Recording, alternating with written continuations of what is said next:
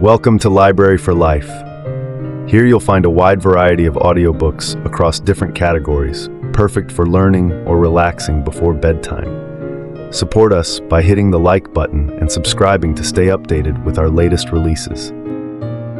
Frankenstein by Mary Wollstonecraft, Godwin, Shelley. Letter 1. To Mrs. Saville, England, St. Petersburg, December 11th, 17. You will rejoice to hear that no disaster has accompanied the commencement of an enterprise which you have regarded with such evil forebodings. I arrived here yesterday, and my first task is to assure my dear sister of my welfare and increasing confidence in the success of my undertaking. I am already far north of London, and as I walk in the streets of Petersburg, I feel a cold northern breeze play upon my cheeks, which braces my nerves and fills me with delight. Do you understand this feeling? This breeze, which has travelled from the regions towards which I am advancing, gives me a foretaste of those icy climes. Inspirited by this wind of promise, my daydreams become more fervent and vivid. I try in vain to be persuaded that the pole is the seat of frost and desolation.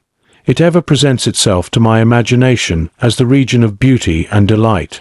There, Margaret, the sun is for ever visible, its broad disk just skirting the horizon and diffusing a perpetual splendor. There, for with your leave, my sister, I will put some trust in preceding navigators. Their snow and frost are banished, and sailing over a calm sea, we may be wafted to a land surpassing in wonders and in beauty every region hitherto discovered on the habitable globe. Its productions and features may be without example, as the phenomena of the heavenly bodies undoubtedly are in those undiscovered solitudes. What may not be expected in a country of eternal light? I may there discover the wondrous power which attracts the needle, and may regulate 1,000 celestial observations that require only this voyage to render their seeming eccentricities consistent forever. I shall satiate my ardent curiosity with the sight of a part of the world never before visited, and may tread a land never before imprinted by the foot of man. These are my enticements, and they are sufficient to conquer all fear of danger or death, and to induce me to commence this laborious voyage with the joy a child feels when he embarks in a little boat, with his holiday mates, on an expedition of discovery up his native river. But supposing all these conjectures to be false, you cannot contest the inestimable benefit which I shall confer on all mankind, to the last generation, by discovering a passage near the pole to those countries, to reach which at present so many months are requisite, or by ascertaining the secret of the magnet, which, if at all possible, can only be effected by an undertaking such as mine. These reflections have dispelled the agitation with which I began my letter, and I feel my heart glow with an enthusiasm which elevates me to heaven, for nothing contributes so much to tranquilize the mind as a steady purpose, a point on which the soul may fix its intellectual eye. This expedition has been the favorite dream of my early years. I have read with ardor the accounts of the various voyages which have been made in the prospect of arriving at the North Pacific Ocean through the seas which surround the pole. You may remember that a history of all the voyages made for purposes of discovery composed the whole of our good Uncle Thomas's library.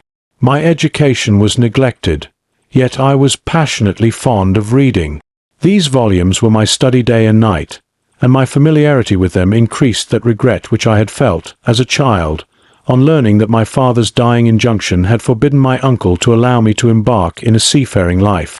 These visions faded when I perused, for the first time, those poets whose effusions entranced my soul and lifted it to heaven. I also became a poet, and for 1 year lived in a paradise of my own creation. I imagined that I also might obtain a niche in the temple where the names of Homer and Shakespeare are consecrated. You are well acquainted with my failure, and how heavily I bore the disappointment. But just at that time I inherited the fortune of my cousin, and my thoughts were turned into the channel of their earlier bent.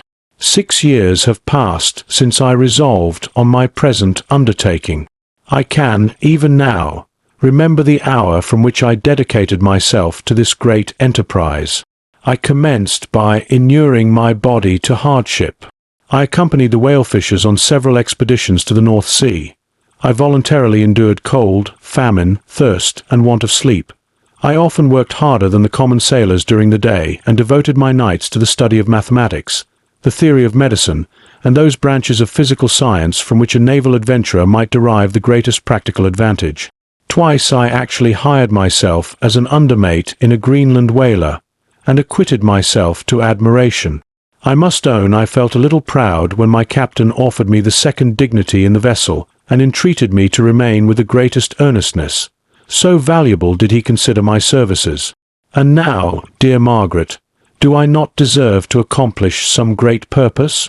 My life might have been passed in ease and luxury, but I preferred glory to every enticement that wealth placed in my path.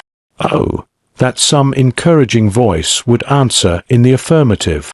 My courage and my resolution is firm, but my hopes fluctuate, and my spirits are often depressed. I am about to proceed on a long and difficult voyage, the emergencies of which will demand all my fortitude. I am required not only to raise the spirits of others, but sometimes to sustain my own, when theirs are failing. This is the most favorable period for traveling in Russia. They fly quickly over the snow in their sledges. The motion is pleasant, and, in my opinion, far more agreeable than that of an English stagecoach.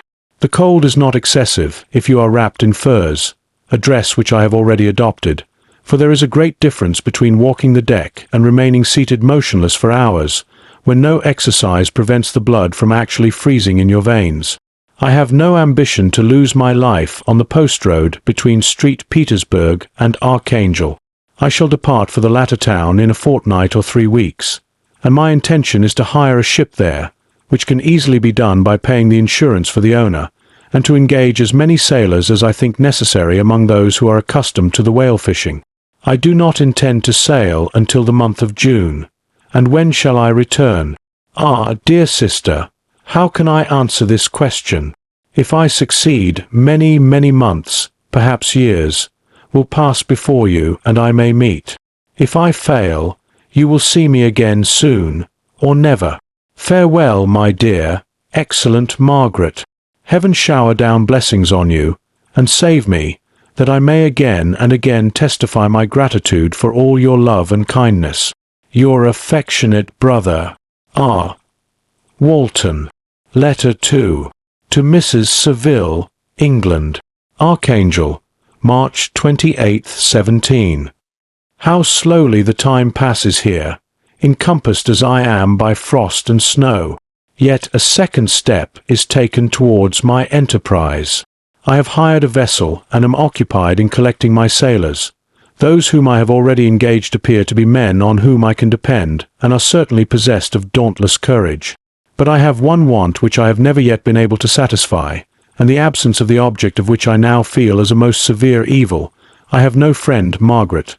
When I am glowing with the enthusiasm of success, there will be none to participate my joy. If I am assailed by disappointment, no one will endeavor to sustain me in dejection. I shall commit my thoughts to paper, it is true, but that is a poor medium for the communication of feeling. I desire the company of a man who could sympathize with me, whose eyes would reply to mine. You may deem me romantic, my dear sister, but I bitterly feel the want of a friend. I have no one near me, gentle yet courageous, possessed of a cultivated as well as of a capacious mind, whose tastes are like my own, to approve or amend my plans. How would such a friend repair the faults of your poor brother? I am too ardent in execution and too impatient of difficulties. But it is a still greater evil to me that I am self-educated. For the first 14 years of my life I ran wild on a common, and read nothing but our Uncle Thomas's books of voyages. At that age I became acquainted with the celebrated poets of our own country, but it was only when it had ceased to be in my power to derive its most important benefits from such a conviction that I perceived the necessity of becoming acquainted with more languages than that of my native country. Now I am 28, and am in reality more illiterate than many schoolboys of 15. It is true that I have thought more, and that my daydreams are more extended and magnificent, but they want, as the painters call it, keeping, and I greatly need a friend who would have sense enough not to despise me as romantic, and affection enough for me to endeavor to regulate my mind. Well, these are useless complaints. I shall certainly find no friend on the wide ocean, nor even here in Archangel, among merchants and seamen. Yet some feelings, unallied to the dross of human nature, beat even in these rugged bosoms. My lieutenant, for instance, is a man of wonderful courage and enterprise. He is madly desirous of glory, or rather, to word my phrase more characteristically, of advancement in his profession. He is an Englishman, and in the midst of national and professional prejudices, unsoftened by cultivation, retains some of the noblest endowments of humanity. I first became acquainted with him on board a whale vessel. Finding that he was unemployed in this city, I easily engaged him to assist in my enterprise. The master is a person of an excellent disposition, and is remarkable in the ship for his gentleness and the mildness of his discipline. This circumstance, added to his well-known integrity and dauntless courage, made me very desirous to engage him. A youth passed in solitude, my best years spent under your gentle and feminine fosterage, has so refined the groundwork of my character that I cannot overcome an intense distaste to the usual brutality exercised on board ship. I have never believed it to be necessary, and when I heard of a mariner equally noted for his kindliness of heart and the respect and obedience paid to him by his crew, I felt myself peculiarly fortunate in being able to secure his services. I heard of him first in rather a romantic manner, from a lady who owes to him the happiness of her life. This, briefly, is his story. Some years ago he loved a young Russian lady of moderate fortune, and having amassed a considerable sum in prize money, the father of the girl consented to the match. He saw his mistress once before the destined ceremony, but she was bathed in tears, and throwing herself at his feet, entreated him to spare her, confessing at the same time that she loved another, but that he was poor, and that her father would never consent to the union. My generous friend reassured the suppliant, and on being informed of the name of her lover, instantly abandoned his pursuit. He had already bought a farm with his money, on which he had designed to pass the remainder of his life, but he bestowed the whole on his rival, together with the remains of his prize money to purchase stock, and then himself solicited the young woman's father to consent to her marriage with her lover. But the old man decidedly refused, thinking himself bound in honor to my friend, who, when he found the father inexorable, quitted his country, nor returned until he heard that his former mistress was married according to her inclinations. "What a noble fellow!" you will exclaim. He is so, but then he is wholly uneducated. He is as silent as a Turk, and a kind of ignorant carelessness attends him, which, while it renders his conduct the more astonishing, detracts from the interest and sympathy which otherwise he would command. Yet do not suppose, because I complain a little, or because I can conceive a consolation for my toils which I may never know, that I am wavering in my resolutions. Those are as fixed as fate, and my voyage is only now delayed until the weather shall permit my embarkation. The winter has been dreadfully severe, but the spring promises well, and it is considered as a remarkably early season, so that perhaps I may sail sooner than I expected. I shall do nothing rashly. You know me sufficiently to confide in my prudence and considerateness whenever the safety of others is committed to my care. I cannot describe to you my sensations on the near prospect of my undertaking. It is impossible to communicate to you a conception of the trembling sensation, half pleasurable and half fearful, with which I am preparing to depart. I am going to unexplored regions, to the land of mist and snow, but I shall kill no albatross. Therefore do not be alarmed for my safety, or if I should come back to you as worn and woeful as the ancient mariner. You will smile at my illusion, but I will disclose a secret. I have often attributed my attachment to, my passionate enthusiasm for, the dangerous mysteries of ocean to that production of the most imaginative of modern poets. There is something at work in my soul which I do not understand. I am practically industrious, painstaking, a workman to execute with perseverance and labor, but besides this there is a love for the marvelous, a belief in the marvelous, intertwined in all my projects, which hurries me out of the common pathways of men, even to the wild sea and unvisited regions I am about to explore. But to return to dearer considerations. Shall I meet you again, after having traversed immense seas, and returned by the most southern cape of Africa or America? I dare not expect such success, yet I cannot bear to look on the reverse of the picture. Continue for the present to write to me by every opportunity. I may receive your letters on some occasions when I need them most to support my spirits. I love you very tenderly. Remember me with affection, should you never hear from me again. Your affectionate brother, Robert Walton. Letter 3. To Mrs. Seville, England, July 7th, 17. My dear sister, I write a few lines in haste to say that I am safe and well advanced on my voyage.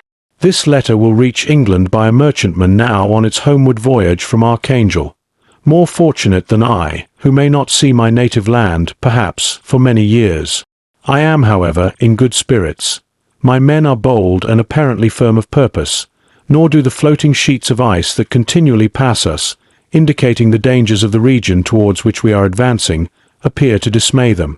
We have already reached a very high latitude, but it is the height of summer, and although not so warm as in England, the southern gales, which blow us speedily towards those shores which I so ardently desire to attain, breathe a degree of renovating warmth which I had not expected. No incidents have hitherto befallen us that would make a figure in a letter. 1 or 2 stiff gales and the springing of a leak are accidents which experienced navigators scarcely remember to record, and I shall be well content if nothing worse happen to us during our voyage. Adieu, my dear Margaret. Be assured that for my own sake, as well as yours, I will not rashly encounter danger. I will be cool, persevering, and prudent, but success shall crown my endeavours. Wherefore not? Thus far I have gone, tracing a secure way over the pathless seas, the very stars themselves being witnesses and testimonies of my triumph. Why not still proceed over the untamed yet obedient element? What can stop the determined heart and resolved will of man? My swelling heart involuntarily pours itself out thus. But I must finish. Heaven bless my beloved sister. R.W. Letter 4. To Mrs. Seville, England, August 5th, 17. So strange an accident has happened to us that I cannot forbear recording it, although it is very probable that you will see me before these papers can come into your possession. Last Monday, July 31st, we were nearly surrounded by ice, which closed in the ship on all sides, scarcely leaving her the sea-room in which she floated.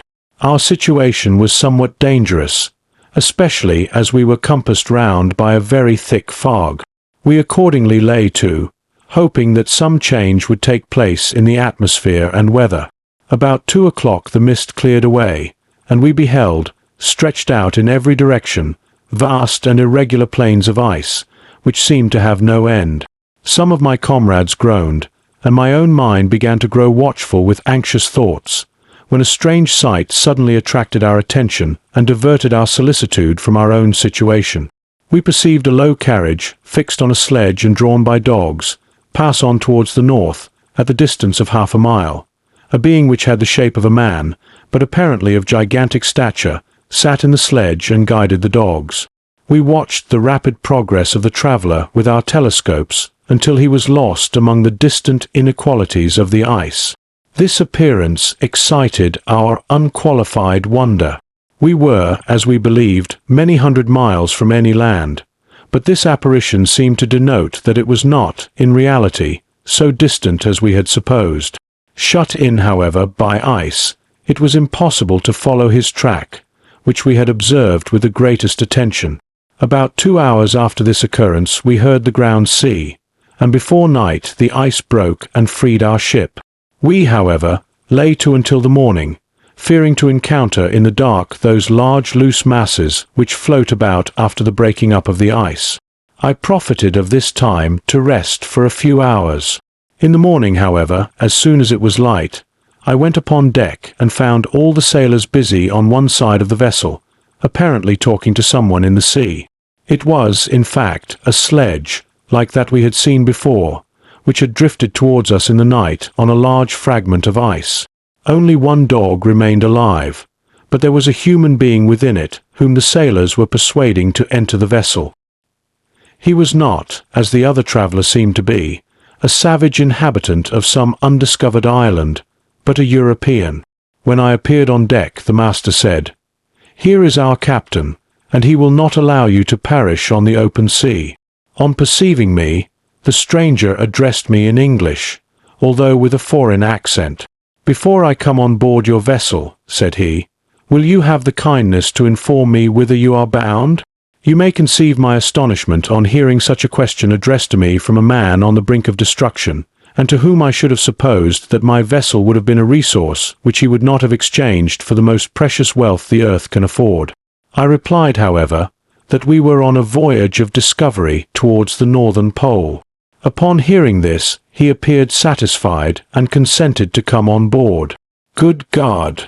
Margaret, if you had seen the man who thus capitulated for his safety, your surprise would have been boundless.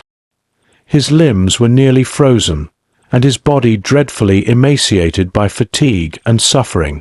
I never saw a man in so wretched a condition. We attempted to carry him into the cabin, but as soon as he had quitted the fresh air, he fainted. We accordingly brought him back to the deck, and restored him to animation by rubbing him with brandy, and forcing him to swallow a small quantity.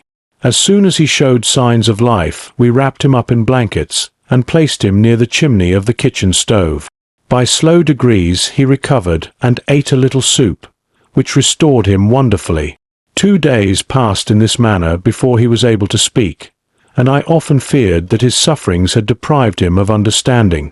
When he had in some measure recovered, I removed him to my own cabin and attended on him as much as my duty would permit. I never saw a more interesting creature. His eyes have generally an expression of wildness, and even madness, but there are moments when, if anyone performs an act of kindness towards him or does him any the most trifling service, his whole countenance is lighted up, as it were, with a beam of benevolence and sweetness that I never saw equalled. But he is generally melancholy and despairing, and sometimes he gnashes his teeth, as if impatient of the weight of woes that oppresses him. When my guest was a little recovered, I had great trouble to keep off the men, who wished to ask him 1,000 questions, but I would not allow him to be tormented by their idle curiosity, in a state of body and mind whose restoration evidently depended upon entire repose. Once, however, the lieutenant asked why he had come so far upon the ice in so strange a vehicle. His countenance instantly assumed an aspect of the deepest gloom, and he replied, "To seek one who fled from me." "And did the man whom you pursued travel in the same fashion?" "Yes." "Then I fancy we have seen him, for the day before we picked you up we saw some dogs drawing a sledge, with a man in it, across the ice." This aroused the stranger's attention, and he asked a multitude of questions concerning the route which the demon, as he called him, had pursued. Soon after, when he was alone with me, he said, "I have, doubtless, excited your curiosity, as well as that of these good people, but you are too considerate to make inquiries." "Certainly. It would indeed be very impertinent and inhuman in me to trouble you with any inquisitiveness of mine, and yet you rescued me from a strange and perilous situation. You have benevolently restored me to life."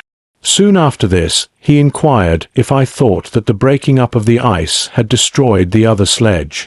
I replied that I could not answer with any degree of certainty, for the ice had not broken until near midnight, and the traveller might have arrived at a place of safety before that time, but of this I could not judge.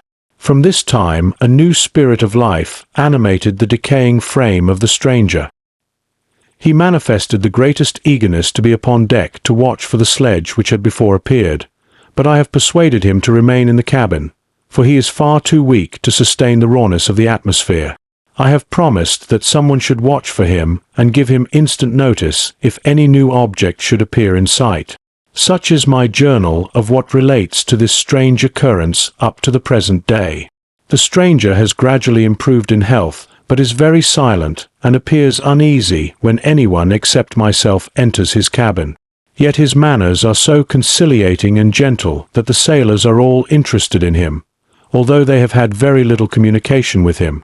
For my own part, I begin to love him as a brother, and his constant and deep grief fills me with sympathy and compassion.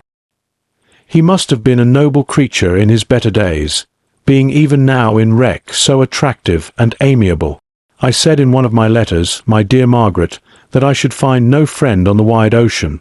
Yet I have found a man who, before his spirit had been broken by misery, I should have been happy to have possessed as the brother of my heart. I shall continue my journal concerning the stranger at intervals, should I have any fresh incidents to record. August 13th, 17. My affection for my guest increases every day. He excites at once my admiration and my pity to an astonishing degree. How can I see so noble a creature destroyed by misery without feeling the most poignant grief? He is so gentle, yet so wise. His mind is so cultivated, and when he speaks, although his words are culled with the choicest art, yet they flow with rapidity and unparalleled eloquence. He is now much recovered from his illness, and is continually on the deck, apparently watching for the sledge that preceded his own. Yet, although unhappy, he is not so utterly occupied by his own misery, but that he interests himself deeply in the projects of others. He has frequently conversed with me on mine, which I have communicated to him without disguise. He entered attentively into all my arguments in favor of my eventual success, and into every minute detail of the measures I had taken to secure it. I was easily led by the sympathy which he evinced to use the language of my heart, to give utterance to the burning ardor of my soul, and to say, with all the fervor that warmed me, how gladly I would sacrifice my fortune, my existence, my every hope, to the furtherance of my enterprise. One man's life or death were but a small price to pay for the acquirement of the knowledge which I sought, for the dominion I should acquire and transmit over the elemental foes of our race. As I spoke, a dark gloom spread over my listener's countenance. At first I perceived that he tried to suppress his emotion. He placed his hands before his eyes, and my voice quivered and failed me as I beheld tears trickle fast from between his fingers. A groan burst from his heaving breast. I paused. At length he spoke, in broken accents. "Unhappy man, do you share my madness? Have you drunk also of the intoxicating draught? Hear me. Let me reveal my tale, and you will dash the cup from your lips." Such words, you may imagine, strongly excited my curiosity, but the paroxysm of grief that had seized the stranger overcame his weakened powers, and many hours of repose and tranquil conversation were necessary to restore his composure. Having conquered the violence of his feelings, he appeared to despise himself for being the slave of passion, and quelling the dark tyranny of despair, he led me again to converse concerning myself personally. He asked me the history of my earlier years. The tale was quickly told, but it awakened various trains of reflection. I spoke of my desire of finding a friend, of my thirst for a more intimate sympathy with a fellow mind than had ever fallen to my lot, and expressed my conviction that a man could boast of little happiness who did not enjoy this blessing. "I agree with you," replied the stranger. "We are unfashioned creatures, but half made up, if one wiser, better, dearer than ourselves. Such a friend ought to be. Do not lend his aid to perfectionate our weak and faulty natures. I once had a friend, the most noble of human creatures, and am entitled, therefore, to judge respecting friendship. You have hope, and the world before you, and have no cause for despair. But I have lost everything and cannot begin life anew." As he said this, his countenance became expressive of a calm, settled grief that touched me to the heart. But he was silent and presently retired to his cabin. Even broken in spirit as he is, no one can feel more deeply than he does the beauties of nature. The starry sky, the sea, and every sight afforded by these wonderful regions seems still to have the power of elevating his soul from earth.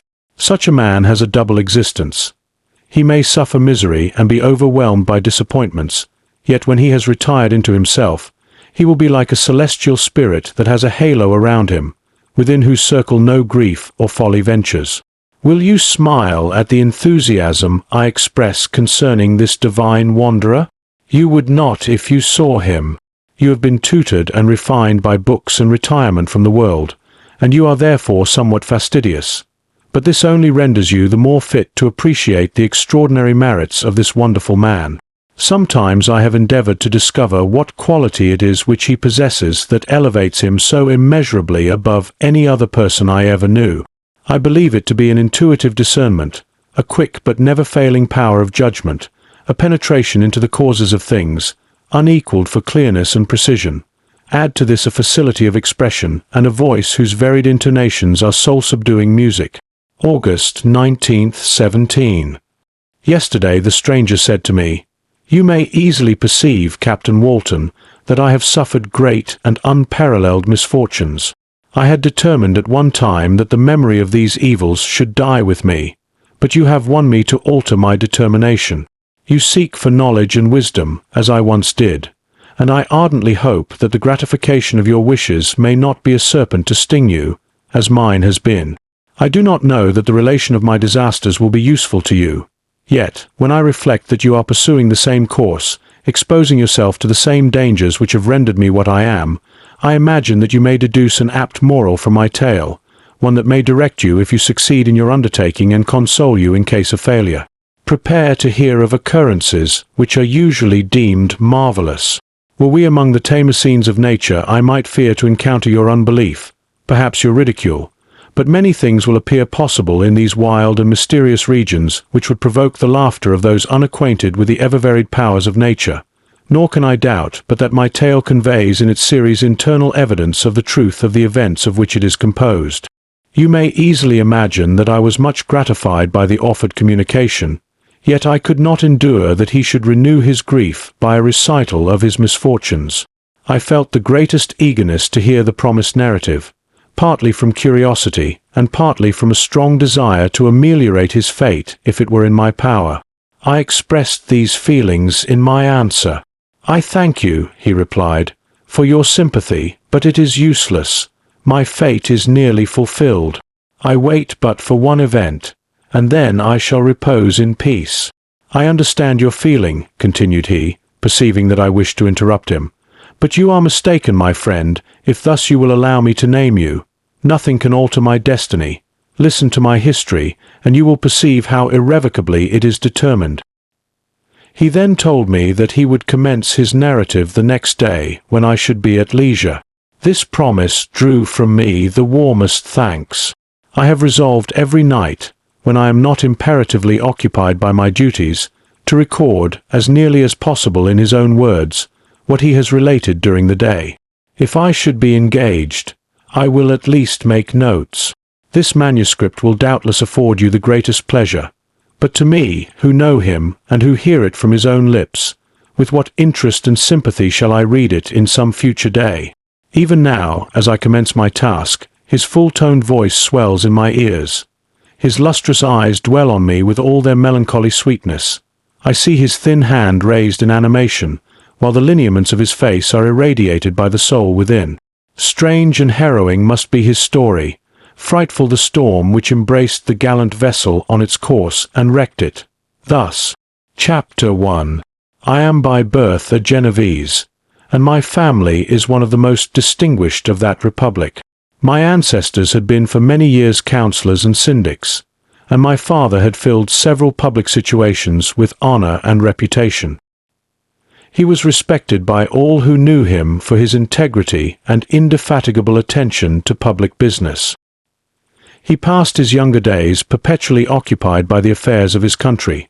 A variety of circumstances had prevented his marrying early, nor was it until the decline of life that he became a husband and the father of a family.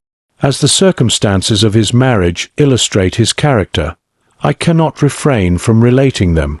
One of his most intimate friends was a merchant who, from a flourishing state, fell, through numerous mischances, into poverty.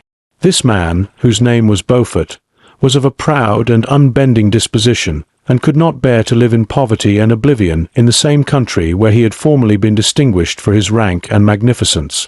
Having paid his debts, therefore, in the most honourable manner, he retreated with his daughter to the town of Lucerne, where he lived unknown and in wretchedness. My father loved Beaufort with the truest friendship, and was deeply grieved by his retreat in these unfortunate circumstances. He bitterly deplored the false pride which led his friend to a conduct so little worthy of the affection that united them. He lost no time in endeavouring to seek him out, with the hope of persuading him to begin the world again through his credit and assistance. Beaufort had taken effectual measures to conceal himself, and it was 10 months before my father discovered his abode. Overjoyed at this discovery, he hastened to the house, which was situated in a mean street near the Rus. But when he entered, misery and despair alone welcomed him. Beaufort had saved but a very small sum of money from the wreck of his fortunes, but it was sufficient to provide him with sustenance for some months, and in the meantime he hoped to procure some respectable employment in a merchant's house. The interval was, consequently, spent in inaction. His grief only became more deep and rankling when he had leisure for reflection, and at length it took so fast hold of his mind that at the end of 3 months he lay on a bed of sickness, incapable of any exertion. His daughter attended him with the greatest tenderness, but she saw with despair that their little fund was rapidly decreasing, and that there was no other prospect of support.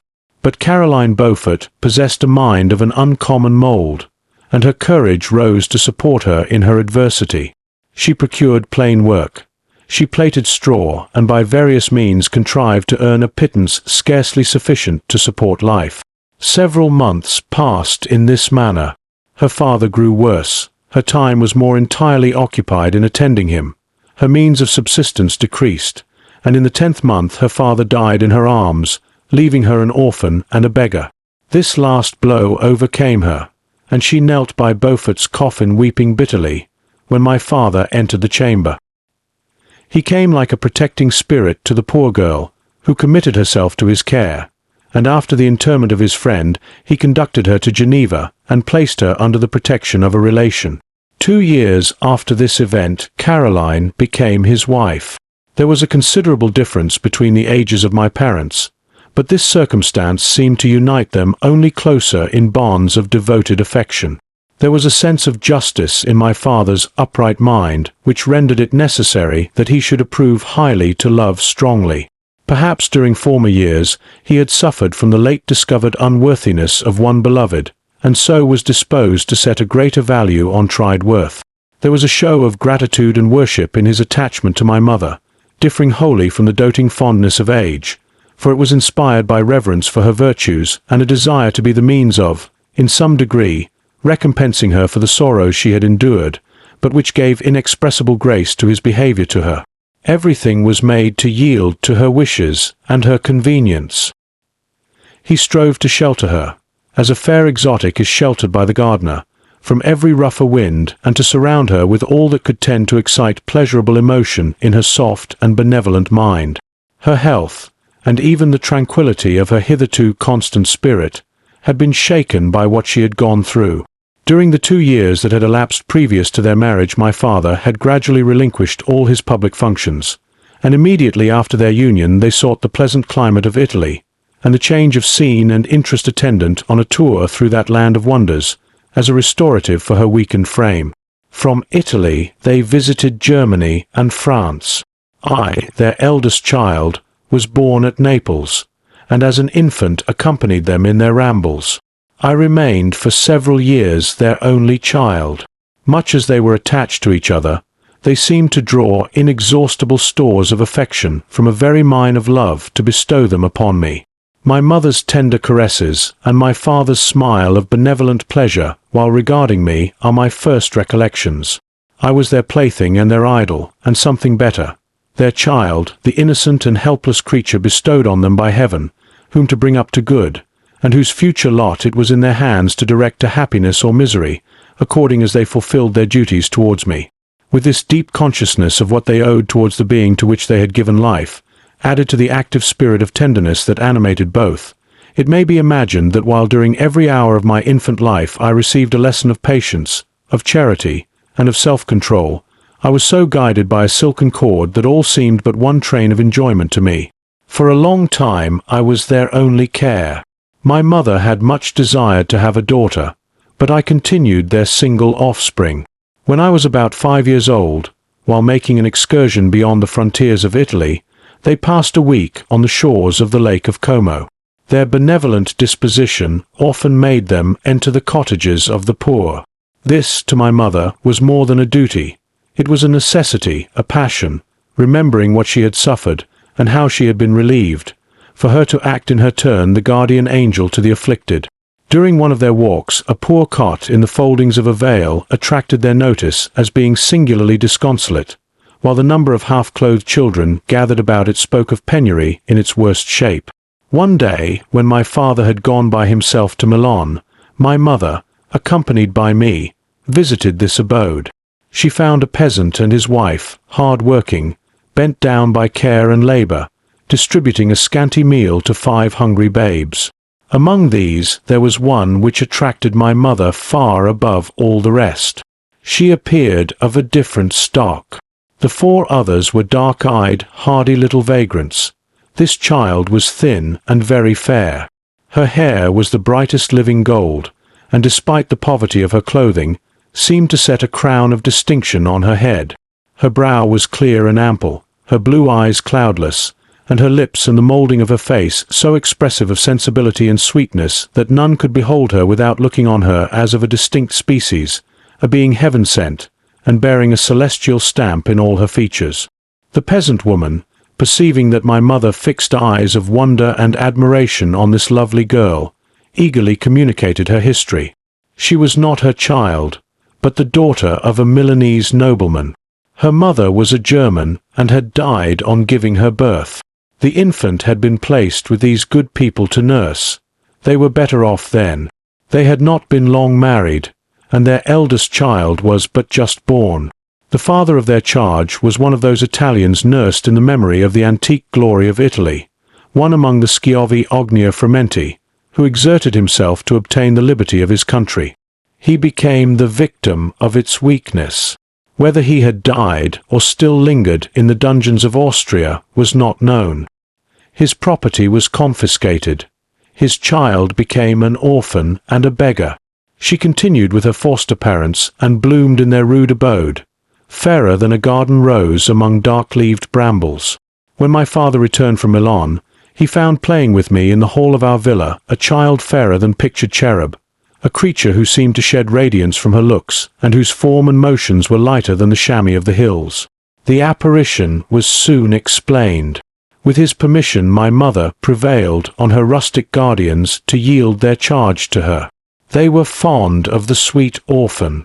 Her presence had seemed a blessing to them, but it would be unfair to her to keep her in poverty and want when Providence afforded her such powerful protection. They consulted their village priest, and the result was that Elizabeth Lavenza became the inmate of my parents' house, my more-than-sister, the beautiful and adored companion of all my occupations and my pleasures. Everyone loved Elizabeth. The passionate and almost reverential attachment with which all regarded her became, while I shared it, my pride and my delight. On the evening previous to her being brought to my home, my mother had said playfully, "I have a pretty present for my Victor. Tomorrow he shall have it." And when, on the morrow, she presented Elizabeth to me as her promised gift, I, with childish seriousness, interpreted her words literally and looked upon Elizabeth as mine to protect, love, and cherish. All praises bestowed on her I received as made to a possession of my own. We called each other familiarly by the name of cousin. No word, no expression could body forth the kind of relation in which she stood to me, my more-than-sister, since till death she was to be mine only. Chapter 2. We were brought up together. There was not quite a year difference in our ages. I need not say that we were strangers to any species of disunion or dispute. Harmony was the soul of our companionship, and the diversity and contrast that subsisted in our characters drew us nearer together. Elizabeth was of a calmer and more concentrated disposition, but, with all my ardour, I was capable of a more intense application and was more deeply smitten with a thirst for knowledge. She busied herself with following the aerial creations of the poets, and in the majestic and wondrous scenes which surrounded our Swiss home, the sublime shapes of the mountains, the changes of the seasons, tempest and calm, the silence of winter, and the life and turbulence of our alpine summers, she found ample scope for admiration and delight. While my companion contemplated with a serious and satisfied spirit the magnificent appearances of things, I delighted in investigating their causes. The world was to me a secret which I desired to divine. Curiosity, earnest research to learn the hidden laws of nature, gladness akin to rapture, as they were unfolded to me, are among the earliest sensations I can remember. On the birth of a second son, my junior by 7 years, my parents gave up entirely their wandering life and fixed themselves in their native country. We possessed a house in Geneva and a campaign on Belrive, the eastern shore of the lake, at the distance of rather more than a league from the city. We resided principally in the latter, and the lives of my parents were passed in considerable seclusion. It was my temper to avoid a crowd and to attach myself fervently to a few. I was indifferent, therefore, to my schoolfellows in general, but I united myself in the bonds of the closest friendship to one among them. Henry Clerval was the son of a merchant of Geneva. He was a boy of singular talent and fancy. He loved enterprise, hardship, and even danger for its own sake. He was deeply read in books of chivalry and romance. He composed heroic songs and began to write many a tale of enchantment and knightly adventure. He tried to make US act plays and to enter into masquerades, in which the characters were drawn from the heroes of Roncesvalles, of the Round Table of King Arthur, and the chivalrous train who shed their blood to redeem the Holy Sepulchre from the hands of the infidels. No human being could have passed a happier childhood than myself. My parents were possessed by the very spirit of kindness and indulgence.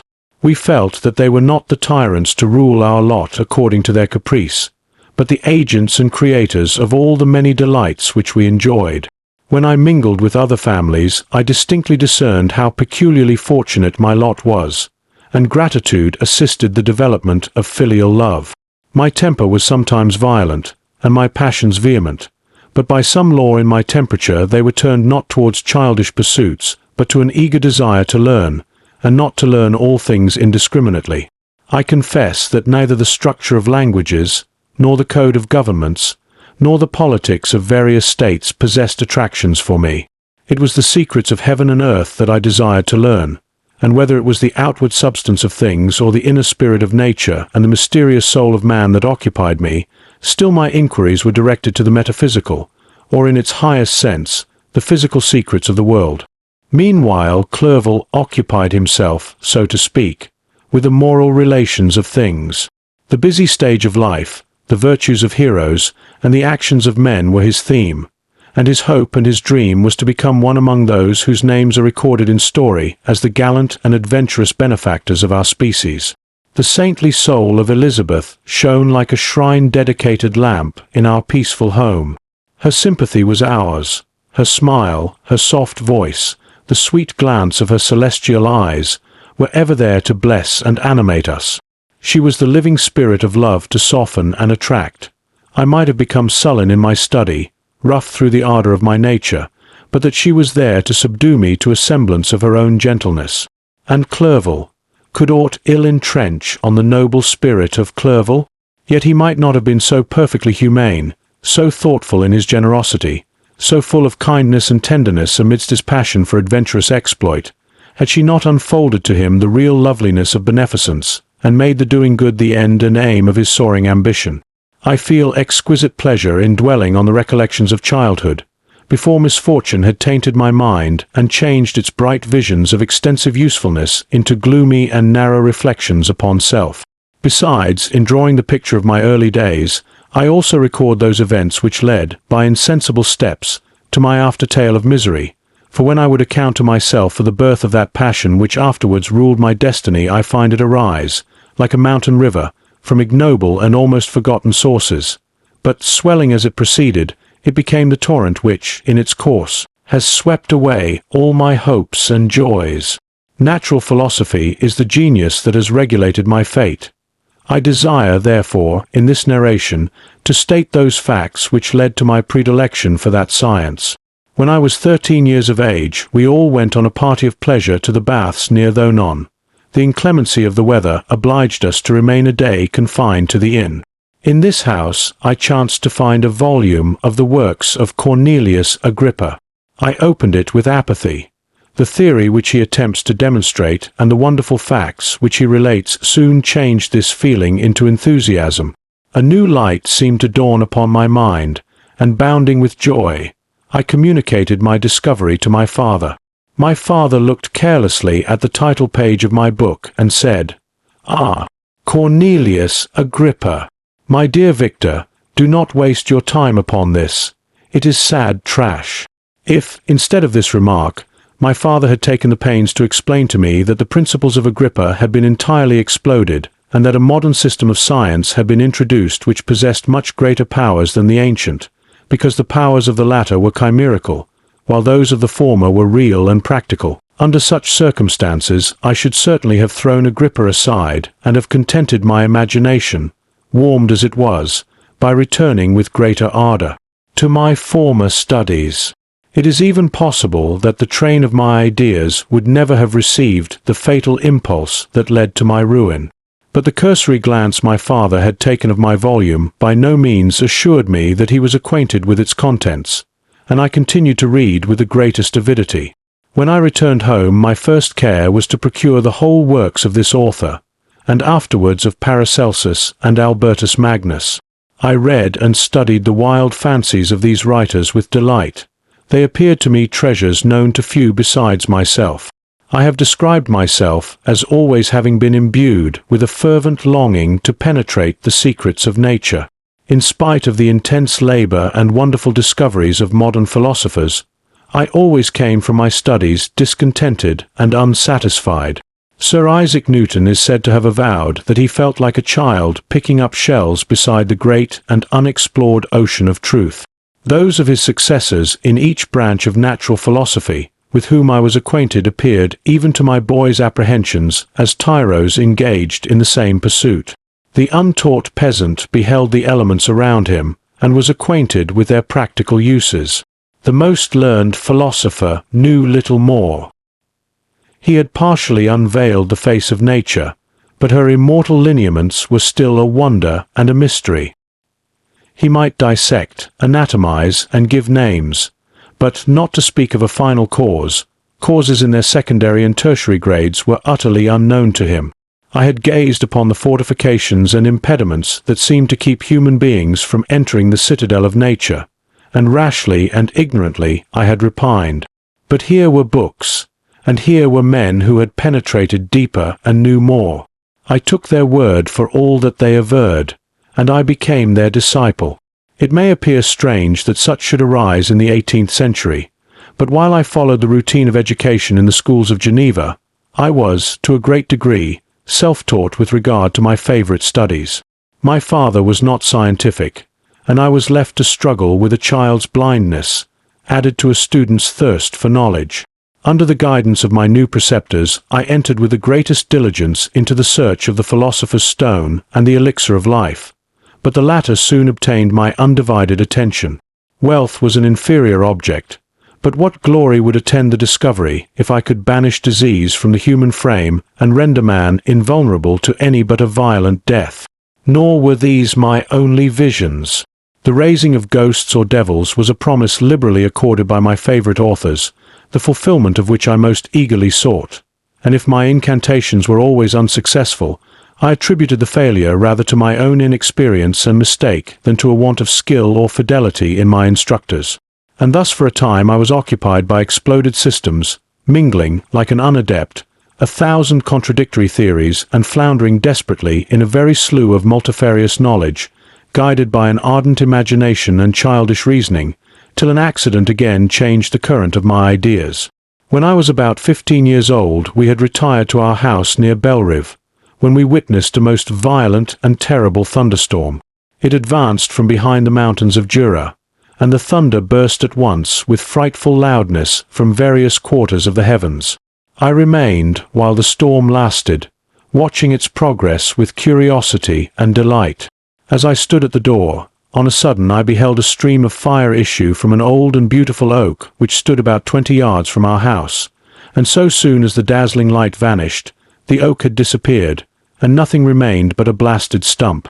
When we visited it the next morning, we found the tree shattered in a singular manner. It was not splintered by the shock, but entirely reduced to thin ribbons of wood. I never beheld anything so utterly destroyed. Before this I was not unacquainted with the more obvious laws of electricity.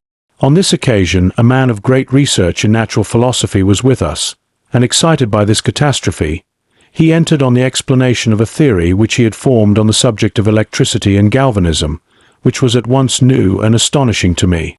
All that he said threw greatly into the shade Cornelius Agrippa, Albertus Magnus, and Paracelsus, the lords of my imagination, but by some fatality the overthrow of these men disinclined me to pursue my accustomed studies. It seemed to me as if nothing would or could ever be known. All that had so long engaged my attention suddenly grew despicable. By one of those caprices of the mind which we are perhaps most subject to in early youth, I at once gave up my former occupations, set down natural history and all its progeny as a deformed and abortive creation, and entertained the greatest disdain for a would-be science which could never even step within the threshold of real knowledge. In this mood of mind I betook myself to the mathematics, and the branches of study appertaining to that science as being built upon secure foundations, and so worthy of my consideration. Thus strangely are our souls constructed, and by such slight ligaments are we bound to prosperity or ruin.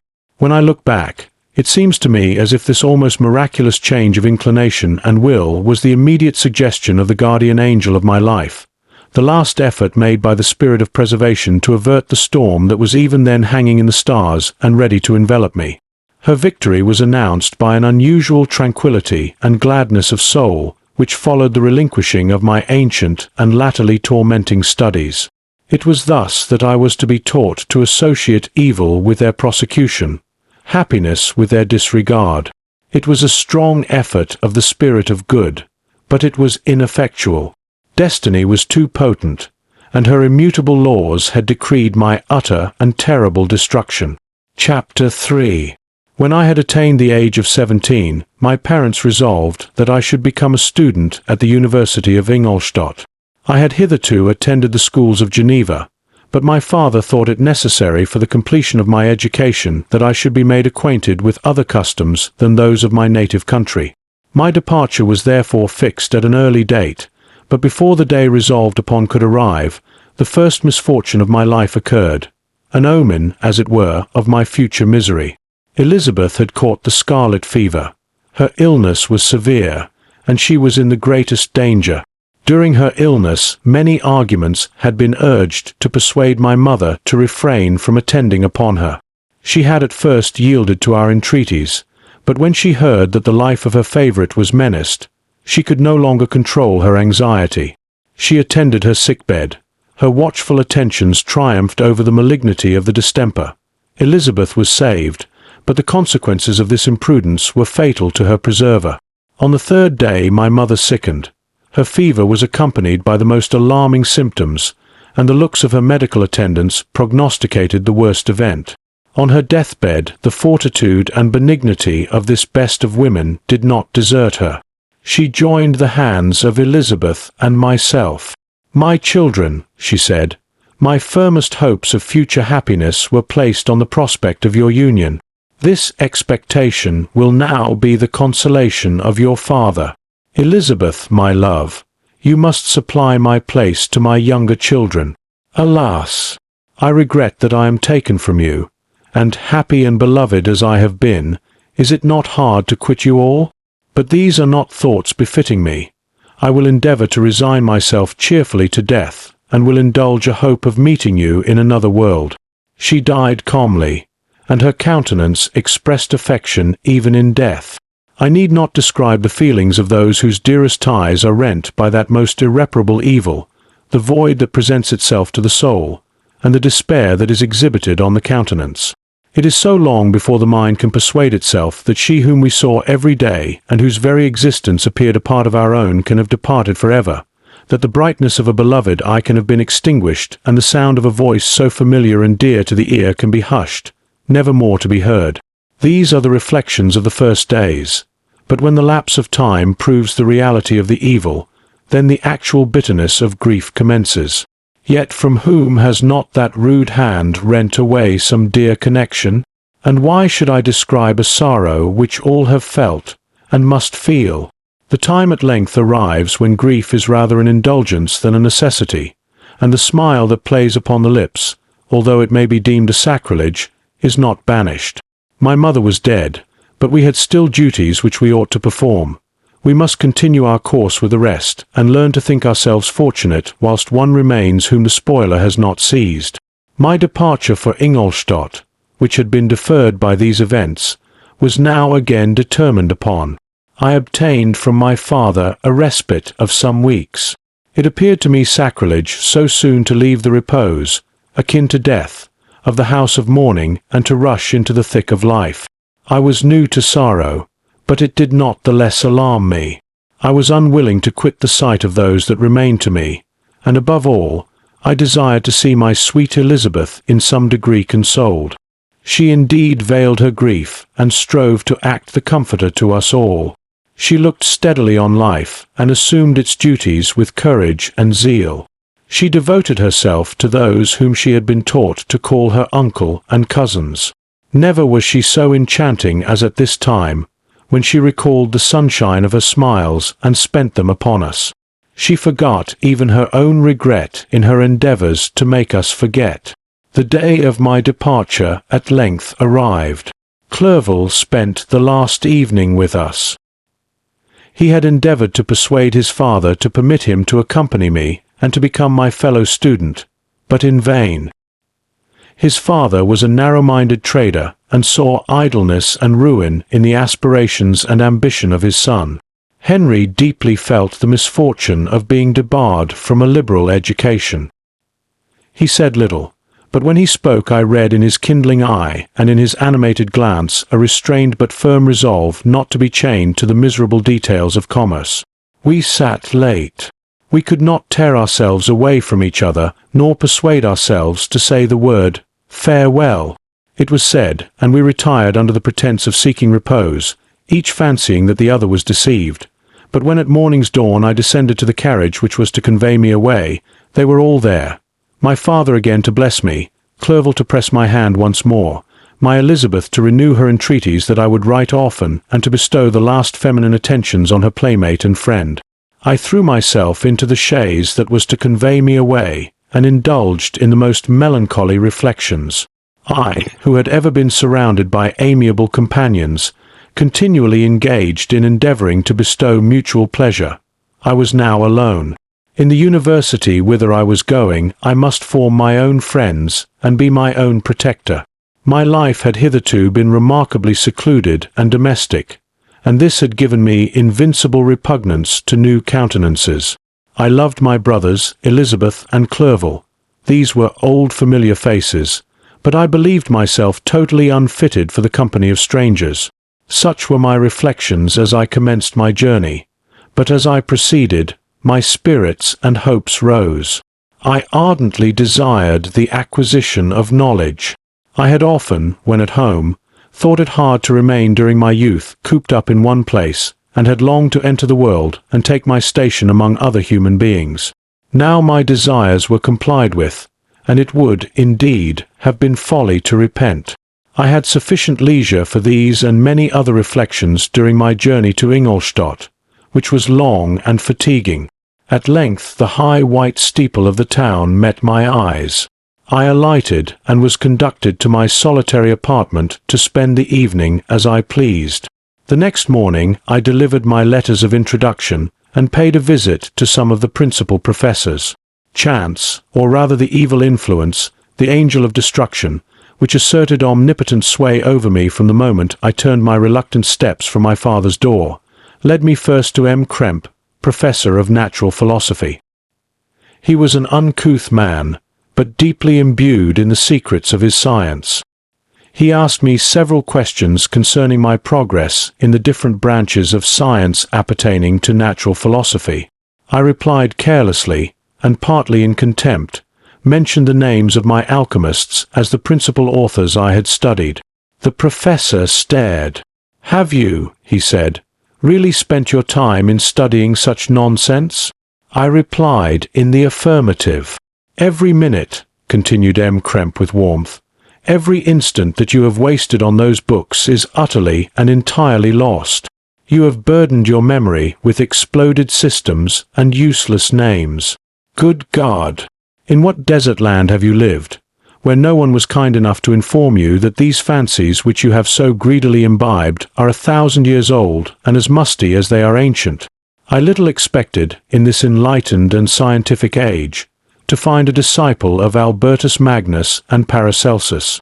My dear sir, you must begin your studies entirely anew. So saying, he stepped aside and wrote down a list of several books treating of natural philosophy which he desired me to procure, and dismissed me after mentioning that in the beginning of the following week he intended to commence a course of lectures upon natural philosophy in its general relations, and that M. Waldman, a fellow professor, would lecture upon chemistry the alternate days that he omitted. I returned home not disappointed, for I have said that I had long considered those authors useless whom the professor reprobated, but I returned not at all the more inclined to recur to these studies in any shape. M. Kremp was a little squat man with a gruff voice and a repulsive countenance. The teacher, therefore, did not prepossess me in favour of his pursuits. In rather a too philosophical and connected a strain, perhaps, I have given an account of the conclusions I had come to concerning them in my early years. As a child, I had not been content with the results promised by the modern professors of natural science. With a confusion of ideas only to be accounted for by my extreme youth and my want of a guide on such matters, I had retrod the steps of knowledge along the paths of time and exchanged the discoveries of recent inquirers for the dreams of forgotten alchemists. Besides, I had a contempt for the uses of modern natural philosophy. It was very different when the masters of the science sought immortality and power. Such views, although futile, were grand, but now the scene was changed. The ambition of the inquirer seemed to limit itself to the annihilation of those visions on which my interest in science was chiefly founded. I was required to exchange chimeras of boundless grandeur for realities of little worth. Such were my reflections during the first 2 or 3 days of my residence at Ingolstadt, which were chiefly spent in becoming acquainted with the localities and the principal residents in my new abode. But as the ensuing week commenced, I thought of the information which M. Kremp had given me concerning the lectures, and although I could not consent to go and hear that little conceited fellow deliver sentences out of a pulpit, I recollected what he had said of M. Waldman, whom I had never seen, as he had hitherto been out of town. Partly from curiosity and partly from idleness, I went into the lecturing room, which M. Waldman entered shortly after. This professor was very unlike his colleague. He appeared about 50 years of age, but with an aspect expressive of the greatest benevolence. A few grey hairs covered his temples, but those at the back of his head were nearly black. His person was short but remarkably erect, and his voice the sweetest I had ever heard. He began his lecture by a recapitulation of the history of chemistry and the various improvements made by different men of learning, pronouncing with fervour the names of the most distinguished discoverers. He then took a cursory view of the present state of the science and explained many of its elementary terms. After having made a few preparatory experiments, he concluded with a panegyric upon modern chemistry, the terms of which I shall never forget. The ancient teachers of this science, said he, promised impossibilities and performed nothing. The modern masters promise very little. They know that metals cannot be transmuted, and that the elixir of life is a chimera, but these philosophers, whose hands seem only made to dabble in dirt, and their eyes to pore over the microscope or crucible, have indeed performed miracles. They penetrate into the recesses of nature, and show how she works in her hiding places. They ascend into the heavens. They have discovered how the blood circulates, and the nature of the air we breathe. They have acquired new and almost unlimited powers. They can command the thunders of heaven, mimic the earthquake, and even mock the invisible world with its own shadows. Such were the professor's words, rather let me say such the words of the fate, enounced to destroy me. As he went on I felt as if my soul were grappling with a palpable enemy. One by one the various keys were touched which formed the mechanism of my being. Chord after chord was sounded, and soon my mind was filled with one thought, one conception, one purpose. So much has been done, exclaimed the soul of Frankenstein. More, far more, will I achieve. Treading in the steps already marked, I will pioneer a new way, explore unknown powers, and unfold to the world the deepest mysteries of creation. I closed not my eyes that night. My internal being was in a state of insurrection and turmoil. I felt that order would thence arise, but I had no power to produce it. By degrees, after the morning's dawn, sleep came. I awoke, and my yesternight's thoughts were as a dream. There only remained a resolution to return to my ancient studies, and to devote myself to a science for which I believed myself to possess a natural talent. On the same day, I paid M. Waldman a visit. His manners in private were even more mild and attractive than in public, for there was a certain dignity in his mien during his lecture, which in his own house was replaced by the greatest affability and kindness. I gave him pretty nearly the same account of my former pursuits as I had given to his fellow professor. He heard with attention the little narration concerning my studies, and smiled at the names of Cornelius Agrippa and Paracelsus, but without the contempt that M. Krempe had exhibited. He said that these were men to whose indefatigable zeal modern philosophers were indebted for most of the foundations of their knowledge. They had left to us, as an easier task, to give new names and arrange in connected classifications the facts which they in a great degree had been the instruments of bringing to light. The labours of men of genius, however erroneously directed, scarcely ever fail in ultimately turning to the solid advantage of mankind. I listened to his statement, which was delivered without any presumption or affectation, and then added that his lecture had removed my prejudices against modern chemists. I expressed myself in measured terms, with the modesty and deference due from a youth to his instructor, without letting escape, inexperience in life would have made me ashamed, any of the enthusiasm which stimulated my intended labours. I requested his advice concerning the books I ought to procure. "I am happy," said M. Waldman, "to have gained a disciple, and if your application equals your ability, I have no doubt of your success. Chemistry is that branch of natural philosophy in which the greatest improvements have been and may be made. It is on that account that I have made it my peculiar study, but at the same time I have not neglected the other branches of science. A man would make but a very sorry chemist if he attended to that department of human knowledge alone. If your wish is to become really a man of science, and not merely a petty experimentalist, I should advise you to apply to every branch of natural philosophy, including mathematics."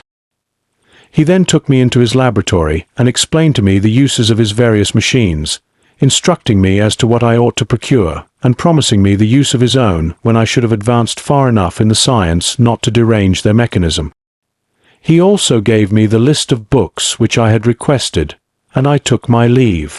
Thus ended a day memorable to me. It decided my future destiny. Chapter 4. From this day, natural philosophy, and particularly chemistry, in the most comprehensive sense of the term, became nearly my sole occupation. I read with ardour those works, so full of genius and discrimination, which modern inquirers have written on these subjects.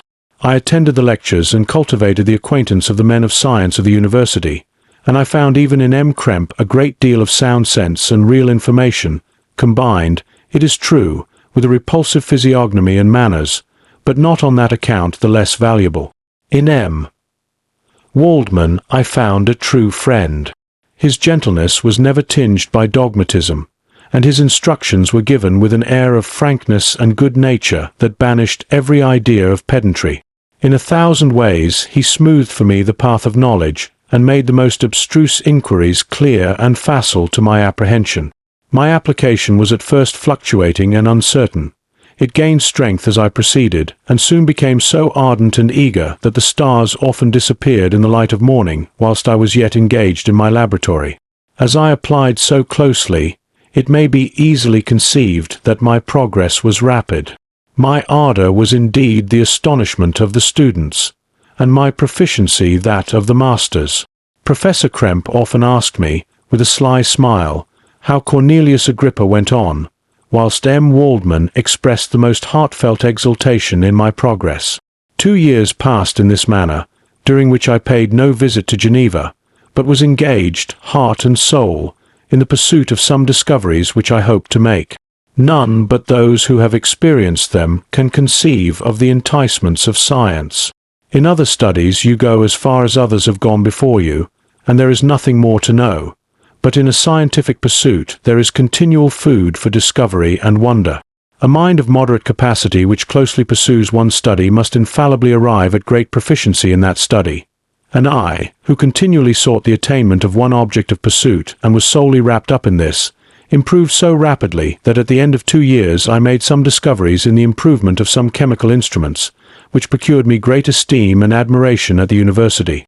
When I had arrived at this point, and had become as well acquainted with the theory and practice of natural philosophy as depended on the lessons of any of the professors at Ingolstadt, my residence there being no longer conducive to my improvements, I thought of returning to my friends and my native town, when an incident happened that protracted my stay. One of the phenomena which had peculiarly attracted my attention was the structure of the human frame, and, indeed, any animal endued with life. Whence, I often asked myself, did the principle of life proceed? It was a bold question, and one which has ever been considered as a mystery. Yet with how many things are we upon the brink of becoming acquainted, if cowardice or carelessness did not restrain our inquiries? I revolved these circumstances in my mind, and determined thenceforth to apply myself more particularly to those branches of natural philosophy which relate to physiology. Unless I had been animated by an almost supernatural enthusiasm, my application to this study would have been irksome and almost intolerable. To examine the causes of life, we must first have recourse to death. I became acquainted with the science of anatomy, but this was not sufficient. I must also observe the natural decay and corruption of the human body. In my education, my father had taken the greatest precautions that my mind should be impressed with no supernatural horrors. I do not ever remember to have trembled at a tale of superstition, or to have feared the apparition of a spirit. Darkness had no effect upon my fancy, and a churchyard was to me merely the receptacle of bodies deprived of life, which, from being the seat of beauty and strength, had become food for the worm. Now I was led to examine the cause and progress of this decay, and forced to spend days and nights in vaults and charnel houses. My attention was fixed upon every object the most insupportable to the delicacy of the human feelings. I saw how the fine form of man was degraded and wasted. I beheld the corruption of death succeed to the blooming cheek of life. I saw how the worm inherited the wonders of the eye and brain. I paused, examining and analyzing all the minutiae of causation, as exemplified in the change from life to death, and death to life, until from the midst of this darkness a sudden light broke in upon me, a light so brilliant and wondrous, yet so simple, that while I became dizzy with the immensity of the prospect which it illustrated, I was surprised that among so many men of genius who had directed their inquiries towards the same science, that I alone should be reserved to discover so astonishing a secret. Remember, I am not recording the vision of a madman. The sun does not more certainly shine in the heavens than that which I now affirm is true. Some miracle might have produced it, yet the stages of the discovery were distinct and probable. After days and nights of incredible labor and fatigue, I succeeded in discovering the cause of generation and life. Nay, more, I became myself capable of bestowing animation upon lifeless matter. The astonishment which I had at first experienced on this discovery soon gave place to delight and rapture. After so much time spent in painful labor, to arrive at once at the summit of my desires was the most gratifying consummation of my toils. But this discovery was so great and overwhelming that all the steps by which I had been progressively led to it were obliterated, and I beheld only the result. What had been the study and desire of the wisest men since the creation of the world was now within my grasp. Not that, like a magic scene, it all opened upon me at once. The information I had obtained was of a nature rather to direct my endeavors so soon as I should point them towards the object of my search than to exhibit that object already accomplished. I was like the Arabian who had been buried with the dead and found a passage to life, aided only by one glimmering and seemingly ineffectual light. I see by your eagerness and the wonder and hope which your eyes express, my friend, that you expect to be informed of the secret with which I am acquainted. That cannot be. Listen patiently until the end of my story, and you will easily perceive why I am reserved upon that subject. I will not lead you on, unguarded and ardent as I then was, to your destruction and infallible misery. Learn from me, if not by my precepts, at least by my example. How dangerous is the acquirement of knowledge, and how much happier that man is who believes his native town to be the world, than he who aspires to become greater than his nature will allow. When I found so astonishing a power placed within my hands, I hesitated a long time concerning the manner in which I should employ it. Although I possessed the capacity of bestowing animation, yet to prepare a frame for the reception of it, with all its intricacies of fibers, muscles, and veins, still remained a work of inconceivable difficulty and labor. I doubted at first whether I should attempt the creation of a being like myself, or one of simpler organization, but my imagination was too much exalted by my first success to permit me to doubt of my ability to give life to an animal as complex and wonderful as man. The materials at present within my command hardly appeared adequate to so arduous an undertaking, but I doubted not that I should ultimately succeed. I prepared myself for a multitude of reverses. My operations might be incessantly baffled, and at last my work be imperfect. Yet when I considered the improvement which every day takes place in science and mechanics, I was encouraged to hope my present attempts would at least lay the foundations of future success.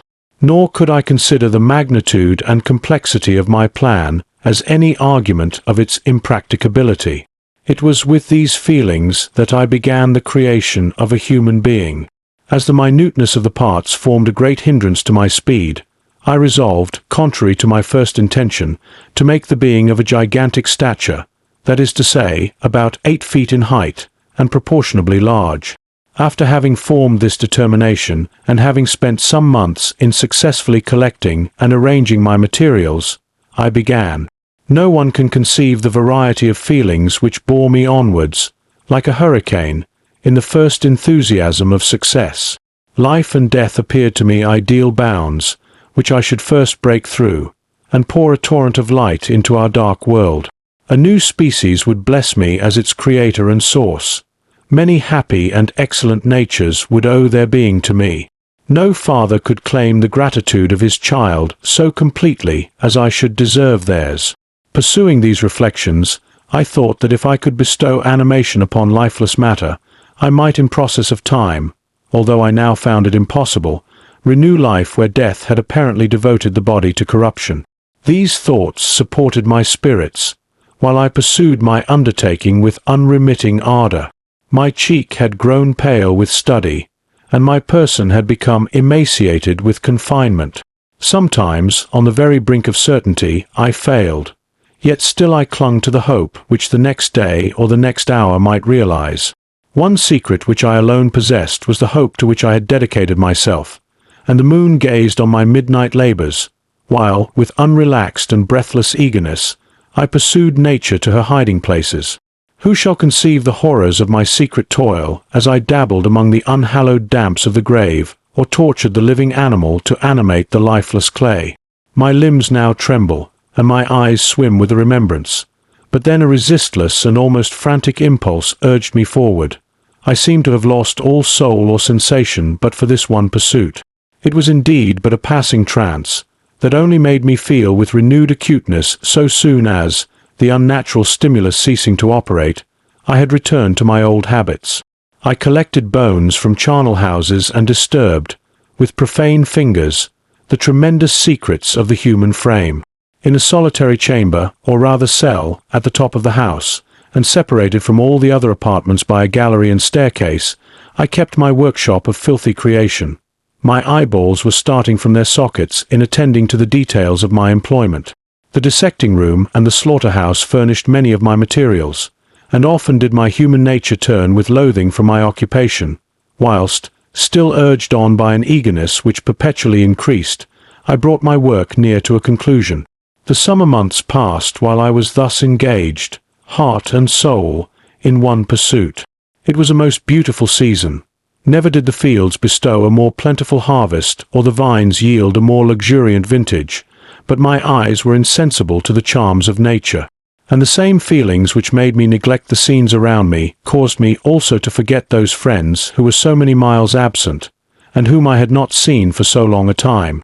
I knew my silence disquieted them, and I well remembered the words of my father.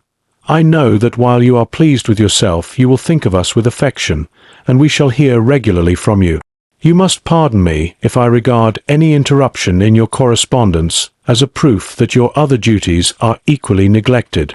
I knew well, therefore, what would be my father's feelings, but I could not tear my thoughts from my employment, loathsome in itself, but which had taken an irresistible hold of my imagination. I wished, as it were, to procrastinate all that related to my feelings of affection until the great object, which swallowed up every habit of my nature, should be completed. I then thought that my father would be unjust if he ascribed my neglect to vice or faultiness on my part, but I am now convinced that he was justified in conceiving that I should not be altogether free from blame. A human being in perfection ought always to preserve a calm and peaceful mind, and never to allow passion or a transitory desire to disturb his tranquillity. I do not think that the pursuit of knowledge is an exception to this rule. If the study to which you apply yourself has a tendency to weaken your affections and to destroy your taste for those simple pleasures in which no alloy can possibly mix, then that study is certainly unlawful, that is to say, not befitting the human mind. If this rule were always observed, if no man allowed any pursuit whatsoever to interfere with the tranquillity of his domestic affections, Greece had not been enslaved, Caesar would have spared his country, America would have been discovered more gradually, and the empires of Mexico and Peru had not been destroyed. But I forget that I am moralizing in the most interesting part of my tale, and your looks remind me to proceed. My father made no reproach in his letters, and only took notice of my silence by inquiring into my occupations more particularly than before. Winter, spring, and summer passed away during my labors, but I did not watch the blossom or the expanding leaves, sights which before always yielded me supreme delight. So deeply was I engrossed in my occupation. The leaves of that year had withered before my work drew near to a close, and now every day showed me more plainly how well I had succeeded. But my enthusiasm was checked by my anxiety, and I appeared rather like one doomed by slavery to toil in the mines, or any other unwholesome trade than an artist occupied by his favorite employment. Every night I was oppressed by a slow fever, and I became nervous to a most painful degree. The fall of a leaf startled me, and I shunned my fellow creatures as if I had been guilty of a crime. Sometimes I grew alarmed at the wreck I perceived that I had become. The energy of my purpose alone sustained me. My labors would soon end, and I believed that exercise and amusement would then drive away incipient disease, and I promised myself both of these when my creation should be complete. Chapter 5. It was on a dreary night of November that I beheld the accomplishment of my toils. With an anxiety that almost amounted to agony, I collected the instruments of life around me, that I might infuse a spark of being into the lifeless thing that lay at my feet. It was already 1 in the morning. The rain pattered dismally against the panes, and my candle was nearly burnt out, when, by the glimmer of the half-extinguished light, I saw the dull yellow eye of the creature open. It breathed hard, and a convulsive motion agitated its limbs. How can I describe my emotions at this catastrophe, or how delineate the wretch whom with such infinite pains and care I had endeavored to form? His limbs were in proportion, and I had selected his features as beautiful. Beautiful! Great God! His yellow skin scarcely covered the work of muscles and arteries beneath. His hair was of a lustrous black and flowing, his teeth of a pearly whiteness, but these luxuriances only formed a more horrid contrast with his watery eyes, that seemed almost of the same color as the dun-white sockets in which they were set, his shriveled complexion and straight black lips. The different accidents of life are not so changeable as the feelings of human nature. I had worked hard for nearly 2 years, for the sole purpose of infusing life into an inanimate body. For this I had deprived myself of rest and health. I had desired it with an ardor that far exceeded moderation, but now that I had finished, the beauty of the dream vanished, and breathless horror and disgust filled my heart. Unable to endure the aspect of the being I had created, I rushed out of the room and continued a long time traversing my bedchamber, unable to compose my mind to sleep.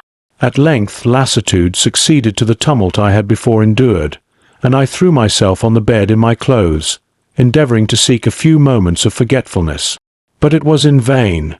I slept indeed, but I was disturbed by the wildest dreams. I thought I saw Elizabeth, in the bloom of health, walking in the streets of Ingolstadt. Delighted and surprised, I embraced her, but as I imprinted the first kiss on her lips, they became livid with the hue of death. Her features appeared to change, and I thought that I held the corpse of my dead mother in my arms. A shroud enveloped her form, and I saw the graveworms crawling in the folds of the flannel. I started from my sleep with horror. A cold dew covered my forehead, my teeth chattered, and every limb became convulsed. When, by the dim and yellow light of the moon, as it forced its way through the window shutters, I beheld the wretch, the miserable monster whom I had created. He held up the curtain of the bed, and his eyes, if eyes they may be called, were fixed on me. His jaws opened, and he muttered some inarticulate sounds, while a grin wrinkled his cheeks. He might have spoken, but I did not hear. One hand was stretched out, seemingly to detain me, but I escaped and rushed downstairs. I took refuge in the courtyard belonging to the house which I inhabited, where I remained during the rest of the night, walking up and down in the greatest agitation, listening attentively, catching and fearing each sound as if it were to announce the approach of the demoniacal corpse to which I had so miserably given life. Oh, no mortal could support the horror of that countenance. A mummy again endued with animation could not be so hideous as that wretch. I had gazed on him while unfinished. He was ugly then, but when those muscles and joints were rendered capable of motion, it became a thing such as even Dante could not have conceived. I passed the night wretchedly. Sometimes my pulse beat so quickly and hardly that I felt the palpitation of every artery.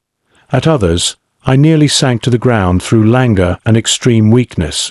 Mingled with this horror, I felt the bitterness of disappointment. Dreams that had been my food and pleasant rest for so long a space were now become a hell to me, and the change was so rapid, the overthrow so complete. Morning, dismal and wet, at length dawned and discovered to my sleepless and aching eyes the church of Ingolstadt, its white steeple and clock, which indicated the 6th hour. The porter opened the gates of the court, which had that night been my asylum, and I issued into the streets, pacing them with quick steps, as if I sought to avoid the wretch whom I feared every turning of the street would present to my view. I did not dare return to the apartment which I inhabited, but felt impelled to hurry on, although drenched by the rain which poured from a black and comfortless sky. I continued walking in this manner for some time, endeavoring by bodily exercise to ease the load that weighed upon my mind. I traversed the streets without any clear conception of where I was or what I was doing.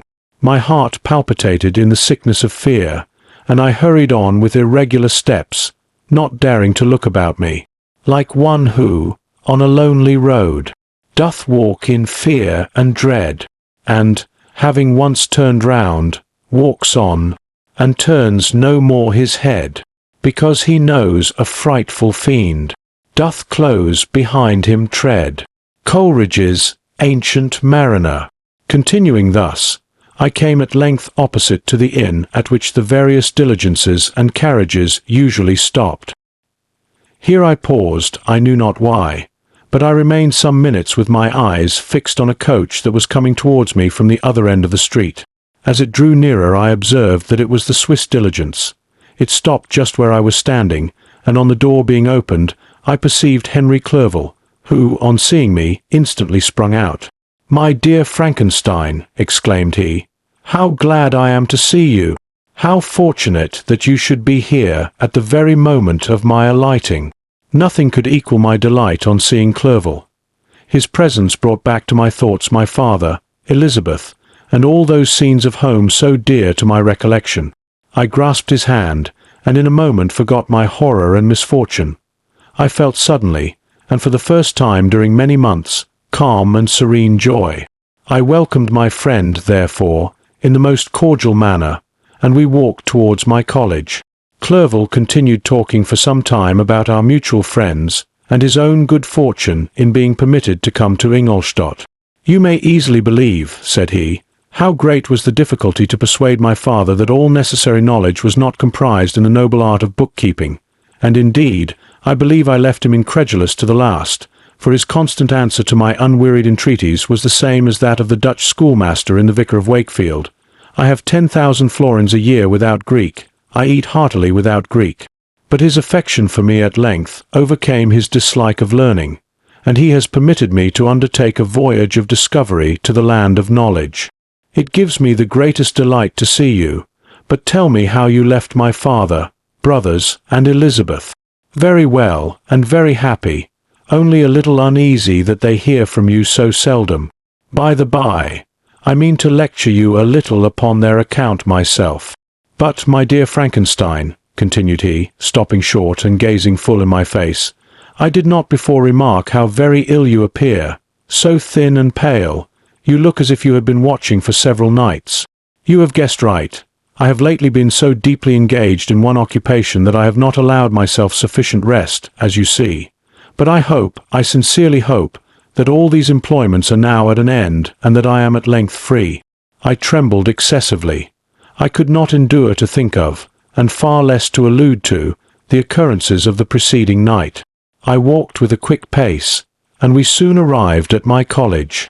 I then reflected, and the thought made me shiver, that the creature whom I had left in my apartment might still be there, alive and walking about. I dreaded to behold this monster, but I feared still more that Henry should see him. Entreating him, therefore, to remain a few minutes at the bottom of the stairs, I darted up towards my own room. My hand was already on the lock of the door before I recollected myself. I then paused, and a cold shivering came over me. I threw the door forcibly open, as children are accustomed to do when they expect a spectre to stand in waiting for them on the other side, but nothing appeared. I stepped fearfully in. The apartment was empty, and my bedroom was also freed from its hideous guest. I could hardly believe that so great a good fortune could have befallen me, but when I became assured that my enemy had indeed fled, I clapped my hands for joy and ran down to Clerval. We ascended into my room, and the servant presently brought breakfast, but I was unable to contain myself. It was not joy only that possessed me. I felt my flesh tingle with excess of sensitiveness, and my pulse beat rapidly. I was unable to remain for a single instant in the same place.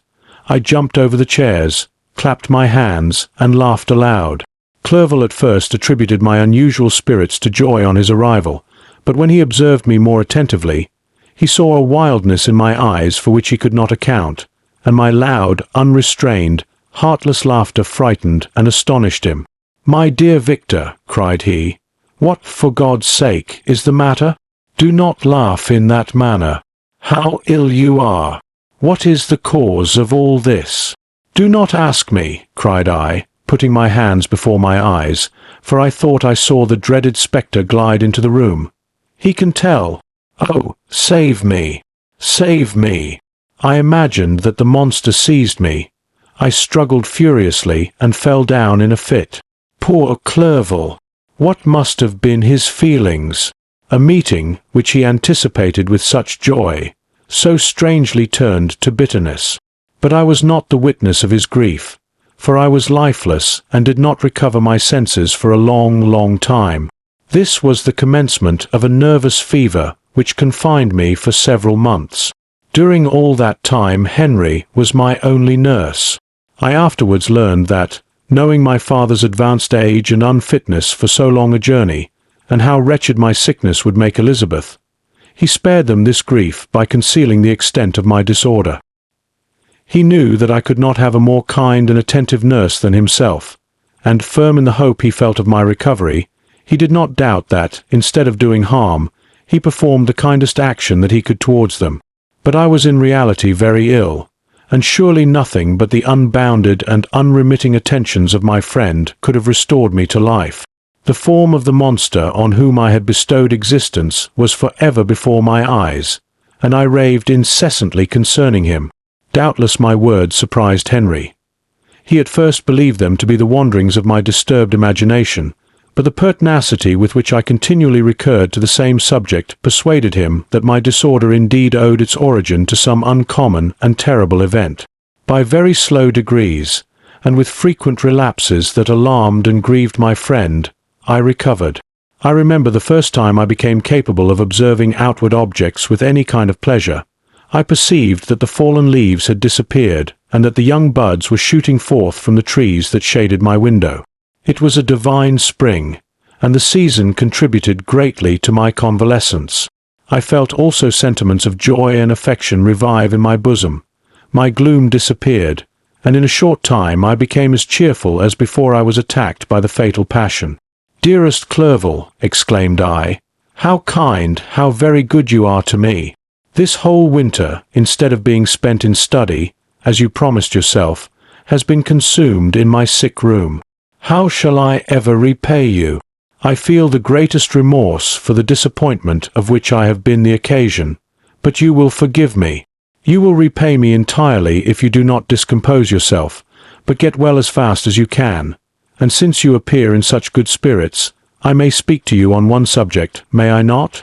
I trembled. One subject. What could it be? Could he allude to an object on whom I dared not even think? "Compose yourself," said Clerval, who observed my change of colour. "I will not mention it if it agitates you, but your father and cousin would be very happy if they received a letter from you in your own handwriting. They hardly know how ill you have been, and are uneasy at your long silence. Is that all, my dear Henry? How could you suppose that my first thought would not fly towards those dear, dear friends whom I love, and who are so deserving of my love? If this is your present temper, my friend, you will perhaps be glad to see a letter that has been lying here some days for you. It is from your cousin, I believe." Chapter 6.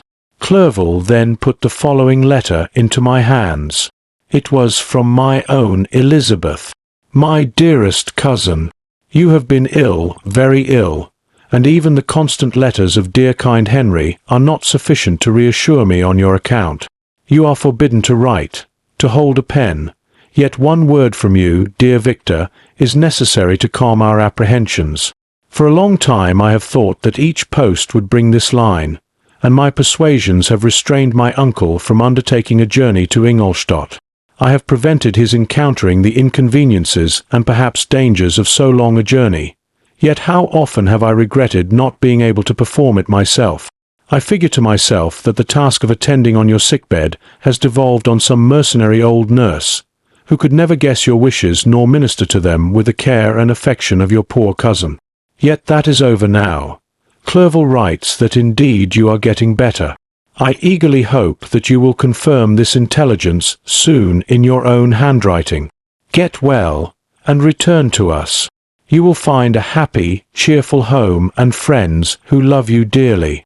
Your father's health is vigorous, and he asks but to see you, but to be assured that you are well, and not a care will ever cloud his benevolent countenance. How pleased you would be to remark the improvement of our Ernest. He is now 16 and full of activity and spirit. He is desirous to be a true Swiss and to enter into foreign service, but we cannot part with him, at least until his elder brother returns to us. My uncle is not pleased with the idea of a military career in a distant country, but Ernest never had your powers of application.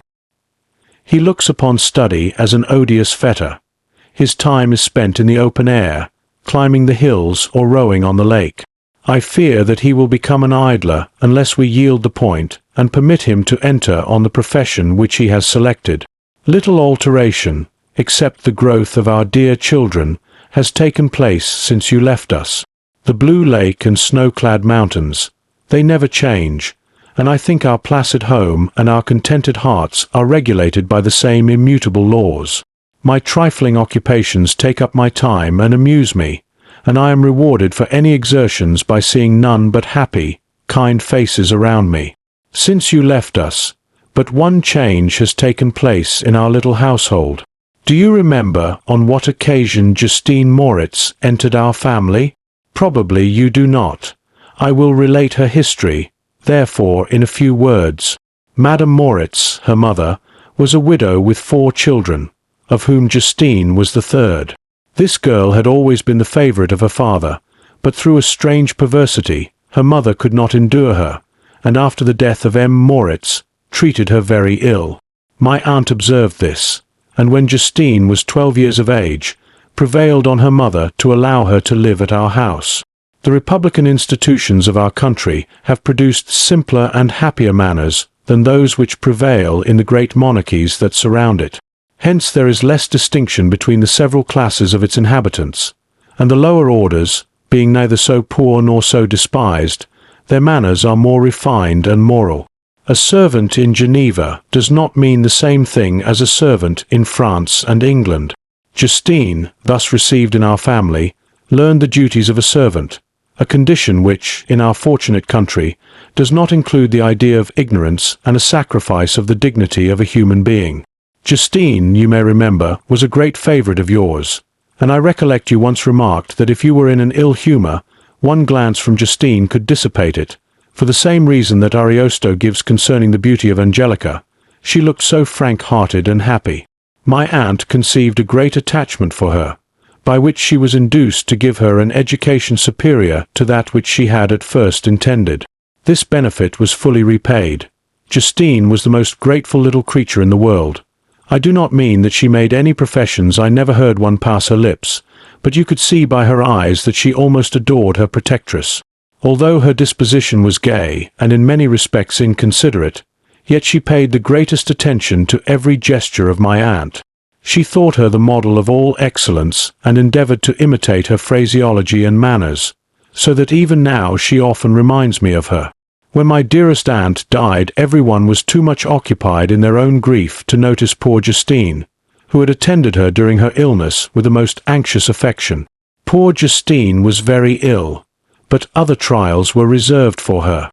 One by one, her brothers and sister died, and her mother, with the exception of her neglected daughter, was left childless. The conscience of the woman was troubled. She began to think that the deaths of her favourites was a judgment from heaven to chastise her partiality. She was a Roman Catholic, and I believe her confessor confirmed the idea which she had conceived.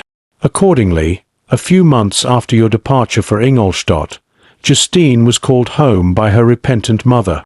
Poor girl! She wept when she quitted our house. She was much altered since the death of my aunt. Grief had given softness and a winning mildness to her manners, which had before been remarkable for vivacity. Nor was her residence at her mother's house of a nature to restore her gaiety. The poor woman was very vacillating in her repentance. She sometimes begged Justine to forgive her unkindness, but much oftener accused her of having caused the deaths of her brothers and sister. Perpetual fretting at length threw Madame Moritz into a decline, which at first increased her irritability, but she is now at peace forever. She died on the first approach of cold weather, at the beginning of this last winter. Justine has just returned to us, and I assure you I love her tenderly. She is very clever and gentle, and extremely pretty. As I mentioned before, her mien and her expression continually remind me of my dear aunt. I must say also a few words to you, my dear cousin, of little darling William. I wish you could see him. He is very tall of his age, with sweet laughing blue eyes, dark eyelashes and curling hair. When he smiles, 2 little dimples appear on each cheek, which are rosy with health.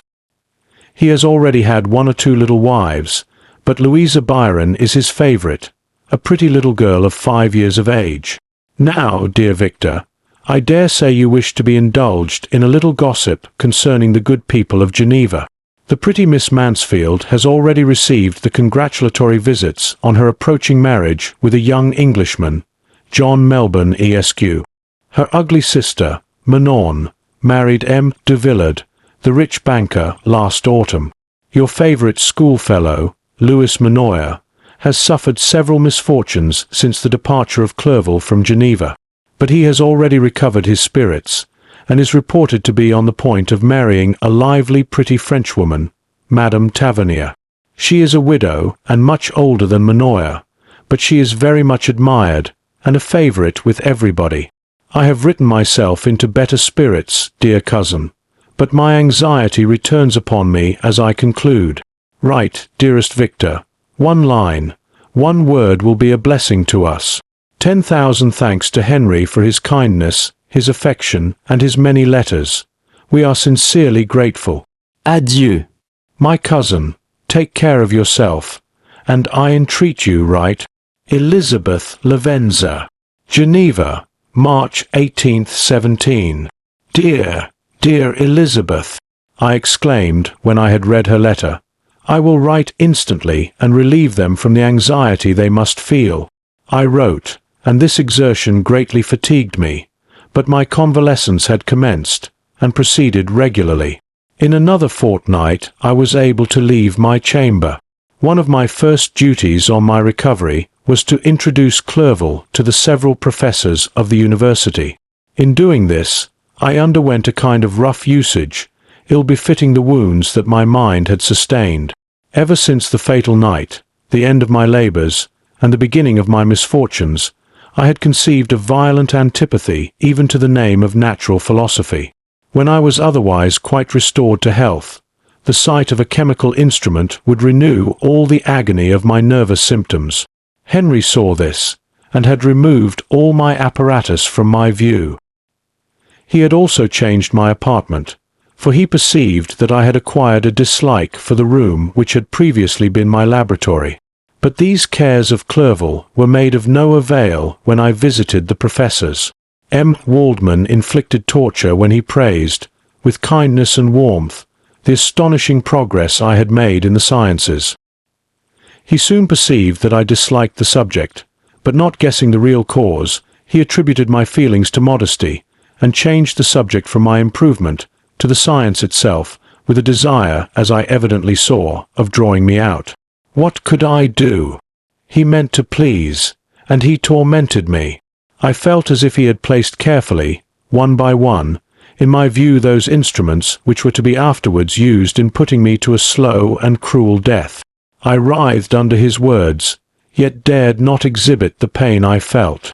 Clerval, whose eyes and feelings were always quick in discerning the sensations of others, declined the subject, alleging, in excuse, his total ignorance, and the conversation took a more general turn. I thanked my friend from my heart, but I did not speak. I saw plainly that he was surprised, but he never attempted to draw my secret from me, and although I loved him with a mixture of affection and reverence that knew no bounds, yet I could never persuade myself to confide in him that event which was so often present to my recollection, but which I feared the detail to another would only impress more deeply. M. Krempe was not equally docile, and in my condition at that time, of almost insupportable sensitiveness, his harsh, blunt encomiums gave me even more pain than the benevolent approbation of M. Waldman. "D.N. the fellow!" cried he. "Why, M. Clerval, I assure you he has outstripped us all. I stare if you please, but it is nevertheless true. A youngster who, but a few years ago, believed in Cornelius Agrippa as firmly as in the Gospel, has now set himself at the head of the university, and if he is not soon pulled down, we shall all be out of countenance. Aye, continued he, observing my face expressive of suffering, M. Frankenstein is modest, an excellent quality in a young man.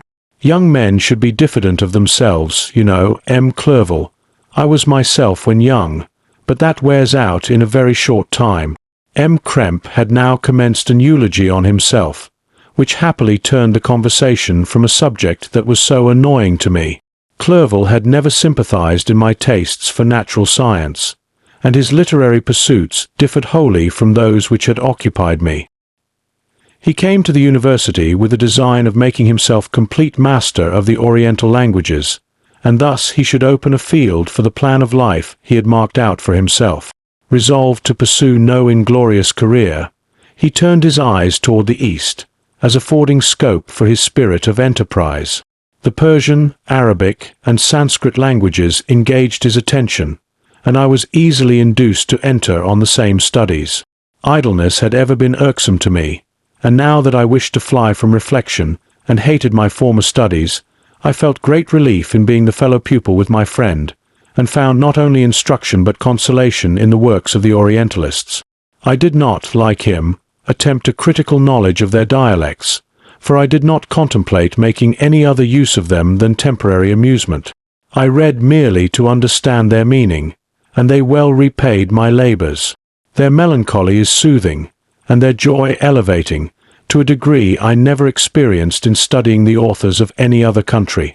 When you read their writings, life appears to consist in a warm sun and a garden of roses, in the smiles and frowns of a fair enemy, and the fire that consumes your own heart. How different from the manly and heroical poetry of Greece and Rome. Summer passed away in these occupations, and my return to Geneva was fixed for the latter end of autumn. But being delayed by several accidents, winter and snow arrived, the roads were deemed impassable, and my journey was retarded until the ensuing spring. I felt this delay very bitterly, for I longed to see my native town and my beloved friends. My return had only been delayed so long, from an unwillingness to leave Clerval in a strange place, before he had become acquainted with any of its inhabitants. The winter, however, was spent cheerfully, and although the spring was uncommonly late, when it came its beauty compensated for its dilatoriness.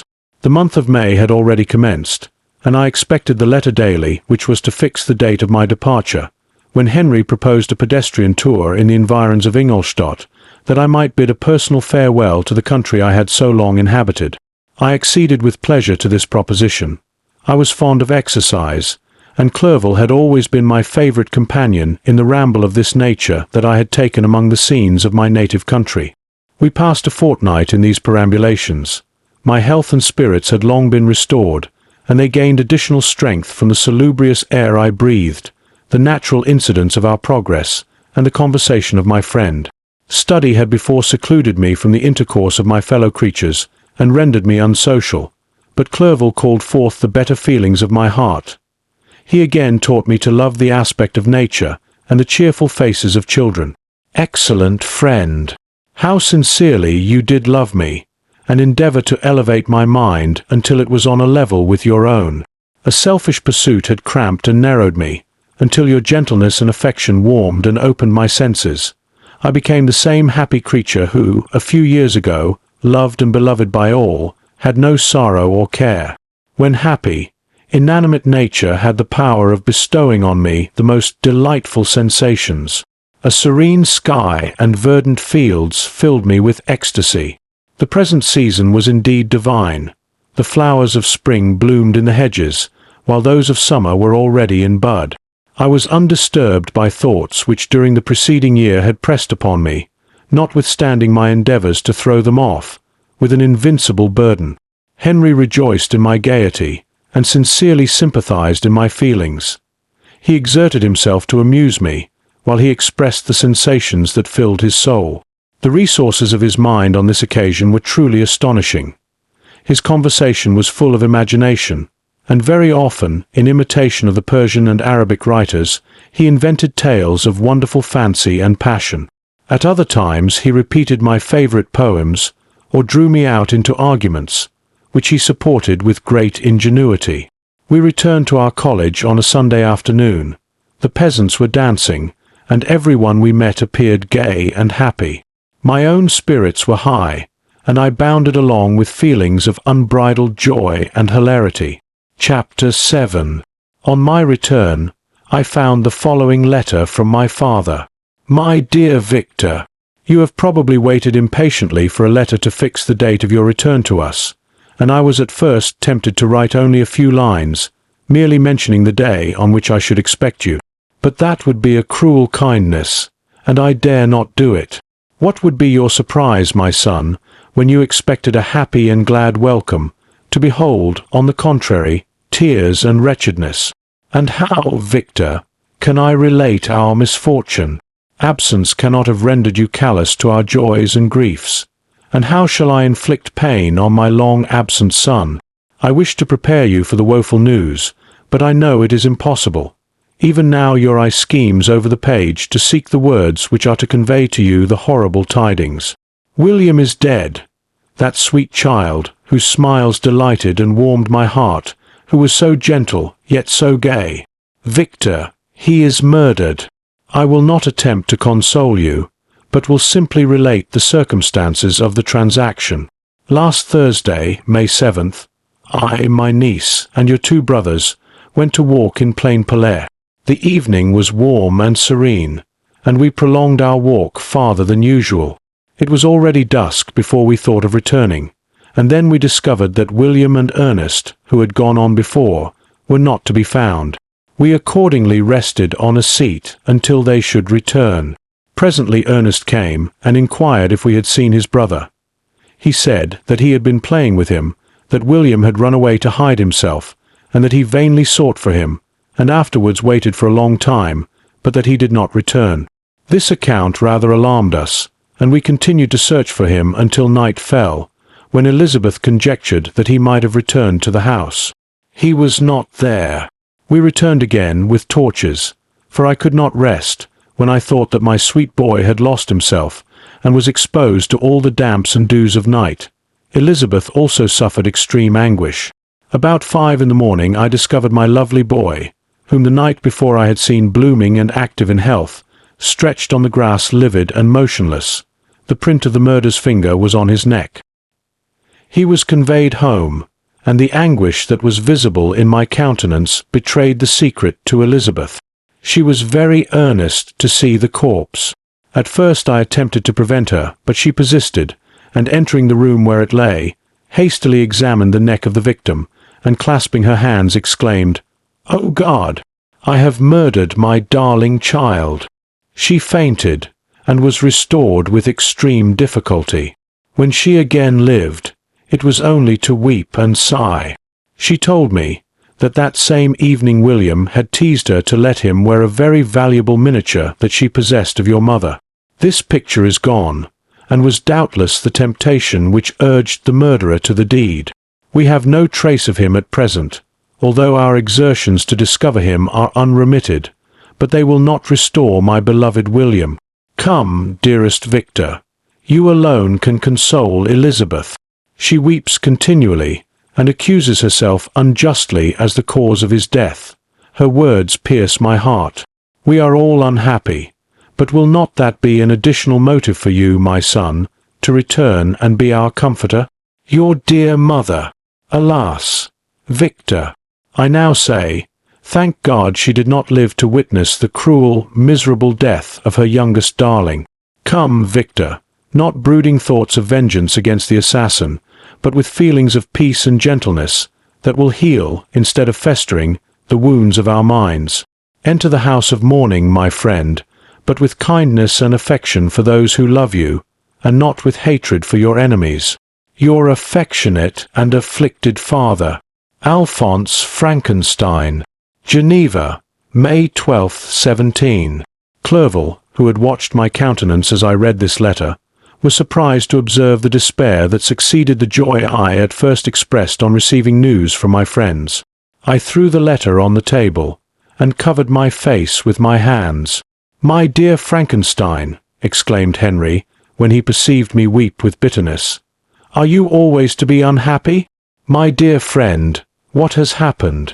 I motioned him to take up the letter, while I walked up and down the room in the extremest agitation. Tears also gushed from the eyes of Clerval, as he read the account of my misfortune.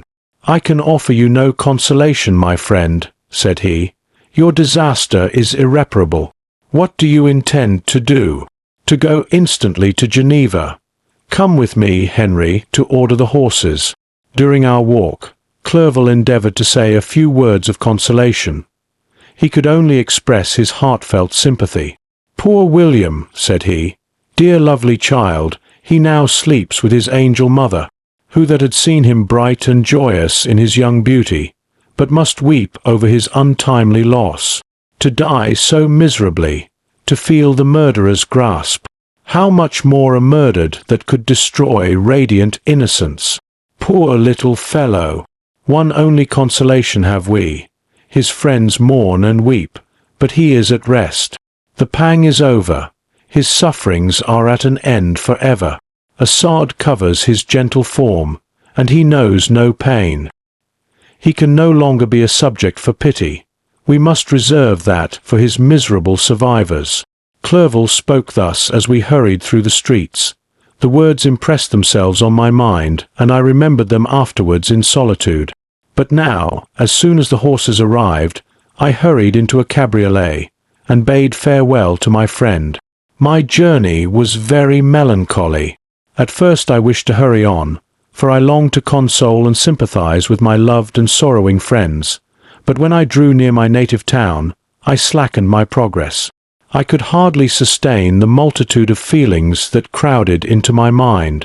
I passed through scenes familiar to my youth, but which I had not seen for nearly 6 years. How altered everything might be during that time! One sudden and desolating change had taken place, but 1,000 little circumstances might have by degrees worked other alterations, which, although they were done more tranquilly, might not be the less decisive. Fear overcame me. I dared no advance, dreading 1,000 nameless evils that made me tremble, although I was unable to define them. I remained 2 days at Lausanne, in this painful state of mind. I contemplated the lake. The waters were placid, all around was calm, and the snowy mountains, the palaces of nature, were not changed. By degrees the calm and heavenly scene restored me, and I continued my journey towards Geneva. The road ran by the side of the lake, which became narrower as I approached my native town. I discovered more distinctly the black sides of Jura, and the bright summit of Mont Blanc.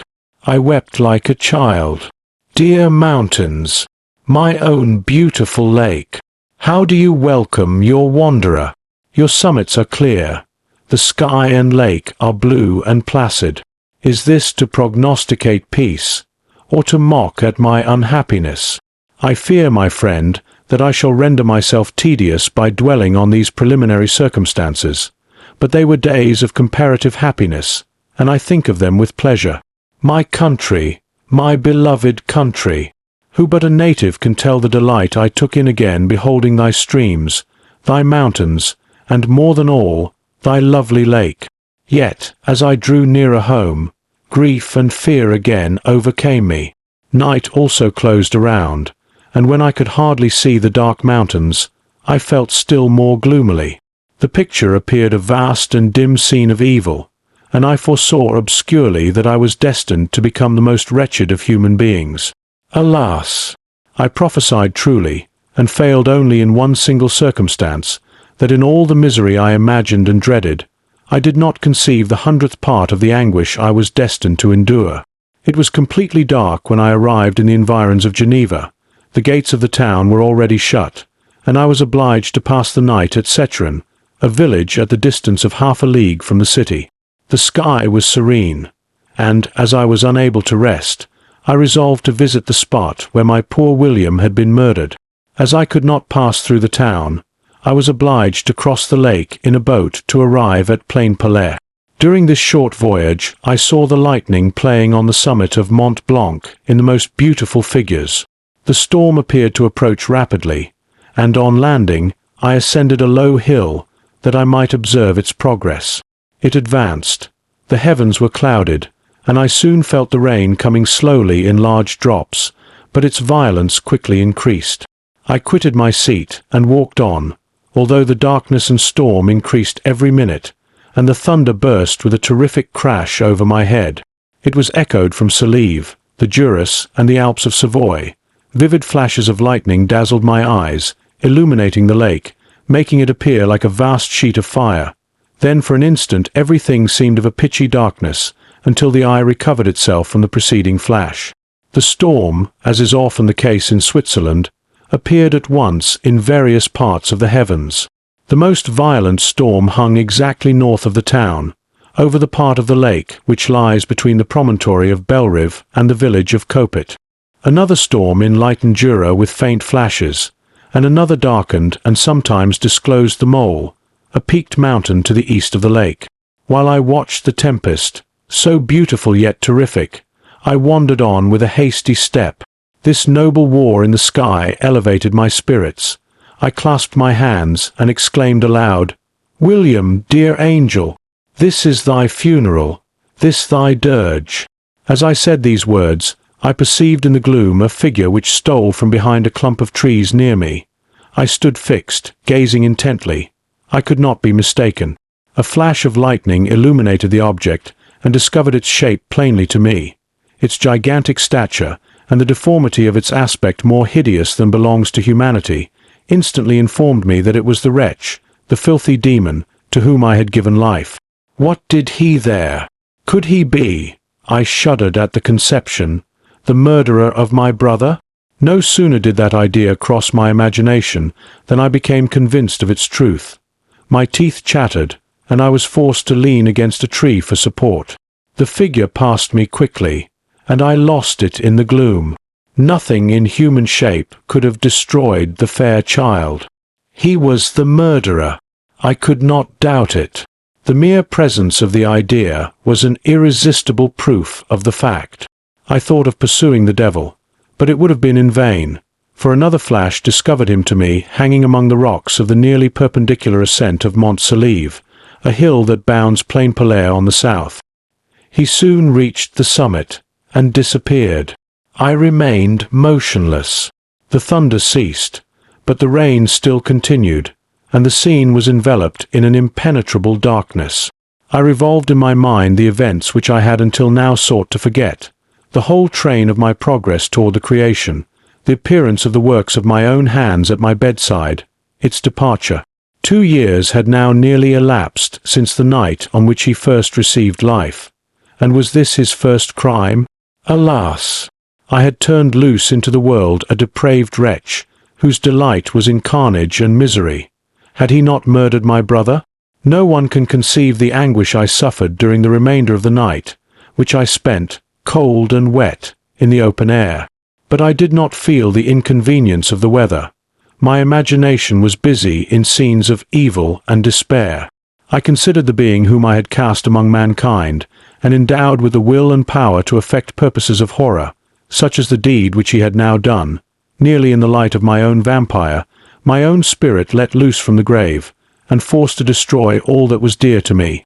Day dawned, and I directed my steps towards the town. The gates were open, and I hastened to my father's house. My first thought was to discover what I knew of the murderer, and cause instant pursuit to be made. But I paused when I reflected on the story that I had to tell. A being whom I myself had formed, and endued with life, had met me at midnight among the precipices of an inaccessible mountain. I remembered also the nervous fever with which I had been seized just at the time that I dated my creation, and which would give an air of delirium to a tale otherwise so utterly improbable. I well knew that if any other had communicated such a relation to me, I should have looked upon it as the ravings of insanity. Besides, the strange nature of the animal would elude all pursuit, even if I were so far credited as to persuade my relatives to commence it. And then of what use would be pursuit? Who could arrest a creature capable of scaling the overhanging sides of Mont Saleve? These reflections determined me, and I resolved to remain silent. It was about 5 in the morning when I entered my father's house. I told the servants not to disturb the family, and went into the library to attend their usual hour of rising. 6 years had elapsed, passed in a dream but for one indelible trace, and I stood in the same place where I had last embraced my father before my departure for Ingolstadt. Beloved and venerable parent! He still remained to me. I gazed on the picture of my mother, which stood over the mantelpiece. It was an historical subject, painted at my father's desire, and represented Caroline Beaufort in an agony of despair, kneeling by the coffin of her dead father. Her garb was rustic, and her cheek pale, but there was an air of dignity and beauty that hardly permitted the sentiment of pity. Below this picture was a miniature of William, and my tears flowed when I looked upon it. While I was thus engaged, Ernest entered. He had heard me arrive, and hastened to welcome me. "Welcome, my dearest Victor," said he. "Ah, I wish you had come 3 months ago, and then you would have found us all joyous and delighted. You come to us now to share a misery which nothing can alleviate, yet your presence will, I hope, revive our father, who seems sinking under his misfortune, and your persuasions will induce poor Elizabeth to cease her vain and tormenting self-accusations. Poor William! He was our darling and our pride." Tears, unrestrained, fell from my brother's eyes. A sense of mortal agony crept over my frame. Before, I had only imagined the wretchedness of my desolated home. The reality came on me as a new, and a not less terrible, disaster. I tried to calm Ernest. I inquired more minutely concerning my father, and here I named my cousin. "She most of all," said Ernest, "requires consolation. She accused herself of having caused the death of my brother, and that made her very wretched. But since the murderer has been discovered, The murderer discovered. Good God! How can that be? Who could attempt to pursue him? It is impossible. One might as well try to overtake the winds, or confine a mountain stream with a straw. I saw him too. He was free last night. I do not know what you mean, replied my brother, in accents of wonder, but to us the discovery we have made completes our misery. No one would believe it at first, and even now Elizabeth will not be convinced, notwithstanding all the evidence.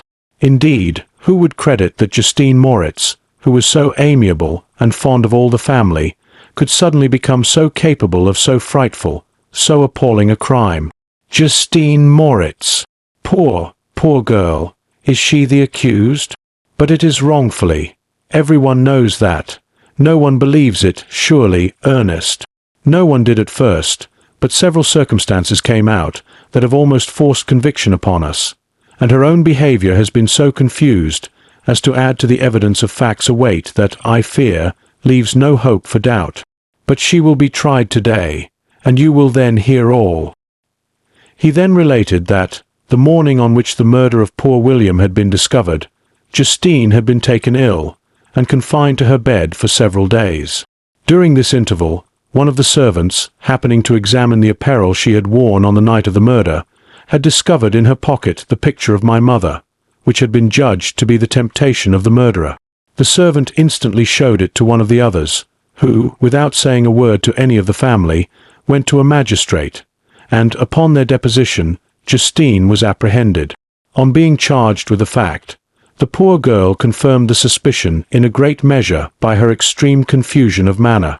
This was a strange tale, but it did not shake my faith, and I replied earnestly, "You are all mistaken. I know the murderer.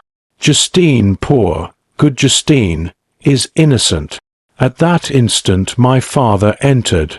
I saw unhappiness deeply impressed on his countenance, but he endeavoured to welcome me cheerfully, and after we had exchanged our mournful greeting, would have introduced some other topic than that of our disaster, had not Ernest exclaimed, "Good God, Papa! Victor says that he knows who was the murderer of poor William."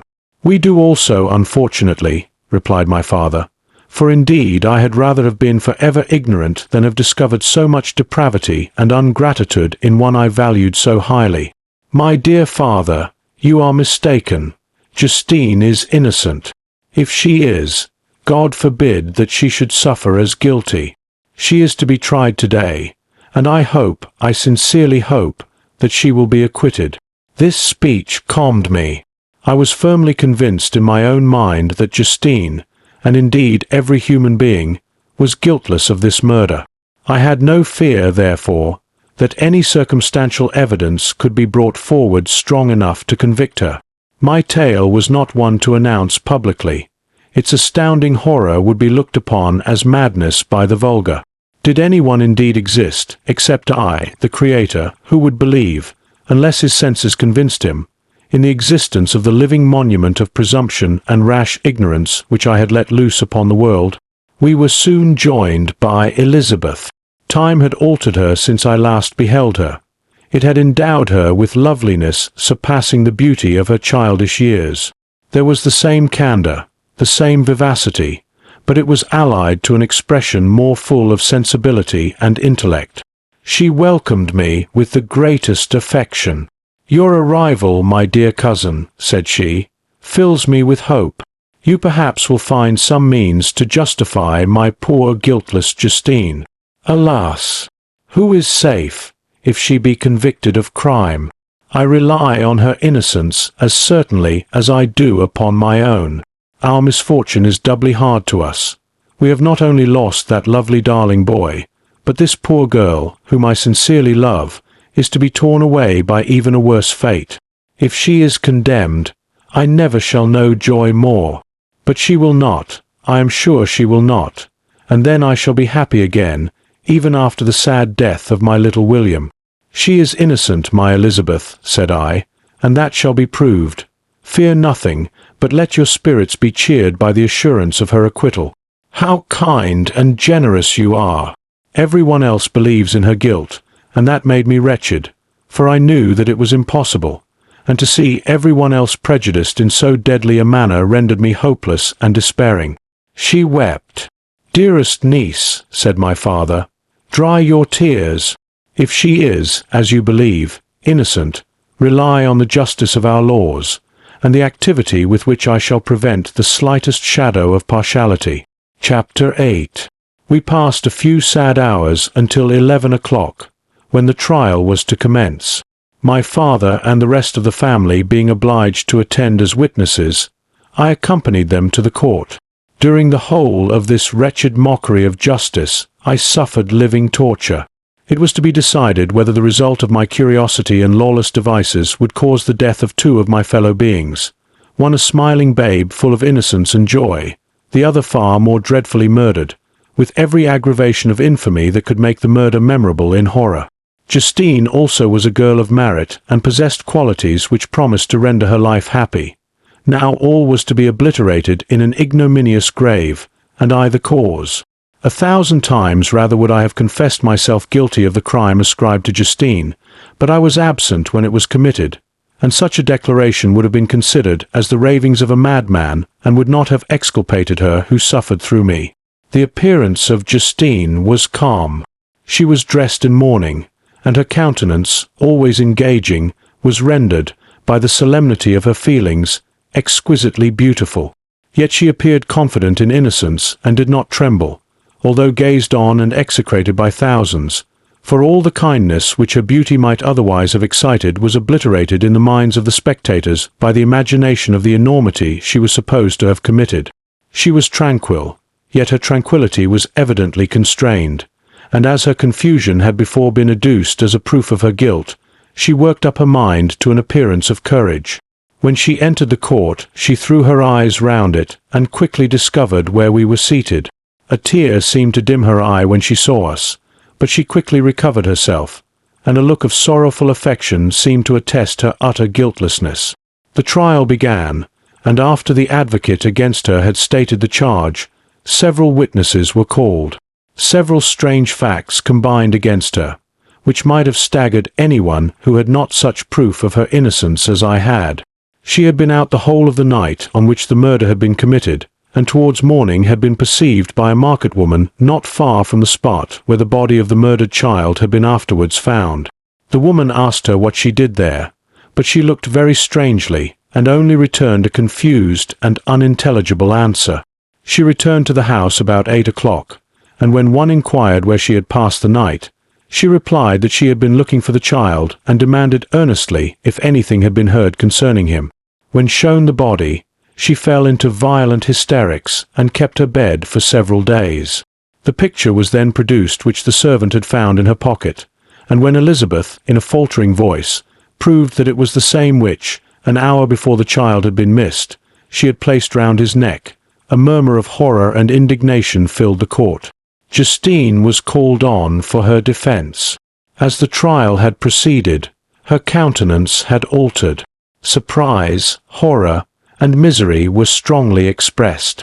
Sometimes she struggled with her tears, but when she was desired to plead, she collected her powers and spoke in an audible, although variable voice. "God knows," she said, "how entirely I am innocent. But I do not pretend that my protestation should acquit me. I rest my innocence on a plain and simple explanation of the facts which have been adduced against me, and I hope the character I have always borne will incline my judges to a favourable interpretation where any circumstance appears doubtful or suspicious." She then related that, by the permission of Elizabeth, she had passed the evening of the night on which the murder had been committed at the house of an aunt at Chain, a village situated at about a league from Geneva. On her return, at about 9 o'clock, she met a man who asked her if she had seen anything of the child who was lost. She was alarmed by this account, and passed several hours in looking for him, when the gates of Geneva were shut, and she was forced to remain several hours of the night in a barn belonging to a cottage, being unwilling to call up the inhabitants, to whom she was well known. Most of the night she spent here watching. Towards morning she believed that she slept for a few minutes. Some steps disturbed her, and she awoke. It was dawn, and she quitted her asylum, that she might again endeavour to find my brother. If she had gone near the spot where his body lay, it was without her knowledge. That she had been bewildered when questioned by the market woman was not surprising, since she had passed a sleepless night and the fate of poor William was yet uncertain. Concerning the picture, she could give no account. "I know," continued the unhappy victim, "how heavily and fatally this one circumstance weighs against me, but I have no power of explaining it, and when I have expressed my utter ignorance, I am only left to conjecture concerning the probabilities by which it might have been placed in my pocket. But here also I am checked. I believe that I have no enemy on earth, and none surely would have been so wicked as to destroy me wantonly. Did the murderer place it there? I know of no opportunity afforded him for so doing, or, if I had, why should he have stolen the jewel, to part with it again so soon? I commit my cause to the justice of my judges, yet I see no room for hope. I beg permission to have a few witnesses examined concerning my character, and if their testimony shall not overweigh my supposed guilt, I must be condemned, although I would pledge my salvation on my innocence." Several witnesses were called who had known her for many years, and they spoke well of her, but fear and hatred of the crime of which they supposed her guilty rendered them timorous and unwilling to come forward. Elizabeth saw even this last resource, her excellent dispositions and irreproachable conduct, about to fail the accused, when, although violently agitated, she desired permission to address the court. "I am," said she, "the cousin of the unhappy child who was murdered, or rather his sister, for I was educated by and have lived with his parents ever since, and even long before his birth. It may therefore be judged indecent in me to come forward on this occasion, but when I see a fellow creature about to perish through the cowardice of her pretended friends, I wish to be allowed to speak, that I may say what I know of her character. I am well acquainted with the accused. I have lived in the same house with her, at one time for 5 and at another for nearly 2 years. During all that period she appeared to me the most amiable and benevolent of human creatures.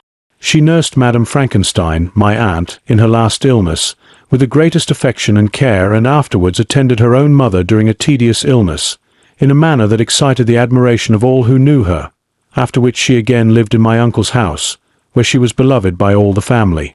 She was warmly attached to the child who is now dead, and acted towards him like a most affectionate mother.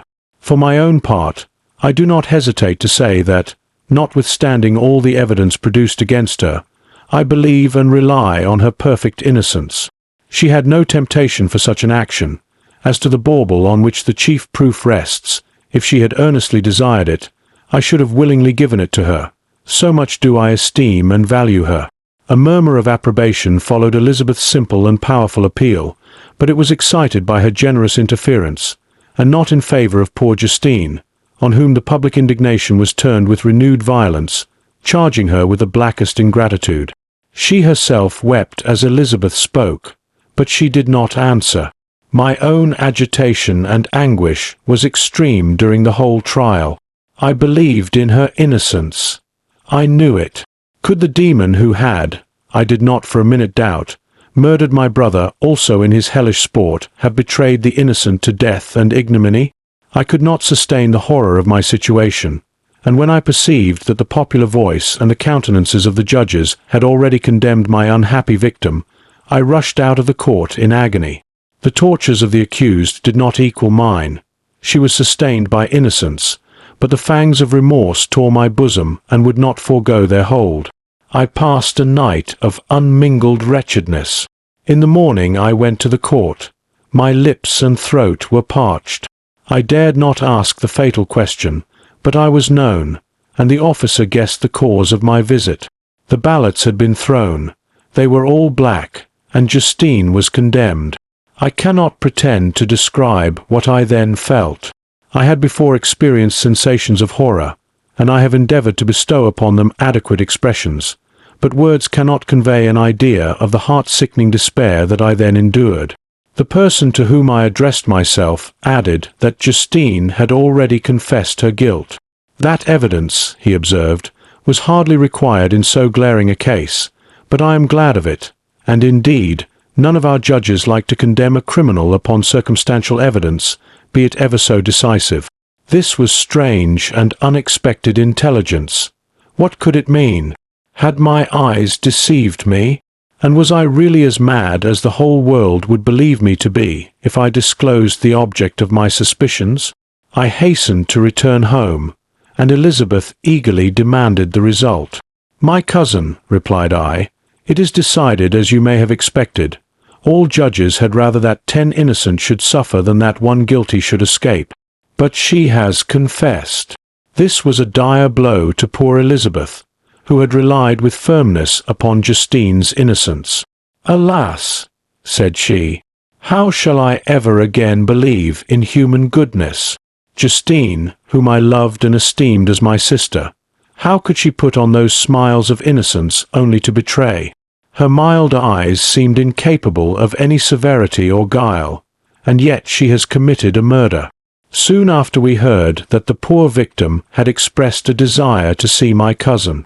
My father wished her not to go, but said that he left it to her own judgment and feelings to decide. "Yes," said Elizabeth, "I will go, although she is guilty, and you, Victor, shall accompany me. I cannot go alone." The idea of this visit was torture to me, yet I could not refuse. We entered the gloomy prison chamber and beheld Justine sitting on some straw at the farther end. Her hands were manacled, and her head rested on her knees. She rose on seeing us enter, and when we were left alone with her, she threw herself at the feet of Elizabeth, weeping bitterly. My cousin wept also. "Oh, Justine," said she, "why did you rob me of my last consolation? I relied on your innocence, and although I was then very wretched, I was not so miserable as I am now. And do you also believe that I am so very, very wicked?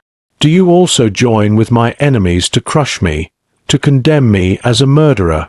Her voice was suffocated with sobs. "Rise, my poor girl," said Elizabeth. "Why do you kneel if you are innocent? I am not one of your enemies. I believed you guiltless, notwithstanding every evidence, until I heard that you had yourself declared your guilt. That report, you say, is false, and be assured, dear Justine, that nothing can shake my confidence in you for a moment, but your own confession. I did confess, but I confessed a lie. I confessed that I might obtain absolution, but now that falsehood lies heavier at my heart than all my other sins. The God of heaven forgive me! Ever since I was condemned, my confessor has besieged me. He threatened and menaced, until I almost began to think that I was the monster that he said I was. He threatened excommunication and hell fire in my last moments if I continued obdurate. Dear lady, I had none to support me. All looked on me as a wretch doomed to ignominy and perdition. What could I do? In an evil hour I subscribed to a lie, and now only am I truly miserable." She paused, weeping, and then continued, "I thought with horror, my sweet lady, that you should believe your Justine, whom your blessed aunt had so highly honoured, and whom you loved, was a creature capable of a crime which none but the devil himself could have perpetrated. Dear William, dearest blessed child, I soon shall see you again in heaven, where we shall all be happy, and that consoles me, going as I am to suffer ignominy and death. Oh, Justine, forgive me for having for one moment distrusted you. Why did you confess? But do not mourn, dear girl. Do not fear. I will proclaim, I will prove your innocence. I will melt the stony hearts of your enemies by my tears and prayers. You shall not die. You, my playfellow, my companion, my sister, perish on the scaffold. No, no, I never could survive so horrible a misfortune." Justine shook her head mournfully. "I do not fear to die," she said. "That pang is past. God raises my weakness and gives me courage to endure the worst. I leave a sad and bitter world, and if you remember me and think of me as of one unjustly condemned, I am resigned to the fate awaiting me. Learn from me, dear lady, to submit in patience to the will of heaven." During this conversation I had retired to a corner of the prison room, where I could conceal the horrid anguish that possessed me. Despair! Who dared talk of that? The poor victim, who on the morrow was to pass the awful boundary between life and death, felt not, as I did, such deep and bitter agony. I gnashed my teeth and ground them together, uttering a groan that came from my inmost soul. Justine started. When she saw who it was, she approached me and said, "Dear sir, you are very kind to visit me. You, I hope, do not believe that I am guilty?" I could not answer. "No, Justine," said Elizabeth. "He is more convinced of your innocence than I was, for even when he heard that you had confessed, he did not credit it. I truly thank him. In these last moments I feel the sincerest gratitude towards those who think of me with kindness. How sweet is the affection of others to such a wretch as I am!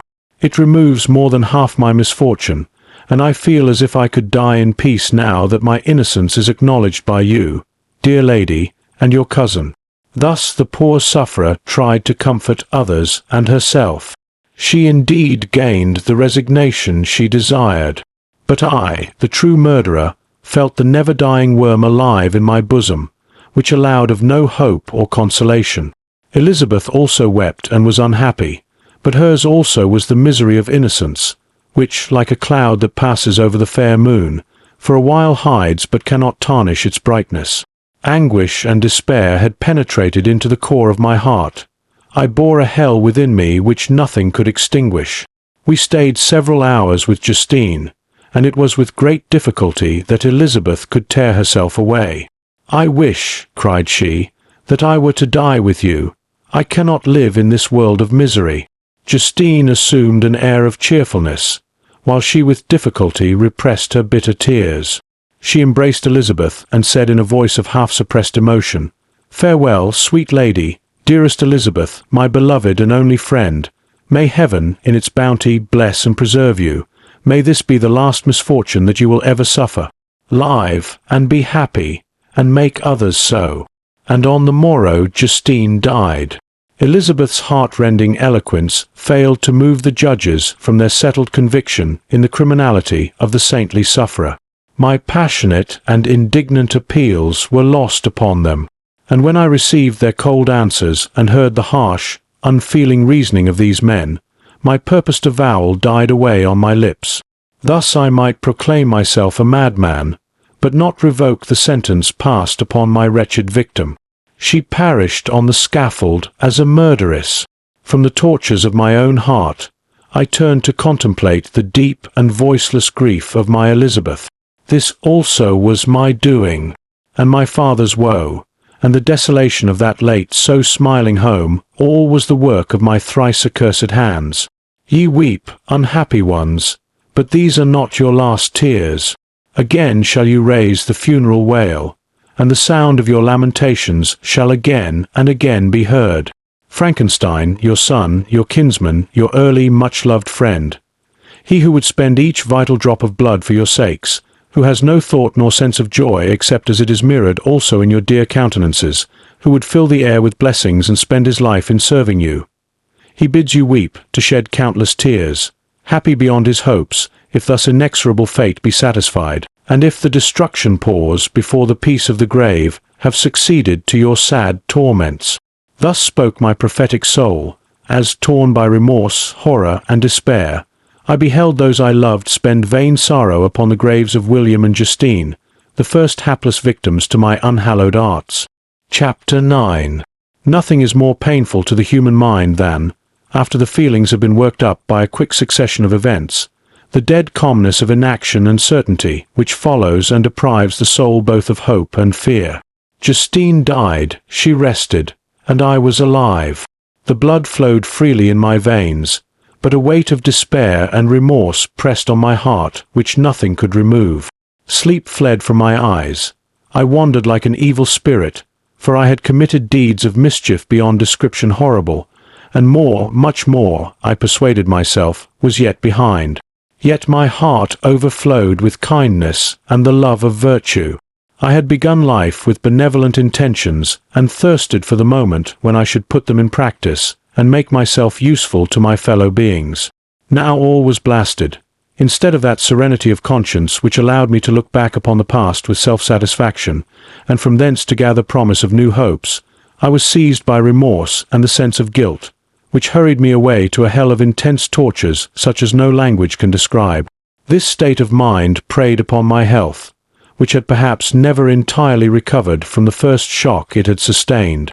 I shunned the face of man. All sound of joy or complacency was torture to me. Solitude was my only consolation. Deep, dark, death-like solitude. My father observed with pain the alteration perceptible in my disposition and habits, and endeavored by arguments deduced from the feelings of his serene conscience and guiltless life to inspire me with fortitude and awaken in me the courage to dispel the dark cloud which brooded over me. "Do you think, Victor," said he, "that I do not suffer also? No one could love a child more than I loved your brother." Tears came into his eyes as he spoke. "But is it not a duty to the survivors that we should refrain from augmenting their unhappiness by an appearance of immoderate grief? It is also a duty owed to yourself, for excessive sorrow prevents improvement or enjoyment, or even the discharge of daily usefulness, without which no man is fit for society." This advice, although good, was totally inapplicable to my case. I should have been the first to hide my grief and console my friends if remorse had not mingled its bitterness, and terror its alarm, with my other sensations. Now I could only answer my father with a look of despair, and endeavour to hide myself from his view. About this time we retired to our house at Belrive. This change was particularly agreeable to me. The shutting of the gates regularly at 10 o'clock, and the impossibility of remaining on the lake after that hour, had rendered our residence within the walls of Geneva very irksome to me. I was now free. Often, after the rest of the family had retired for the night, I took the boat and passed many hours upon the water. Sometimes, with my sails set, I was carried by the wind, and sometimes, after rowing into the middle of the lake, I left the boat to pursue its own course and gave way to my own miserable reflections. I was often tempted, when all was at peace around me, and I the only unquiet thing that wandered restless in a scene so beautiful and heavenly, if I except some bat or the frogs, whose harsh and interrupted croaking was heard only when I approached the shore. Often, I say, I was tempted to plunge into the silent lake, that the waters might close over me and my calamities forever. But I was restrained when I thought of the heroic and suffering Elizabeth, whom I tenderly loved, and whose existence was bound up in mine. I thought also of my father and surviving brother. Should I by my base desertion leave them exposed and unprotected to the malice of the fiend whom I had let loose among them? At these moments I wept bitterly, and wished that peace would revisit my mind only that I might afford them consolation and happiness.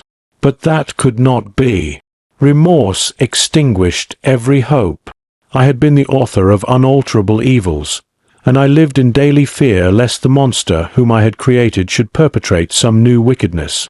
I had an obscure feeling that all was not over, and that he would still commit some signal crime, which by its enormity should almost efface the recollection of the past. There was always scope for fear, so long as anything I loved remained behind. My abhorrence of this fiend cannot be conceived. When I thought of him I gnashed my teeth, my eyes became inflamed, and I ardently wished to extinguish that life which I had so thoughtlessly bestowed. When I reflected on his crimes and malice, my hatred and revenge burst all bounds of moderation. I would have made a pilgrimage to the highest peak of the Andes, could I, when there, have precipitated him to their base. I wished to see him again, that I might wreak the utmost extent of abhorrence on his head, and avenge the deaths of William and Justine. Our house was the house of mourning. My father's health was deeply shaken by the horror of the recent events. Elizabeth was sad and desponding. She no longer took delight in her ordinary occupations. All pleasure seemed to her sacrilege toward the dead. Eternal woe and tears she then thought was the just tribute she should pay to innocence so blasted and destroyed. She was no longer that happy creature who in earlier youth wandered with me on the banks of the lake and talked with ecstasy of our future prospects. The first of those sorrows which are sent to wean us from the earth had visited her, and its dimming influence quenched her dearest smiles. "When I reflect, my dear cousin," said she, "on the miserable death of Justine Moritz, I no longer see the world and its works as they before appeared to me. Before, I looked upon the accounts of vice and injustice that I read in books or heard from others as tales of ancient days or imaginary evils, At least they were remote and more familiar to reason than to the imagination. But now misery has come home, and men appear to me as monsters thirsting for each other's blood.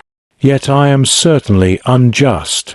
Everybody believed that poor girl to be guilty, and if she could have committed the crime for which she suffered, assuredly she would have been the most depraved of human creatures. For the sake of a few jewels, to have murdered the son of her benefactor and friend, a child whom she had nursed from its birth, and appeared to love as if it had been her own.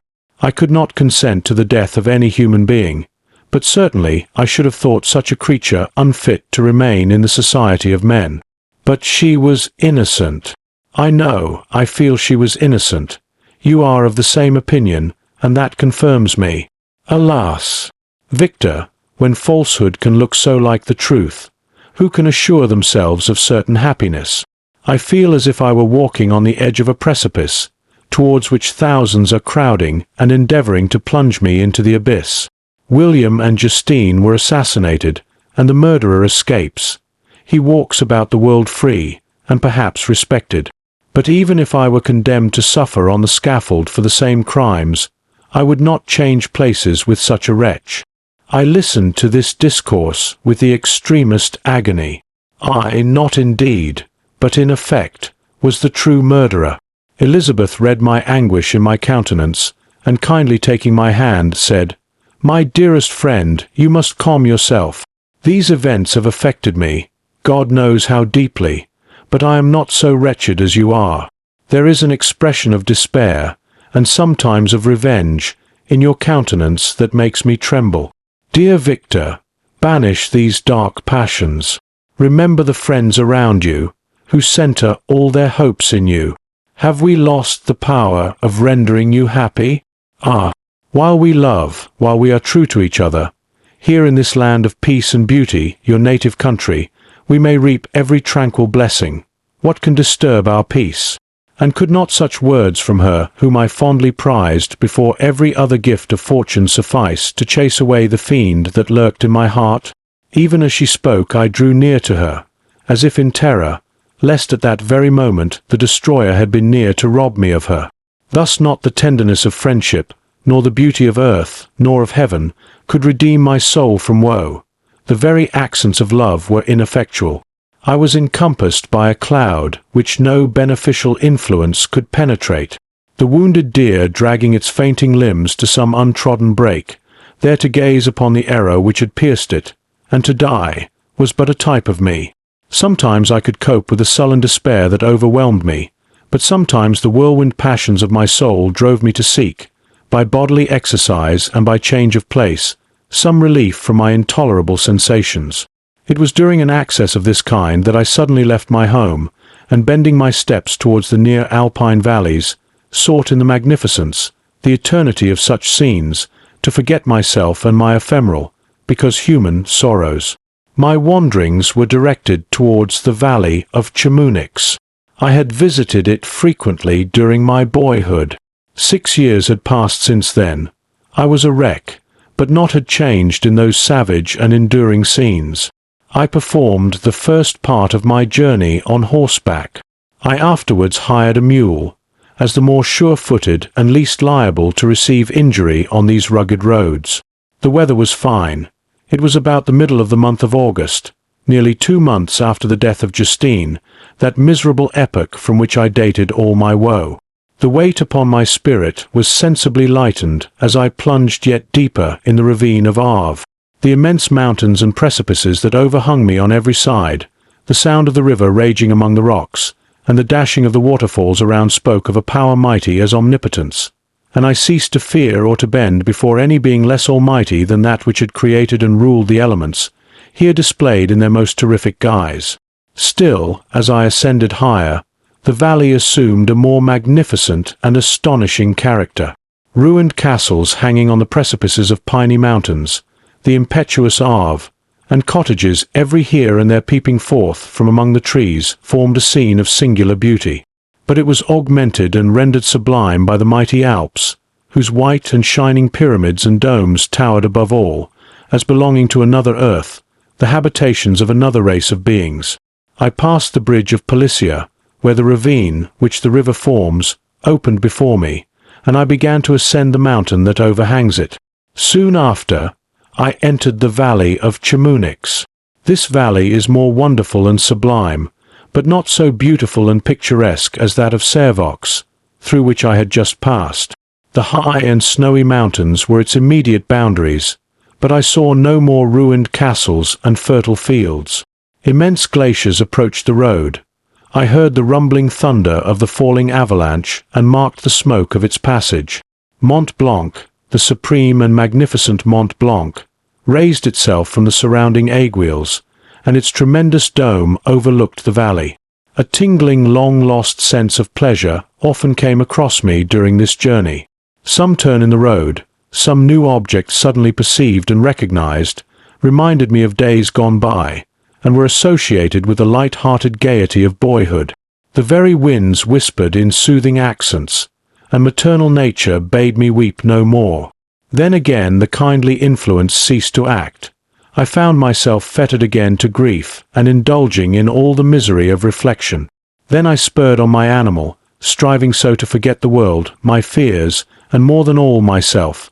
Or, in a more desperate fashion, I alighted and threw myself on the grass, weighed down by horror and despair.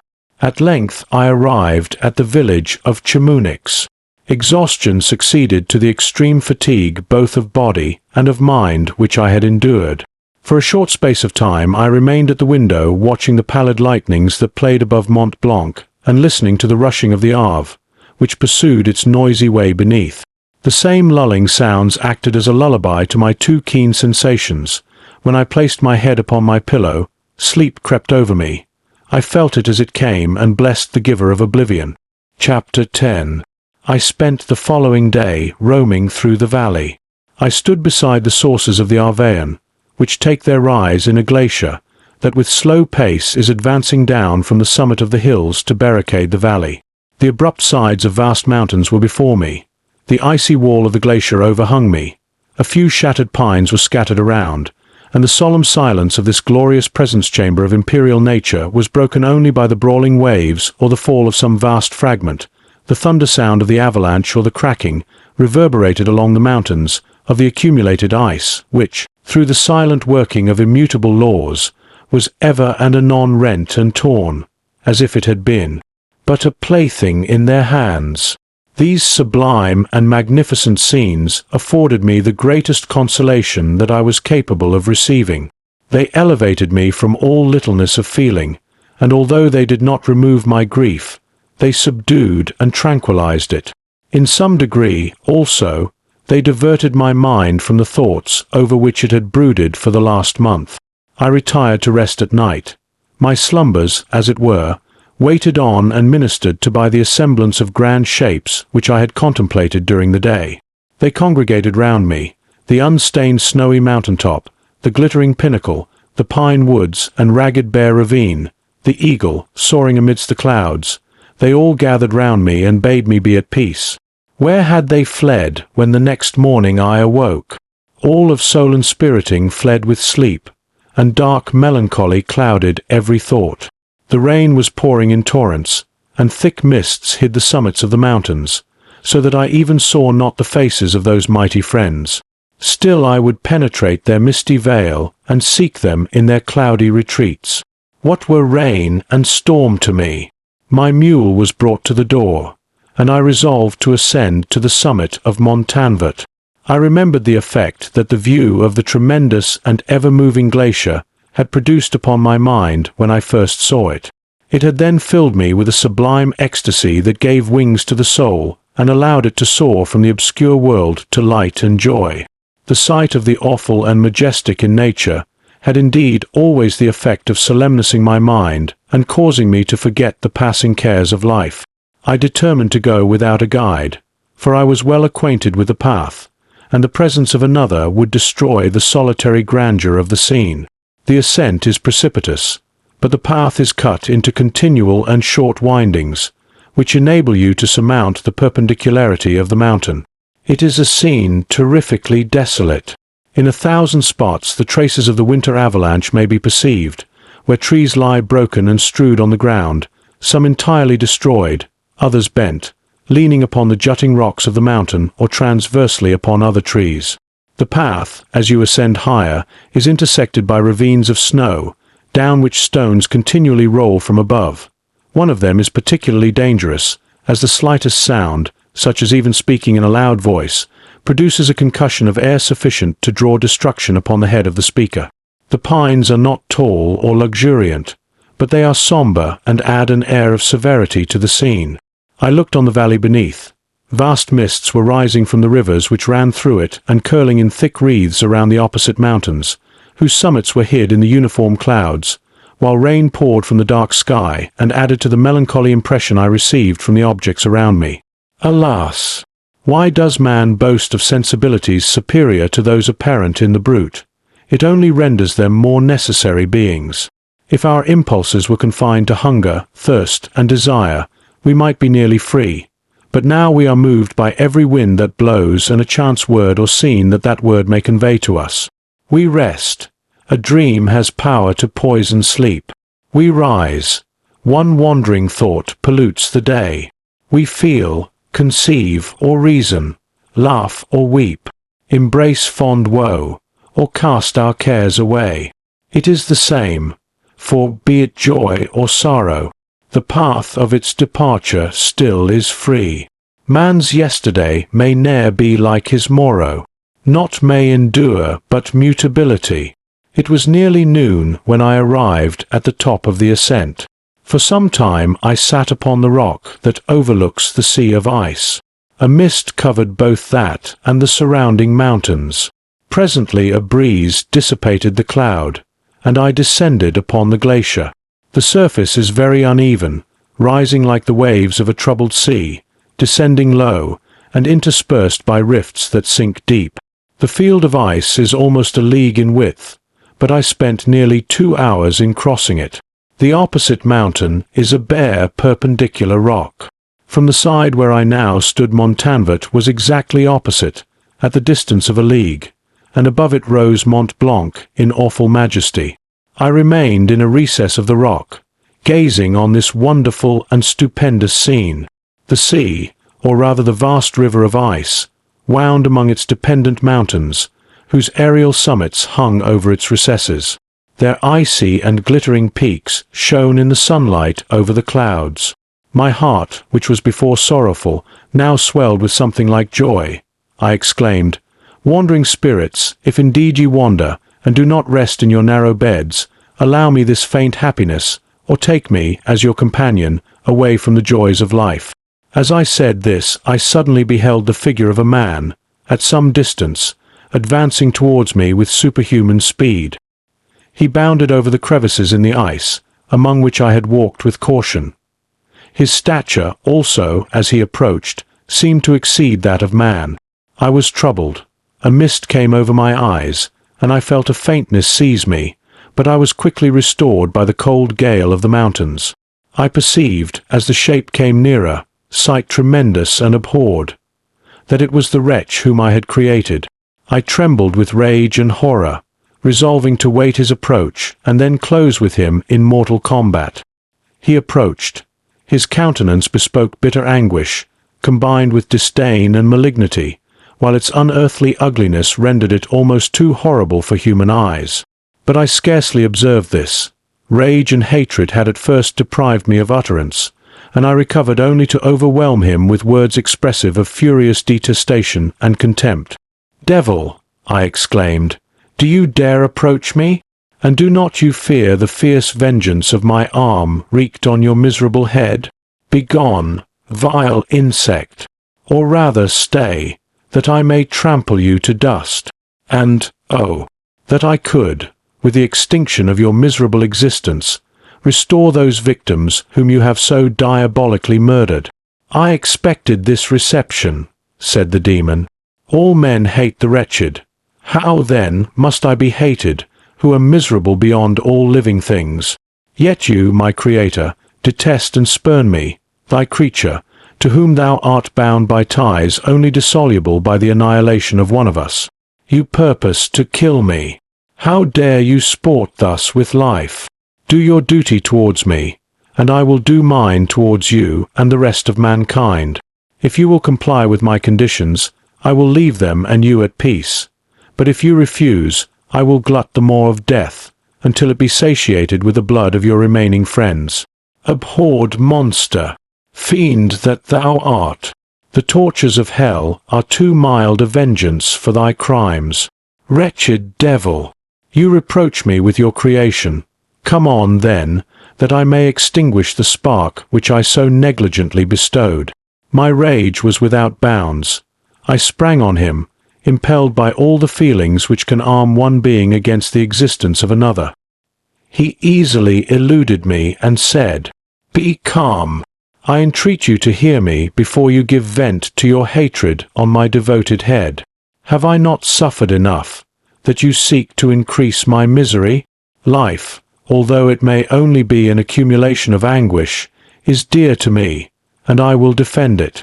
Remember, thou hast made me more powerful than thyself. My height is superior to thine, my joints more supple. But I will not be tempted to set myself in opposition to thee.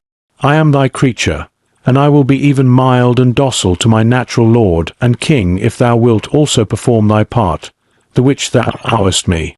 O Frankenstein, be not equitable to every other, and trample upon me alone, to whom thy justice, and even thy clemency and affection, is most due. Remember that I am thy creature.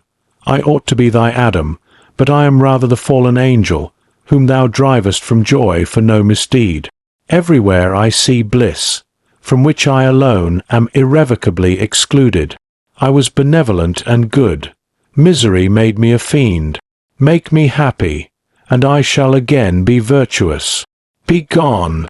I will not hear you. There can be no community between you and me. We are enemies. Begone, or let us try our strength in a fight, in which one must fall. How can I move thee?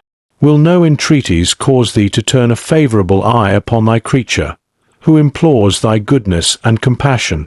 Believe me, Frankenstein, I was benevolent. My soul glowed with love and humanity. But am I not alone, miserably alone? You, my creator, abhor me. What hope can I gather from your fellow creatures, who owe me nothing? They spurn and hate me. The desert mountains and dreary glaciers are my refuge. I have wandered here many days. The caves of ice, which I only do not fear, are a dwelling to me, and the only one which man does not grudge. These bleak skies I hail, for they are kinder to me than your fellow beings. If the multitude of mankind knew of my existence, they would do as you do, and arm themselves for my destruction. Shall I not then hate them who abhor me? I will keep no terms with my enemies. I am miserable, and they shall share my wretchedness. Yet it is in your power to recompense me, and deliver them from an evil which it only remains for you to make so great, that not only you and your family, but thousands of others, shall be swallowed up in the whirlwinds of its rage. Let your compassion be moved, and do not disdain me. Listen to my tale. When you have heard that, abandon or commiserate me, as you shall judge that I deserve. But hear me. The guilty are allowed, by human laws, bloody as they are, to speak in their own defense before they are condemned. Listen to me, Frankenstein. You accuse me of murder, and yet you would, with a satisfied conscience, destroy your own creature. Oh, praise the eternal justice of man! Yet I ask you not to spare me. Listen to me, and then, if you can, and if you will, destroy the work of your hands. Why do you call to my remembrance, I rejoined, circumstances of which I shudder to reflect, that I have been the miserable origin and author?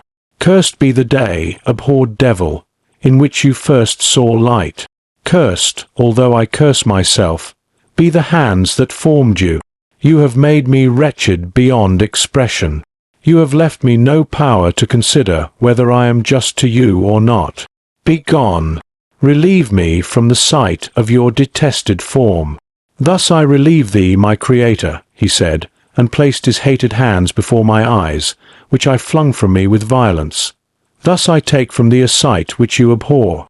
Still thou canst listen to me, and grant me thy compassion. By the virtues that I once possessed, I demand this from you. Hear my tale. It is long and strange, and the temperature of this place is not fitting to your fine sensations. Come to the hut upon the mountain. The sun is yet high in the heavens, before it descends to hide itself behind your snowy precipices and illuminate another world. You will have heard my story and can decide. On you it rests, whether I quit forever the neighborhood of man and lead a harmless life, or become the scourge of your fellow creatures and the author of your own speedy ruin." As he said this, he led the way across the ice. I followed. My heart was full, and I did not answer him, but as I proceeded, I weighed the various arguments that he had used and determined at least to listen to his tale. I was partly urged by curiosity, and compassion confirmed my resolution. I had hitherto supposed him to be the murderer of my brother, and I eagerly sought a confirmation or denial of this opinion. For the first time, also, I felt what the duties of a creator towards his creature were, and that I ought to render him happy before I complained of his wickedness. These motives urged me to comply with his demand. We crossed the ice, therefore, and ascended the opposite rock. The air was cold, and the rain again began to descend. We entered the hut, the fiend with an air of exultation, I with a heavy heart and depressed spirits. But I consented to listen, and seating myself by the fire which my odious companion had lighted, he thus began his tale. Chapter 11. It is with considerable difficulty that I remember the original era of my being. All the events of that period appear confused and indistinct. A strange multiplicity of sensations seized me, and I saw, felt, heard, and smelt at the same time, and it was, indeed, a long time before I learned to distinguish between the operations of my various senses. By degrees, I remember, a stronger light pressed upon my nerves, so that I was obliged to shut my eyes. Darkness then came over me and troubled me, but hardly had I felt this when, by opening my eyes, as I now suppose, the light poured in upon me again. I walked and, I believe, descended, but I presently found a great alteration in my sensations. Before, dark and opaque bodies had surrounded me, impervious to my touch or sight, but I now found that I could wander on at liberty, with no obstacles which I could not either surmount or avoid. The light became more and more oppressive to me, and the heat wearying me as I walked, I sought a place where I could receive shade. This was the forest near Ingolstadt, and here I lay by the side of a brook resting from my fatigue, until I felt tormented by hunger and thirst. This roused me from my nearly dormant state, and I ate some berries which I found hanging on the trees or lying on the ground. I slaked my thirst at the brook, and then lying down, was overcome by sleep. It was dark when I awoke. I felt cold also, and half frightened, as it were, instinctively, finding myself so desolate. Before I had quitted your apartment, on a sensation of cold, I had covered myself with some clothes, but these were insufficient to secure me from the dews of night. I was a poor, helpless, miserable wretch. I knew and could distinguish nothing, but feeling pain invade me on all sides, I sat down and wept. Soon a gentle light stole over the heavens and gave me a sensation of pleasure. I started up and beheld a radiant form rise from among the trees. The moon. I gazed with a kind of wonder. It moved slowly, but it enlightened my path, and I again went out in search of berries. I was still cold when under one of the trees I found a huge cloak, with which I covered myself, and sat down upon the ground. No distinct ideas occupied my mind. All was confused. I felt light and hunger and thirst and darkness. Innumerable sounds rang in my ears, and on all sides various scents saluted me. The only object that I could distinguish was the bright moon, and I fixed my eyes on that with pleasure. Several changes of day and night passed, and the orb of night had greatly lessened, when I began to distinguish my sensations from each other. I gradually saw plainly the clear stream that supplied me with drink, and the trees that shaded me with their foliage. I was delighted when I first discovered that a pleasant sound, which often saluted my ears, proceeded from the throats of the little winged animals who had often intercepted the light from my eyes. I began also to observe, with greater accuracy, the forms that surrounded me, and to perceive the boundaries of the radiant roof of light which canopied me. Sometimes I tried to imitate the pleasant songs of the birds, but was unable. Sometimes I wished to express my sensations in my own mode, but the uncouth and inarticulate sounds which broke from me frightened me into silence again. The moon had disappeared from the night, and again, with a lessened form, showed itself, while I still remained in the forest. My sensations had by this time become distinct, and my mind received every day additional ideas. My eyes became accustomed to the light and to perceive objects in their right forms. I distinguished the insect from the herb, and by degrees, one herb from another. I found that the sparrow uttered none but harsh notes, whilst those of the blackbird and thrush were sweet and enticing. One day, when I was oppressed by cold, I found a fire which had been left by some wandering beggars, and was overcome with delight at the warmth I experienced from it. In my joy I thrust my hand into the live embers, but quickly drew it out again with a cry of pain. How strange, I thought, that the same cause should produce such opposite effects. I examined the materials of the fire, and to my joy found it to be composed of wood. I quickly collected some branches, but they were wet and would not burn. I was pained at this, and sat still watching the operation of the fire. The wet wood which I had placed near the heat dried, and itself became inflamed. I reflected on this, and by touching the various branches, I discovered the cause and busied myself in collecting a great quantity of wood, that I might dry it and have a plentiful supply of fire. When night came on and brought sleep with it, I was in the greatest fear lest my fire should be extinguished. I covered it carefully with dry wood and leaves and placed wet branches upon it, and then, spreading my cloak, I lay on the ground and sank into sleep. It was morning when I awoke, and my first care was to visit the fire. I uncovered it, and a gentle breeze quickly fanned it into a flame.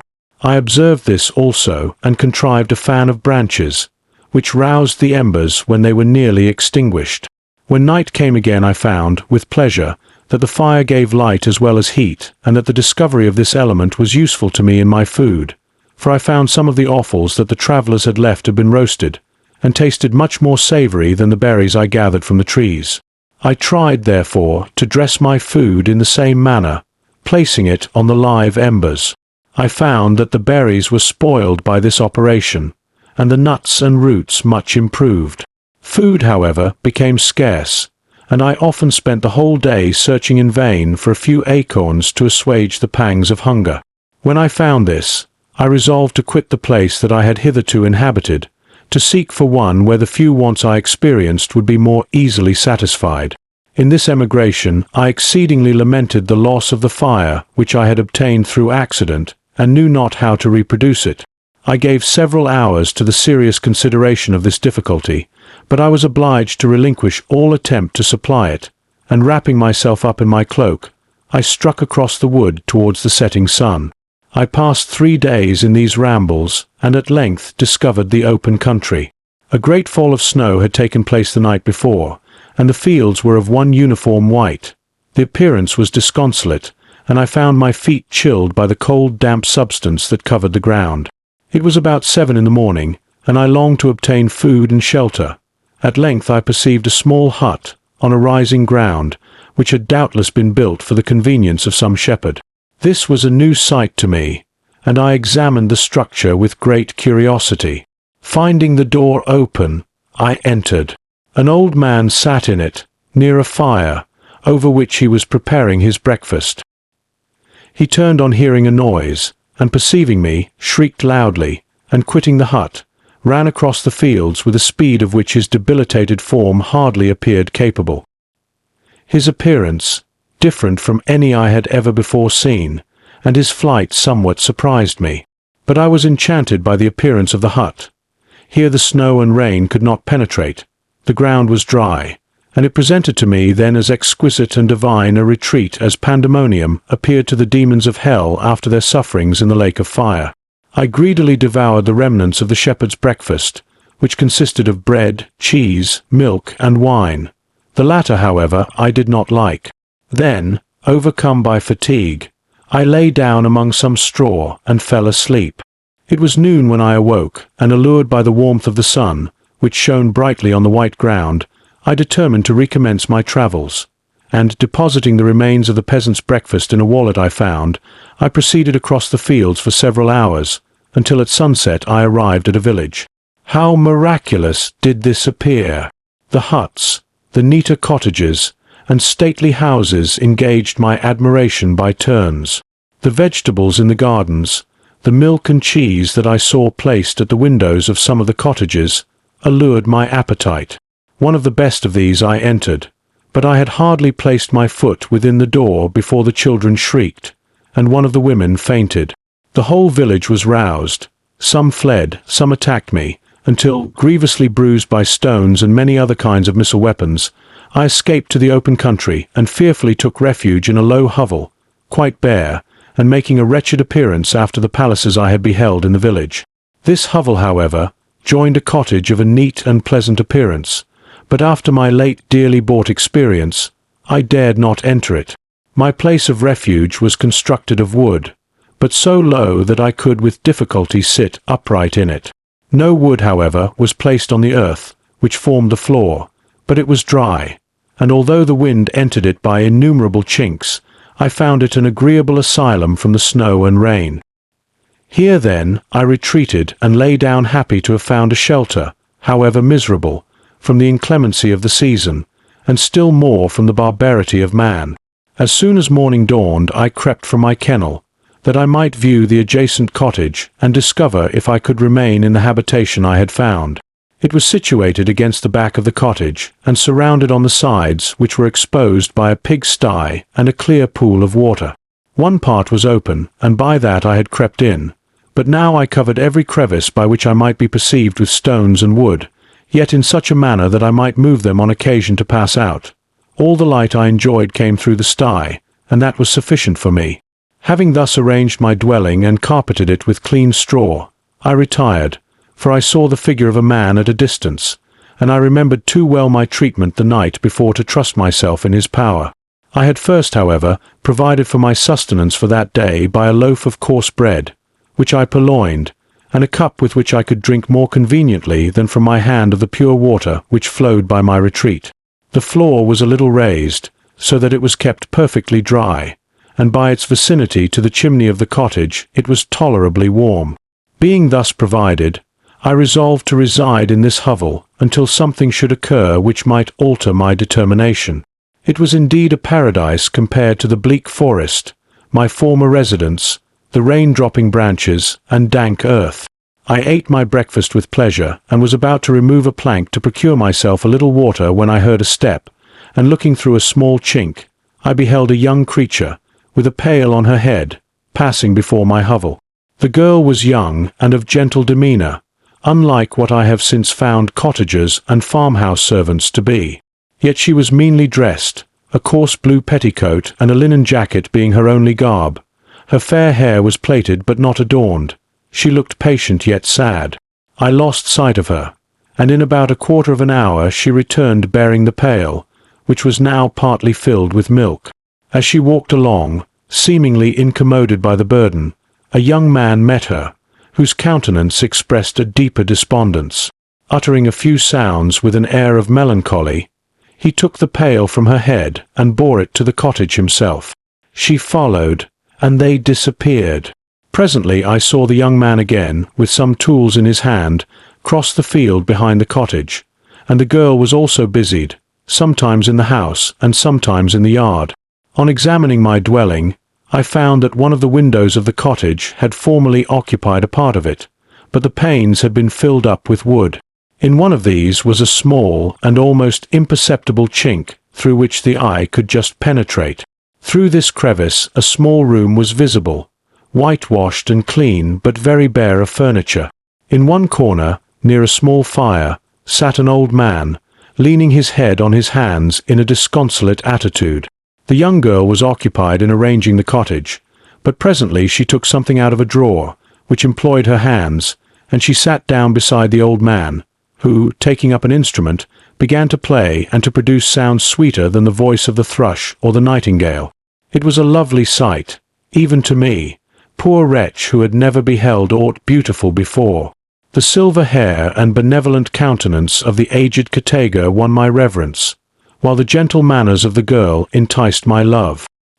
He played a sweet mournful air which I perceived drew tears from the eyes of his amiable companion, of which the old man took no notice, until she sobbed audibly. He then pronounced a few sounds, and the fair creature, leaving her work, knelt at his feet. He raised her and smiled with such kindness and affection that I felt sensations of a peculiar and overpowering nature.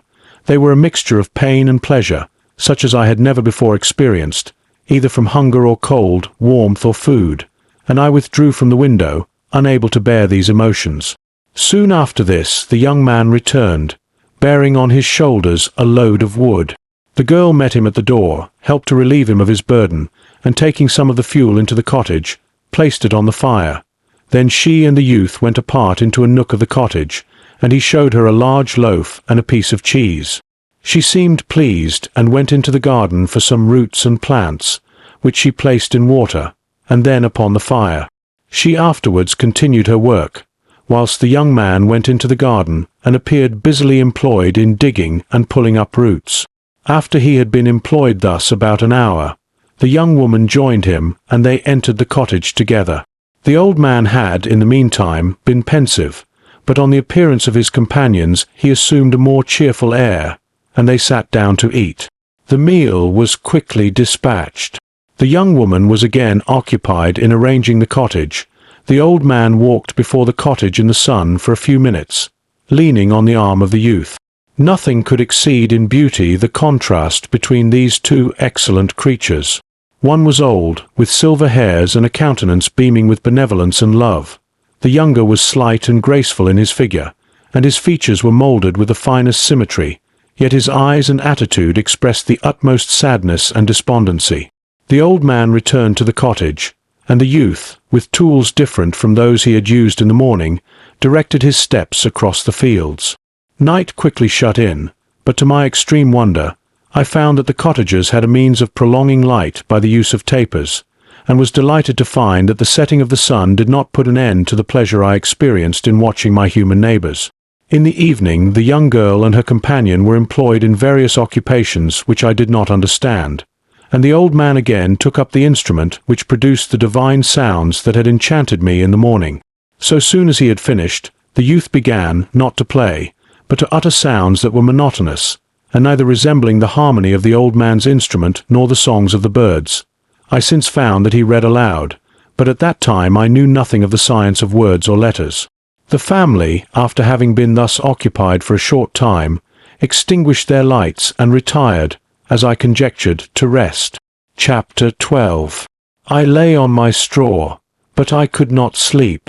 I thought of the occurrences of the day. What chiefly struck me was the gentle manners of these people, and I longed to join them, but dared not. I remembered too well the treatment I had suffered the night before from the barbarous villagers, and resolved, whatever course of conduct I might hereafter think it right to pursue, that for the present I would remain quietly in my hovel, watching and endeavouring to discover the motives which influenced their actions.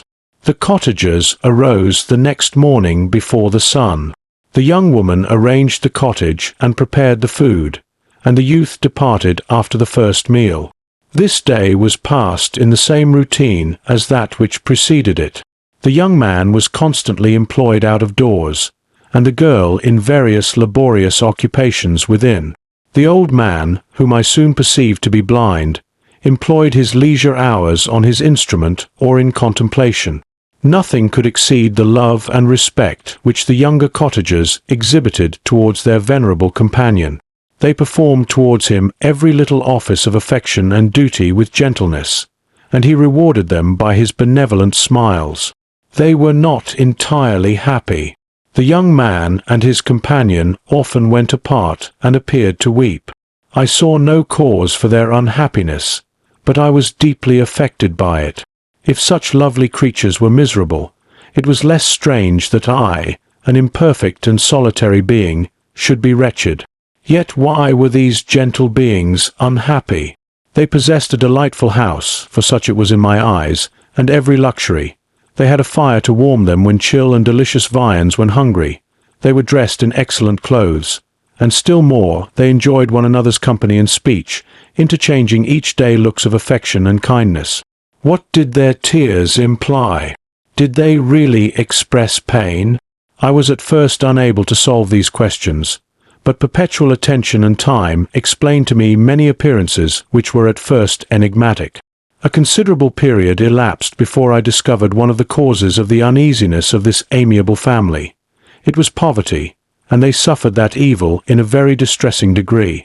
Their nourishment consisted entirely of the vegetables of their garden and the milk of one cow, which gave very little during the winter, when its masters could scarcely procure food to support it. They often, I believe, suffered the pangs of hunger very poignantly, especially the two younger cottagers, for several times they placed food before the old man when they reserved none for themselves. This trait of kindness moved me sensibly. I had been accustomed, during the night, to steal a part of their store for my own consumption, but when I found that in doing this I inflicted pain on the cottagers, I abstained and satisfied myself with berries, nuts, and roots which I gathered from a neighboring wood. I discovered also another means through which I was enabled to assist their labors. I found that the youth spent a great part of each day in collecting wood for the family fire, and during the night I often took his tools, the use of which I quickly discovered, and brought home firing sufficient for the consumption of several days. I remember, the first time that I did this, the young woman, when she opened the door in the morning, appeared greatly astonished on seeing a great pile of wood on the outside. She uttered some words in a loud voice, and the youth joined her, who also expressed surprise. I observed, with pleasure, that he did not go to the forest that day, but spent it in repairing the cottage and cultivating the garden. By degrees I made a discovery of still greater moment. I found that these people possessed a method of communicating their experience and feelings to one another by articulate sounds. I perceived that the words they spoke sometimes produced pleasure or pain, smiles or sadness, in the minds and countenances of the hearers. This was indeed a godlike science, and I ardently desired to become acquainted with it. But I was baffled in every attempt I made for this purpose. Their pronunciation was quick, and the words they uttered, not having any apparent connection with visible objects, I was unable to discover any clue by which I could unravel the mystery of their reference. By great application, however, and after having remained during the space of several revolutions of the moon in my hovel, I discovered the names that were given to some of the most familiar objects of discourse. I learned and applied the words fire, milk, bread, and wood. I learned also the names of the cottagers themselves. The youth and his companion had each of them several names, but the old man had only one, which was father. The girl was called sister or Agatha, and the youth Felix, brother or son. I cannot describe the delight I felt when I learned the ideas appropriated to each of these sounds and was able to pronounce them. I distinguished several other words without being able as yet to understand or apply them, such as good, dearest, unhappy. I spent the winter in this manner. The gentle manners and beauty of the cottagers greatly endeared them to me. When they were unhappy, I felt depressed. When they rejoiced, I sympathized in their joys. I saw few human beings besides them, and if any other happened to enter the cottage, their harsh manners and rude gait only enhanced to me the superior accomplishments of my friends.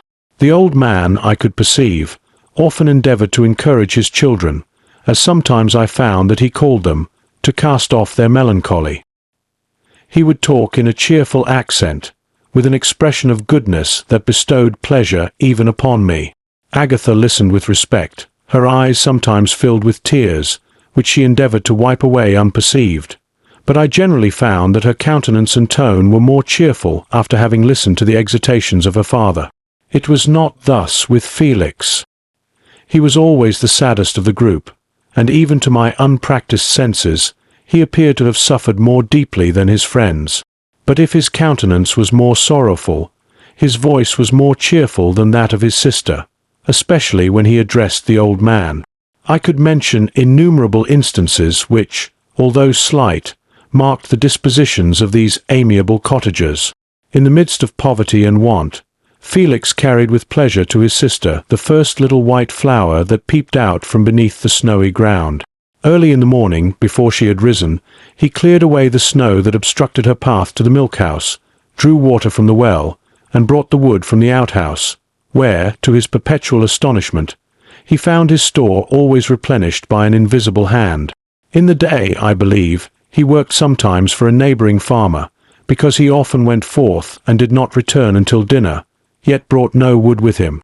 At other times he worked in the garden, but as there was little to do in the frosty season, he read to the old man and Agatha.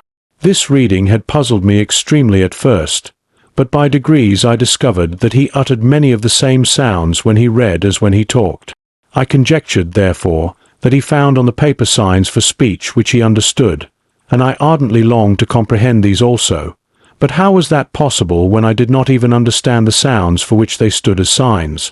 I improved, however, sensibly in this science, but not sufficiently to follow up any kind of conversation, although I applied my whole mind to the endeavour, for I easily perceived that, although I eagerly longed to discover myself to the cottagers, I ought not to make the attempt until I had first become master of their language, which knowledge might enable me to make them overlook the deformity of my figure. For with this also the contrast perpetually presented to my eyes had made me acquainted. I had admired the perfect forms of my cottagers, their grace, beauty, and delicate complexions, but how was I terrified when I viewed myself in a transparent pool? At first I started back, unable to believe that it was indeed I who was reflected in the mirror, and when I became fully convinced that I was in reality the monster that I am, I was filled with the bitterest sensations of despondence and mortification. Alas! I did not yet entirely know the fatal effects of this miserable deformity. As the sun became warmer and the light of day longer, the snow vanished, and I beheld the bare trees and the black earth. From this time Felix was more employed, and the heart-moving indications of impending famine disappeared. Their food, as I afterwards found, was coarse, but it was wholesome, and they procured a sufficiency of it. Several new kinds of plants sprang up in the garden, which they dressed, and these signs of comfort increased daily as the season advanced. The old man, leaning on his son, walked each day at noon, when it did not rain, as I found it was called when the heavens poured forth its waters. This frequently took place, but a high wind quickly dried the earth, and the season became far more pleasant than it had been. My mode of life in my hovel was uniform. During the morning I attended the motions of the cottagers, and when they were dispersed in various occupations, I slept. The remainder of the day was spent in observing my friends. When they had retired to rest, if there was any moon or the night was starlight, I went into the woods and collected my own food and fuel for the cottage. When I returned, as often as it was necessary, I cleared their path from the snow and performed those offices that I had seen done by Felix. I afterwards found that these labours, performed by an invisible hand, greatly astonished them, and once or twice I heard them, on these occasions, utter the words good spirit, wonderful, but I did not then understand the signification of these terms.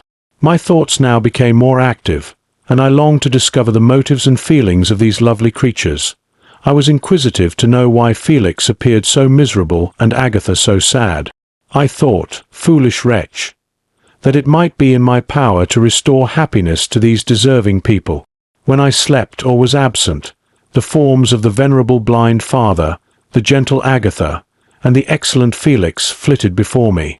I looked upon them as superior beings who would be the arbiters of my future destiny. I formed in my imagination 1,000 pictures of presenting myself to them, and their reception of me. I imagined that they would be disgusted, until, by my gentle demeanour and conciliating words, I should first win their favour and afterwards their love. These thoughts exhilarated me, and led me to apply with fresh ardour to the acquiring the art of language.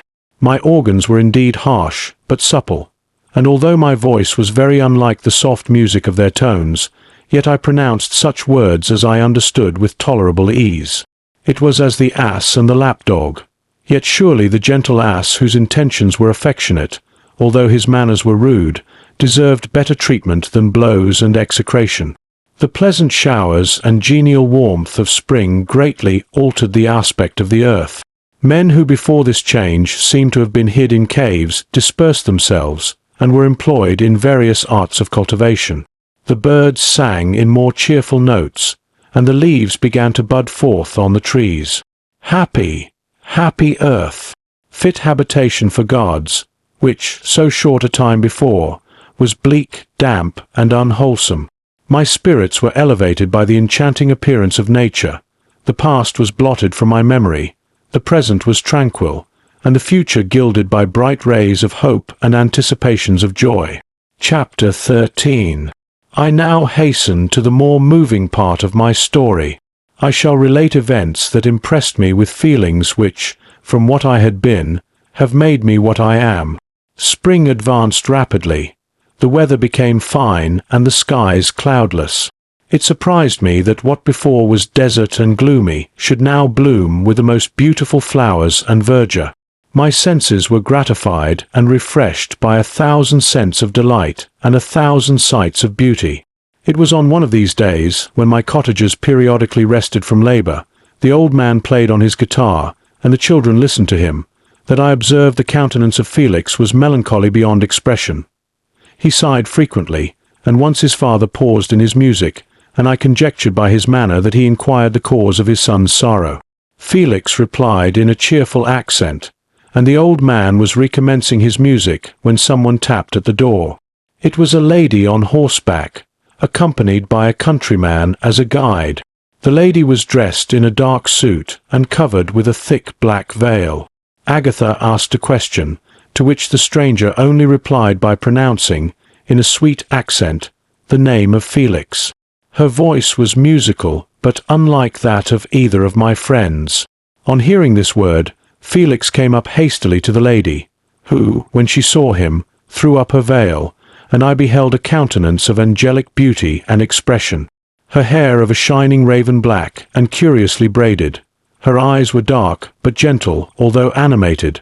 Her features of a regular proportion, and her complexion wondrously fair, each cheek tinged with a lovely pink. Felix seemed ravished with delight when he saw her. Every trait of sorrow vanished from his face, and it instantly expressed a degree of ecstatic joy, of which I could hardly have believed it capable. His eyes sparkled, as his cheek flushed with pleasure, and at that moment I thought him as beautiful as the stranger.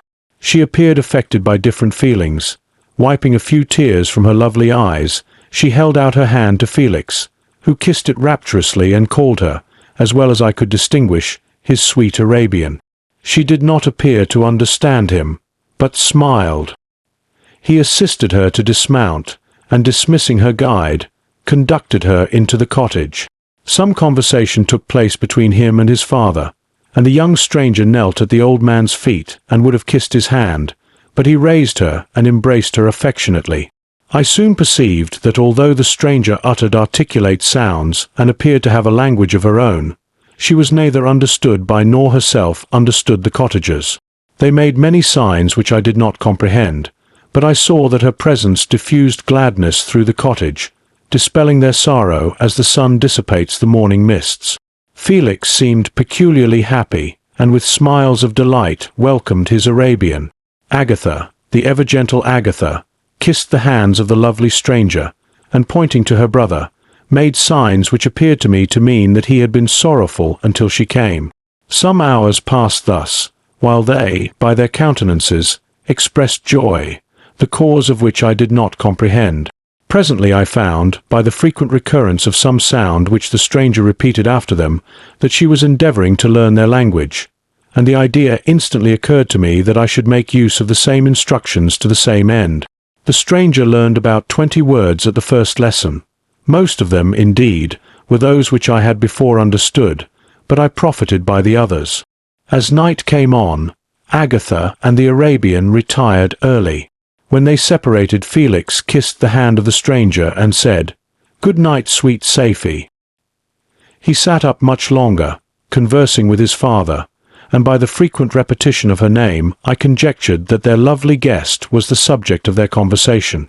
I ardently desired to understand them, and bent every faculty towards that purpose, but found it utterly impossible. The next morning Felix went out to his work, and after the usual occupations of Agatha were finished, the Arabian sat at the feet of the old man, and taking his guitar, played some airs so entrancingly beautiful that they at once drew tears of sorrow and delight from my eyes. She sang, and her voice flowed in a rich cadence, swelling or dying away like a nightingale of the woods. When she had finished, she gave the guitar to Agatha, who at first declined it. She played a simple air, and her voice accompanied it in sweet accents, but unlike the wondrous strain of the stranger. The old man appeared enraptured, and said some words which Agatha endeavoured to explain to Safie, and by which he appeared to wish to express that she bestowed on him the greatest delight by her music. The days now passed as peaceably as before, with the sole alteration that joy had taken place of sadness in the countenances of my friends. Safie was always gay and happy. She and I improved rapidly in the knowledge of language, so that in 2 months I began to comprehend most of the words uttered by my protectors. In the meanwhile also the black ground was covered with herbage, and the green banks interspersed with innumerable flowers, sweet to the scent and the eyes, stars of pale radiance among the moonlight woods. The sun became warmer, the nights clear and balmy, and my nocturnal rambles were an extreme pleasure to me, although they were considerably shortened by the late setting and early rising of the sun, for I never ventured abroad during daylight, fearful of meeting with the same treatment I had formerly endured in the first village which I entered. My days were spent in close attention that I might more speedily master the language, and I may boast that I improved more rapidly than the Arabian, who understood very little and conversed in broken accents, whilst I comprehended and could imitate almost every word that was spoken. While I improved in speech, I also learned the science of letters as it was taught to the stranger, and this opened before me a wide field for wonder and delight. The book from which Felix instructed Safie was Volney's Ruins of Empires. I should not have understood the purport of this book had not Felix, in reading it, given very minute explanations. He had chosen this work, he said, because the declamatory style was framed in imitation of the Eastern authors. Through this work I obtained a cursory knowledge of history and a view of the several empires at present existing in the world. It gave me an insight into the manners, governments, and religions of the different nations of the earth. I heard of the slothful Asiatics, of the stupendous genius and mental activity of the Grecians, of the wars and wonderful virtue of the early Romans, of their subsequent degenerating, of the decline of that mighty empire, of chivalry, Christianity, and kings. I heard of the discovery of the American hemisphere, and wept with Safie over the hapless fate of its original inhabitants. These wonderful narrations inspired me with strange feelings. Was man, indeed, at once so powerful, so virtuous and magnificent, yet so vicious and base? He appeared at one time a mere scion of the evil principle, and at another as all that can be conceived of noble and godlike. To be a great and virtuous man appeared the highest honor that can befall a sensitive being. To be base and vicious, as many on record have been, appeared the lowest degradation, a condition more abject than that of the blind mole or harmless worm. For a long time I could not conceive how one man could go forth to murder his fellow, or even why there were laws and governments. But when I heard details of vice and bloodshed, my wonder ceased, and I turned away with disgust and loathing. Every conversation of the cottagers now opened new wonders to me. While I listened to the instructions which Felix bestowed upon the Arabian, the strange system of human society was explained to me. I heard of the division of property, of immense wealth and squalid poverty, of rank, descent, and noble blood. The words induced me to turn towards myself. I learned that the possessions most esteemed by your fellow creatures were high and unsullied descent united with riches. A man might be respected with only one of these advantages, but without either he was considered, except in very rare instances, as a vagabond and a slave, doomed to waste his powers for the profits of the chosen few. And what was I? Of my creation and creator I was absolutely ignorant, but I knew that I possessed no money, no friends, no kind of property. I was, besides, endued with a figure hideously deformed and loathsome. I was not even of the same nature as man. I was more agile than they, and could subsist upon coarser diet. I bore the extremes of heat and cold with less injury to my frame. My stature far exceeded theirs. When I looked around, I saw and heard of none like me. Was I, then, a monster, a blot upon the earth, from which all men fled, and whom all men disowned? I cannot describe to you the agony that these reflections inflicted upon me. I tried to dispel them, but sorrow only increased with knowledge. Oh, that I had for ever remained in my native wood, nor known nor felt beyond the sensations of hunger, thirst, and heat. Of what a strange nature is knowledge! It clings to the mind when it has once seized on it like a lichen on the rock.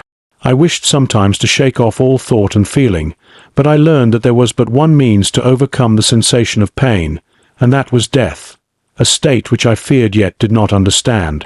I admired virtue and good feelings, and loved the gentle manners and amiable qualities of my cottagers, but I was shut out from intercourse with them, except through means which I obtained by stealth, when I was unseen and unknown, and which rather increased than satisfied the desire I had of becoming one among my fellows. The gentle words of Agatha and the animated smiles of the charming Arabian were not for me. The mild exhortations of the old man and the lively conversation of the loved Felix were not for me. Miserable, unhappy wretch! Other lessons were impressed upon me even more deeply. I heard of the difference of sexes, and the birth and growth of children, how the father doted on the smiles of the infant, and the lively sallies of the older child, how all the life and cares of the mother were wrapped up in the precious charge, how the mind of youth expanded and gained knowledge, of brother, sister, and all the various relationships which bind one human being to another in mutual bonds. But where were my friends and relations? No father had watched my infant days, no mother had blessed me with smiles and caresses, or if they had, all my past life was now a blot, a blind vacancy in which I distinguished nothing. From my earliest remembrance I had been as I then was in height and proportion. I had never yet seen a being resembling me, or who claimed any intercourse with me. What was I?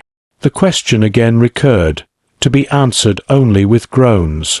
I will soon explain to what these feelings tended, but allow me now to return to the cottagers, whose story excited in me such various feelings of indignation, delight, and wonder, but which all terminated in additional love and reverence for my protectors, for so I loved, in an innocent, half-painful self-deceit, to call them.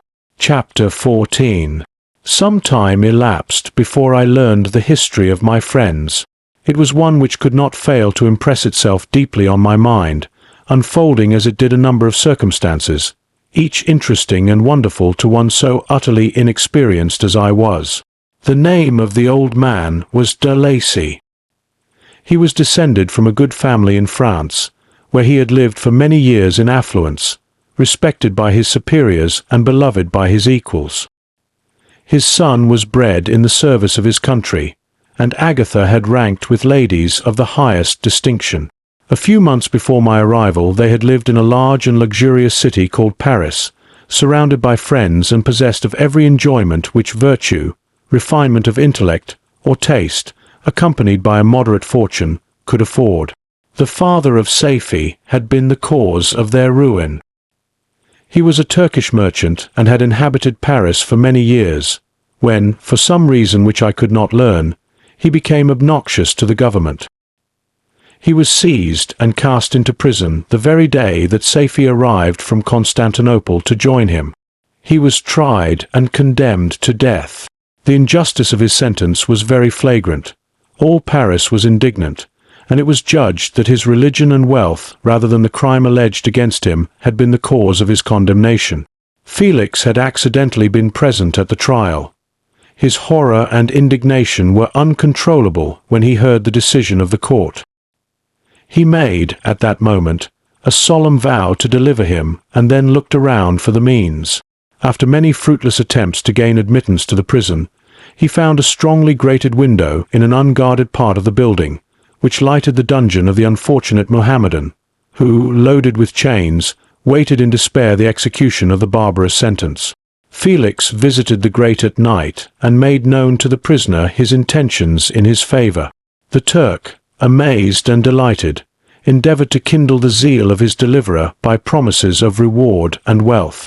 Felix rejected his offers with contempt, yet when he saw the lovely Safie, who was allowed to visit her father, and who by her gestures expressed her lively gratitude, the youth could not help owning to his own mind that the captive possessed a treasure which would fully reward his toil and hazard. The Turk quickly perceived the impression that his daughter had made on the heart of Felix, and endeavored to secure him more entirely in his interests by the promise of her hand in marriage, so soon as he should be conveyed to a place of safety. Felix was too delicate to accept this offer, yet he looked forward to the probability of the event as to the consummation of his happiness.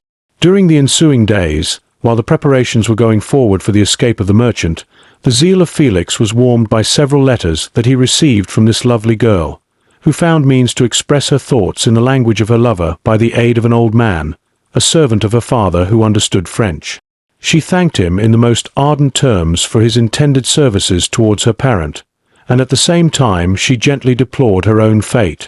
I have copies of these letters, for I found means, during my residence in the hovel, to procure the implements of writing, and the letters were often in the hands of Felix or Agatha. Before I depart I will give them to you.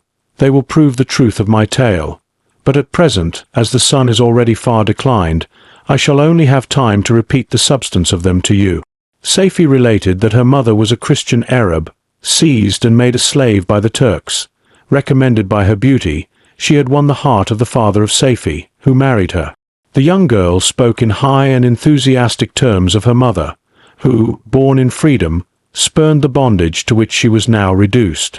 She instructed her daughter in the tenets of her religion and taught her to aspire to higher powers of intellect and an independence of spirit forbidden to the female followers of Muhammad. This lady died, but her lessons were indelibly impressed on the mind of Safie, who sickened at the prospect of again returning to Asia and being immured within the walls of a harem, allowed only to occupy herself with infantile amusements, ill-suited to the temper of her soul, now accustomed to grand ideas and a noble emulation for virtue. The prospect of marrying a Christian and remaining in a country where women were allowed to take a rank in society was enchanting to her. The day for the execution of the Turk was fixed, but on the night previous to it, he quitted his prison and before morning was distant many leagues from Paris. Felix had procured passports in the name of his father, sister, and himself. He had previously communicated his plan to the former, who aided the deceit by quitting his house, under the pretence of a journey, and concealed himself, with his daughter, in an obscure part of Paris. Felix conducted the fugitives through France to Lyons and across Mont Cenis to Leghorn, where the merchant had decided to wait a favourable opportunity of passing into some part of the Turkish dominions. Safie resolved to remain with her father until the moment of his departure, before which time the Turk renewed his promise that she should be united to his deliverer, and Felix remained with them in expectation of that event. And in the meantime he enjoyed the society of the Arabian, who exhibited towards him the simplest and tenderest affection. They conversed with one another through the means of an interpreter, and sometimes with the interpretation of looks, and Safie sang to him the divine airs of her native country. The Turk allowed this intimacy to take place and encouraged the hopes of the youthful lovers, while in his heart he had formed far other plans. He loathed the idea that his daughter should be united to a Christian, but he feared the resentment of Felix if he should appear lukewarm, for he knew that he was still in the power of his deliverer if he should choose to betray him to the Italian state which they inhabited. He revolved 1,000 plans by which he should be enabled to prolong the deceit until it might be no longer necessary, and secretly to take his daughter with him when he departed. His plans were facilitated by the news which arrived from Paris. The government of France were greatly enraged at the escape of their victim, and spared no pains to detect and punish his deliverer. The plot of Felix was quickly discovered, and de Lacy and Agatha were thrown into prison. The news reached Felix and roused him from his dream of pleasure. His blind and aged father and his gentle sister lay in a noisome dungeon, while he enjoyed the free air and the society of her whom he loved. This idea was torture to him. He quickly arranged with the Turk that if the latter should find a favourable opportunity for escape before Felix could return to Italy, Safie should remain as a boarder at a convent at Leghorn, and then, quitting the lovely Arabian, he hastened to Paris and delivered himself up to the vengeance of the law, hoping to free de Lacy and Agatha by this proceeding. He did not succeed. They remained confined for 5 months before the trial took place, the result of which deprived them of their fortune and condemned them to a perpetual exile from their native country. They found a miserable asylum in the cottage in Germany, where I discovered them. Felix soon learned that the treacherous Turk, for whom he and his family endured such unheard-of oppression, on discovering that his deliverer was thus reduced to poverty and ruin, became a traitor to good feeling and honor, and had quitted Italy with his daughter, insultingly sending Felix a pittance of money to aid him, as he said, in some plan of future maintenance. Such were the events that preyed on the heart of Felix and rendered him, when I first saw him, the most miserable of his family. He could have endured poverty, and while this distress had been the meed of his virtue, he gloried in it, but the ingratitude of the Turk and the loss of his beloved Safie were misfortunes more bitter and irreparable. The arrival of the Arabian now infused new life into his soul.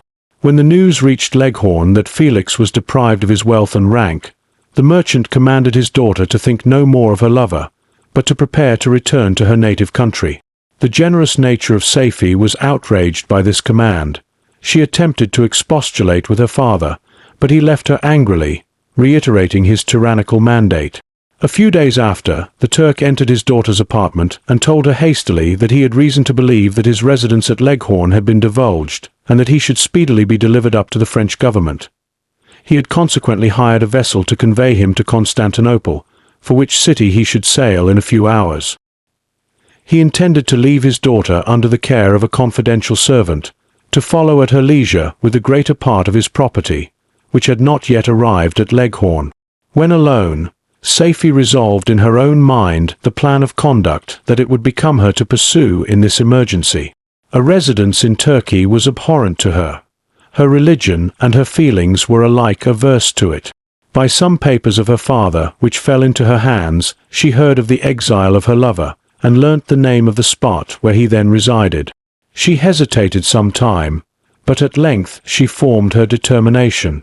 Taking with her some jewels that belonged to her and a sum of money, she quitted Italy with an attendant, a native of Leghorn, but who understood the common language of Turkey, and departed for Germany. She arrived in safety at a town about 20 leagues from the cottage of de Lacy, when her attendant fell dangerously ill.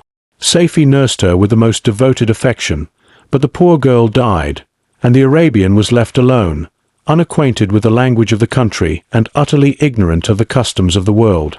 She fell, however, into good hands. The Italian had mentioned the name of the spot for which they were bound, and after her death the woman of the house in which they had lived took care that Safie should arrive in safety at the cottage of her lover. Chapter 15. Such was the history of my beloved cottagers. It impressed me deeply. I learned, from the views of social life which it developed, to admire their virtues and to deprecate the vices of mankind. As yet I looked upon crime as a distant evil. Benevolence and generosity were ever present before me, inciting within me a desire to become an actor in the busy scene where so many admirable qualities were called forth and displayed. But in giving an account of the progress of my intellect, I must not omit a circumstance which occurred in the beginning of the month of August of the same year. One night during my accustomed visit to the neighbouring wood where I collected my own food and brought home firing for my protectors, I found on the ground a leathern portmanteau containing several articles of dress and some books. I eagerly seized the prize and returned with it to my hovel. Fortunately, the books were written in the language, the elements of which I had acquired at the cottage. They consisted of Paradise Lost, a volume of Plutarch's Lives, and the Sorrows of Werther. The possession of these treasures gave me extreme delight. I now continually studied and exercised my mind upon these histories, whilst my friends were employed in their ordinary occupations. I can hardly describe to you the effect of these books. They produced in me an infinity of new images and feelings that sometimes raised me to ecstasy, but more frequently sunk me into the lowest dejection. In the Sorrows of Werther, besides the interest of its simple and affecting story, so many opinions are canvassed and so many lights thrown upon what had hitherto been to me obscure subjects that I found in it a never-ending source of speculation and astonishment. The gentle and domestic manners it described, combined with lofty sentiments and feelings, which had for their object something out of self, accorded well with my experience among my protectors, and with the wants which were forever alive in my own bosom. But I thought Werther himself a more divine being than I had ever beheld or imagined. His character contained no pretension, but it sank deep. The disquisitions upon death and suicide were calculated to fill me with wonder. I did not pretend to enter into the merits of the case, yet I inclined towards the opinions of the hero, whose extinction I wept, without precisely understanding it. As I read, however, I applied much personally to my own feelings and condition. I found myself similar, yet at the same time strangely unlike to the beings concerning whom I read, and to whose conversation I was a listener. I sympathized with and partly understood them, but I was unformed in mind. I was dependent on none and related to none. The path of my departure was free, and there was none to lament my annihilation. My person was hideous, and my stature gigantic. What did this mean? Who was I? What was I? Whence did I come? What was my destination?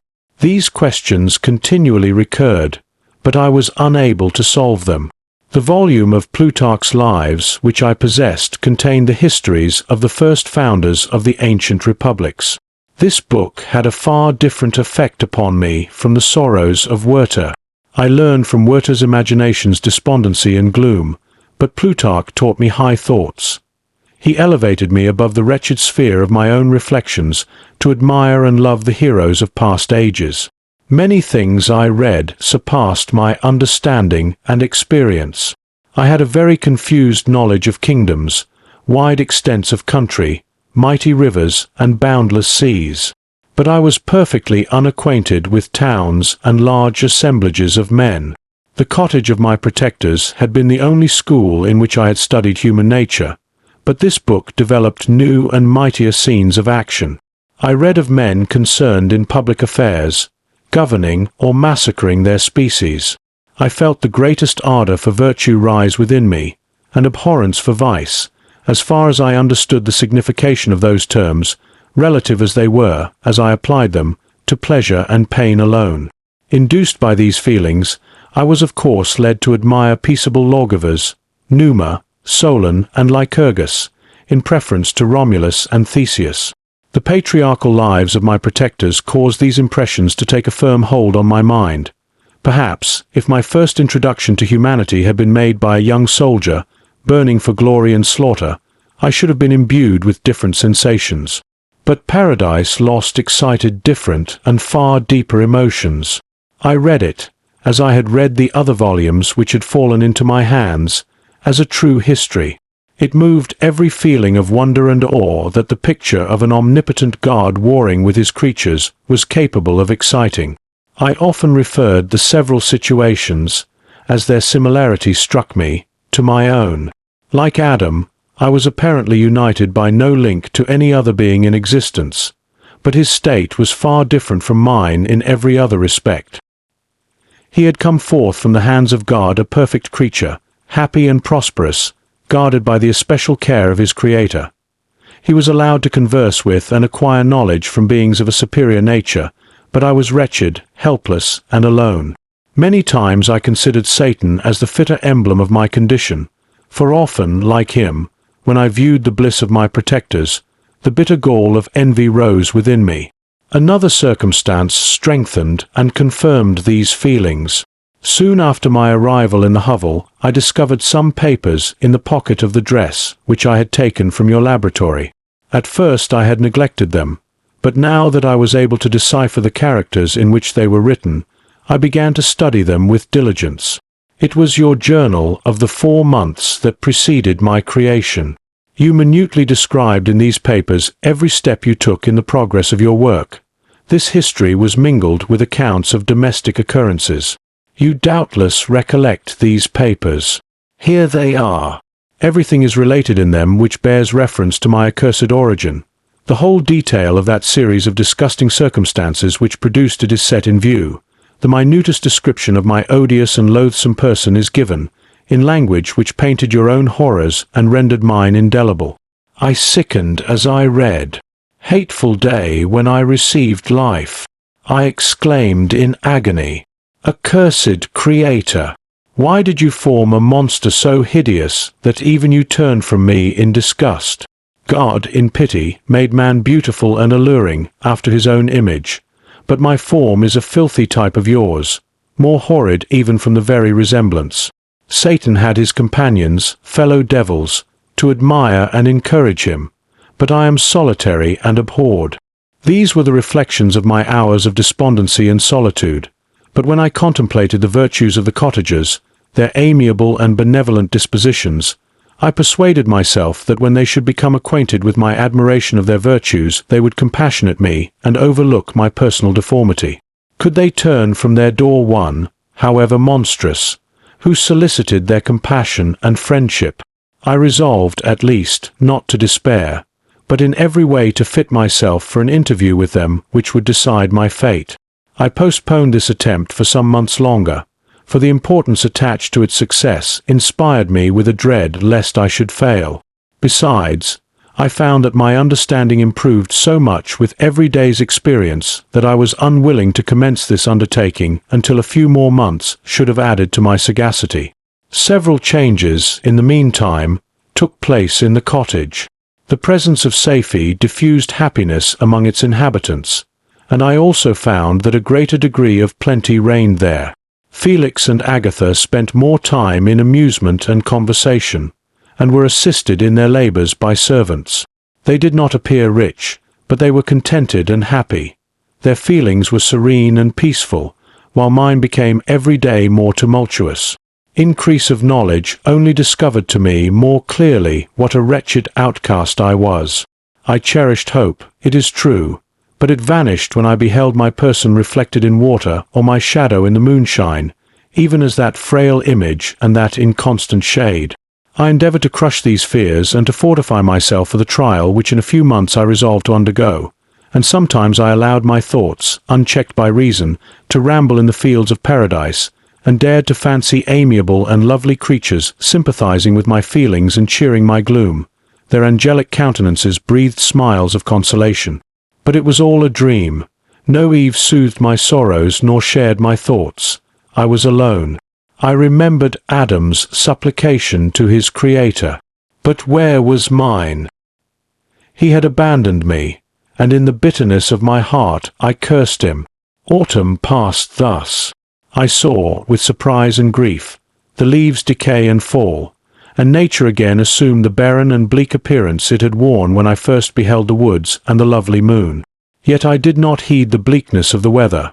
I was better fitted by my conformation for the endurance of cold than heat. But my chief delights were the sight of the flowers, the birds, and all the gay apparel of summer. When those deserted me, I turned with more attention towards the cottagers. Their happiness was not decreased by the absence of summer. They loved and sympathized with one another, and their joys, depending on each other, were not interrupted by the casualties that took place around them. The more I saw of them, the greater became my desire to claim their protection and kindness. My heart yearned to be known and loved by these amiable creatures. To see their sweet looks directed towards me with affection was the utmost limit of my ambition. I dared not think that they would turn them from me with disdain and horror. The poor that stopped at their door were never driven away. I asked, it is true, for greater treasures than a little food or rest. I required kindness and sympathy, but I did not believe myself utterly unworthy of it. The winter advanced, and an entire revolution of the seasons had taken place since I awoke into life. My attention at this time was solely directed towards my plan of introducing myself into the cottage of my protectors. I revolved many projects, but that on which I finally fixed was to enter the dwelling when the blind old man should be alone. I had sagacity enough to discover that the unnatural hideousness of my person was the chief object of horror with those who had formerly beheld me. My voice, although harsh, had nothing terrible in it.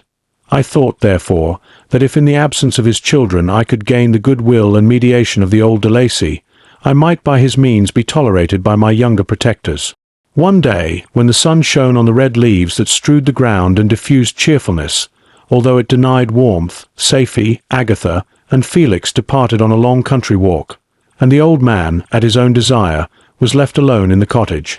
When his children had departed, he took up his guitar and played several mournful but sweet airs, more sweet and mournful than I had ever heard him play before. At first his countenance was illuminated with pleasure, but as he continued, thoughtfulness and sadness succeeded. At length, laying aside the instrument, he sat absorbed in reflection. My heart beat quick. This was the hour and moment of trial, which would decide my hopes or realize my fears. The servants were gone to a neighboring fair. All was silent in and around the cottage. It was an excellent opportunity. Yet, when I proceeded to execute my plan, my limbs failed me and I sank to the ground. Again I rose, and exerting all the firmness of which I was master, removed the planks which I had placed before my hovel to conceal my retreat. The fresh air revived me, and with renewed determination I approached the door of their cottage. I knocked. "Who is there?" said the old man. "Come in." I entered. "Pardon this intrusion," said I. "I am a traveller in want of a little rest. You would greatly oblige me if you would allow me to remain a few minutes before the fire." "Enter," said de Lacy, "and I will try in what manner I can to relieve your wants. But, unfortunately, my children are from home, and as I am blind, I am afraid I shall find it difficult to procure food for you." "Do not trouble yourself, my kind host. I have food. It is warmth and rest only that I need." I sat down, and a silence ensued. I knew that every minute was precious to me, yet I remained irresolute in what manner to commence the interview, when the old man addressed me. "By your language, stranger, I suppose you are my countryman. Are you French?" "No, but I was educated by a French family and understand that language only. I am now going to claim the protection of some friends, whom I sincerely love, and of whose favour I have some hopes." "Are they Germans?" "No, they are French. But let us change the subject. I am an unfortunate and deserted creature. I look around, and I have no relation or friend upon earth. These amiable people to whom I go have never seen me, and know little of me. I am full of fears, for if I fail there, I am an outcast in the world for ever. Do not despair. To be friendless is indeed to be unfortunate, but the hearts of men, when unprejudiced by any obvious self-interest, are full of brotherly love and charity. Rely, therefore, on your hopes, and if these friends are good and amiable, do not despair. They are kind, they are the most excellent creatures in the world, but, unfortunately, they are prejudiced against me. I have good dispositions. My life has been hitherto harmless and in some degree beneficial, but a fatal prejudice clouds their eyes, and where they ought to see a feeling and kind friend, they behold only a detestable monster. That is indeed unfortunate, but if you are really blameless, cannot you undeceive them? I am about to undertake that task, and it is on that account that I feel so many overwhelming terrors. I tenderly love these friends. I have, unknown to them, been for many months in the habits of daily kindness towards them, but they believe that I wish to injure them, and it is that prejudice which I wish to overcome. Where do these friends reside? Near this spot. The old man paused and then continued, "If you will unreservedly confide to me the particulars of your tale, I perhaps may be of use in undeceiving them. I am blind and cannot judge of your countenance, but there is something in your words which persuades me that you are sincere. I am poor and an exile, but it will afford me true pleasure to be in any way serviceable to a human creature." "Excellent man! I thank you and accept your generous offer. You raise me from the dust by this kindness, and I trust that, by your aid, I shall not be driven from the society and sympathy of your fellow creatures. Heaven forbid! Even if you were really criminal, for that can only drive you to desperation, and not instigate you to virtue. I also am unfortunate. I and my family have been condemned, although innocent. Judge, therefore, if I do not feel for your misfortunes. How can I thank you, my best and only benefactor? From your lips first have I heard the voice of kindness directed towards me. I shall be for ever grateful, and your present humanity assures me of success with those friends whom I am on the point of meeting. May I know the names and residence of those friends?" I paused.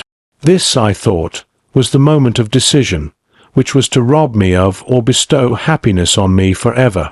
I struggled vainly for firmness sufficient to answer him, but the effort destroyed all my remaining strength. I sank on the chair and sobbed aloud.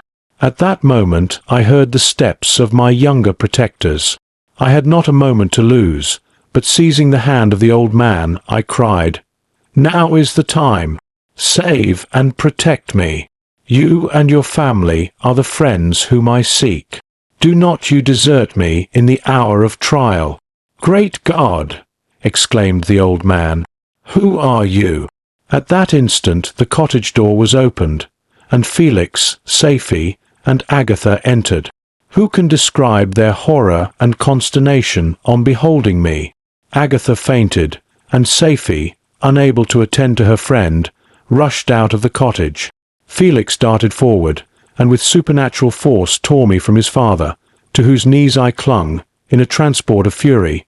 He dashed me to the ground and struck me violently with a stick. I could have torn him limb from limb, as the lion rends the antelope. But my heart sank within me as with bitter sickness, and I refrained.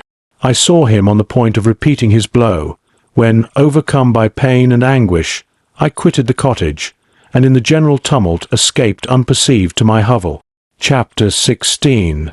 Cursed, cursed Creator! Why did I live? Why, in that instant, did I not extinguish the spark of existence which you had so wantonly bestowed? I know not. Despair had not yet taken possession of me. My feelings were those of rage and revenge.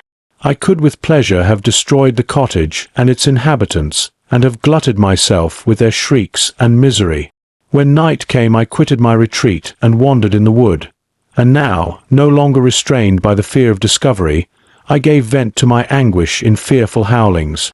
I was like a wild beast that had broken the toils, destroying the objects that obstructed me, and ranging through the wood with a stag-like swiftness.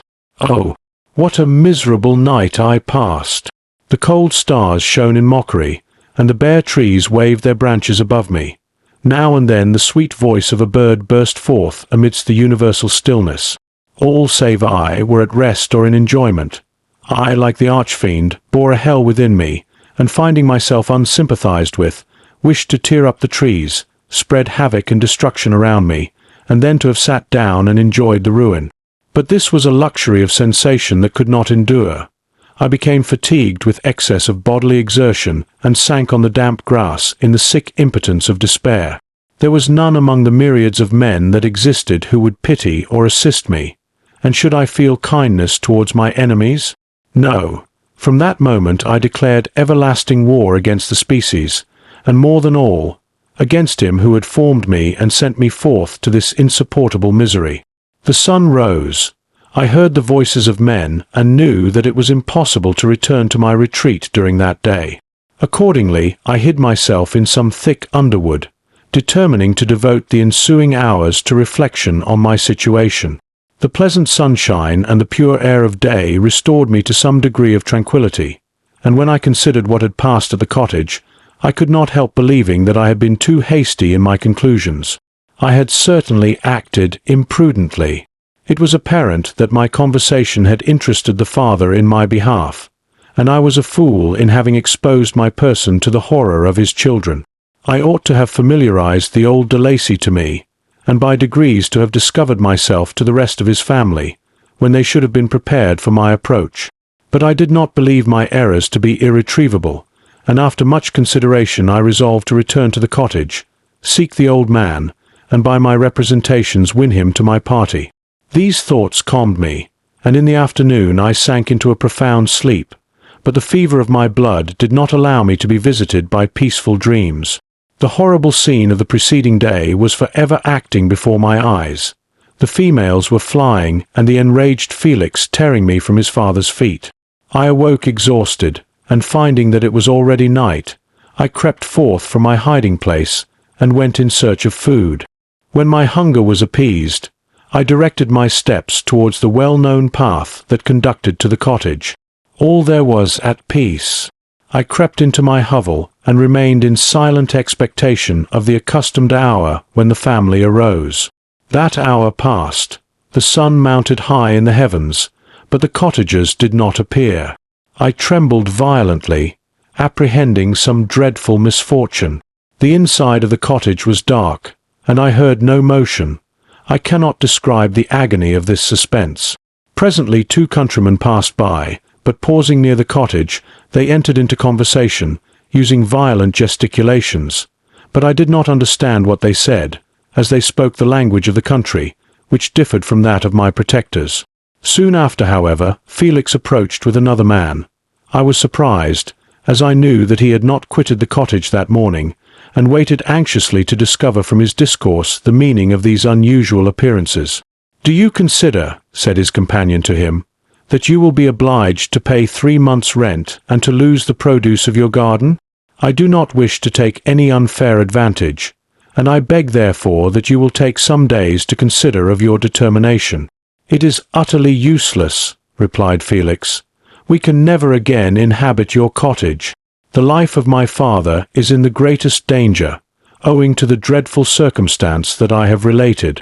My wife and my sister will never recover from their horror. I entreat you not to reason with me any more. Take possession of your tenement and let me fly from this place." Felix trembled violently as he said this. He and his companion entered the cottage, in which they remained for a few minutes, and then departed. I never saw any of the family of de Lacy more. I continued for the remainder of the day in my hovel in a state of utter and stupid despair. My protectors had departed, and had broken the only link that held me to the world.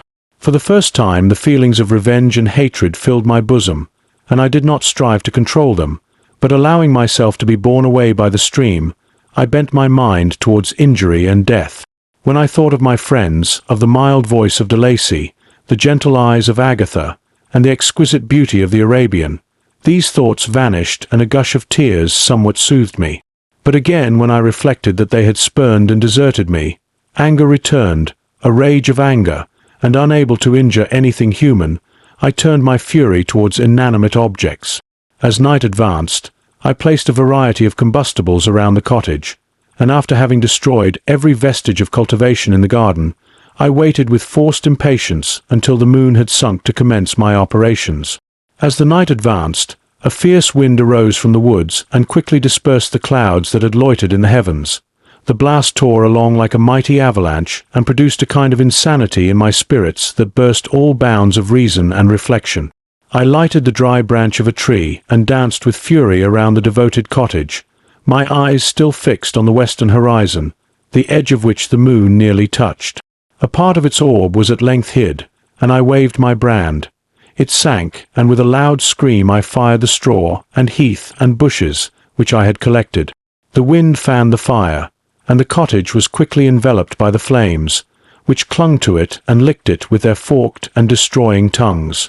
As soon as I was convinced that no assistance could save any part of the habitation, I quitted the scene and sought for refuge in the woods. And now, with the world before me, whither should I bend my steps? I resolved to fly far from the scene of my misfortunes, but to me, hated and despised, every country must be equally horrible. At length the thought of you crossed my mind. I learned from your papers that you were my father, my creator, and to whom could I apply with more fitness than to him who had given me life? Among the lessons that Felix had bestowed upon Safie, geography had not been omitted.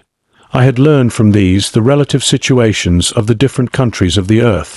You had mentioned Geneva as the name of your native town, and towards this place I resolved to proceed. But how was I to direct myself? I knew that I must travel in a southwesterly direction to reach my destination, but the sun was my only guide. I did not know the names of the towns that I was to pass through, nor could I ask information from a single human being, but I did not despair. From you only could I hope for succor, although towards you I felt no sentiment but that of hatred. Unfeeling, heartless creator! You had endowed me with perceptions and passions, and then cast me abroad an object for the scorn and horror of mankind. But on you only had I any claim for pity and redress, and from you I determined to seek that justice which I vainly attempted to gain from any other being that wore the human form. My travels were long, and the sufferings I endured intense. It was late in autumn when I quitted the district where I had so long resided. I travelled only at night, fearful of encountering the visage of a human being. Nature decayed around me, and the sun became heatless. Rain and snow poured around me. Mighty rivers were frozen. The surface of the earth was hard and chill and bare, and I found no shelter. O earth! How often did I imprecate curses on the cause of my being! The mildness of my nature had fled, and all within me was turned to gall and bitterness. The nearer I approached to your habitation, the more deeply did I feel the spirit of revenge enkindled in my heart. Snow fell, and the waters were hardened, but I rested not. A few incidents now and then directed me, and I possessed a map of the country, but I often wandered wide from my path. The agony of my feelings allowed me no respite. No incident occurred from which my rage and misery could not extract its food, but a circumstance that happened when I arrived on the confines of Switzerland, when the sun had recovered its warmth and the earth again began to look green, confirmed in an especial manner the bitterness and horror of my feelings.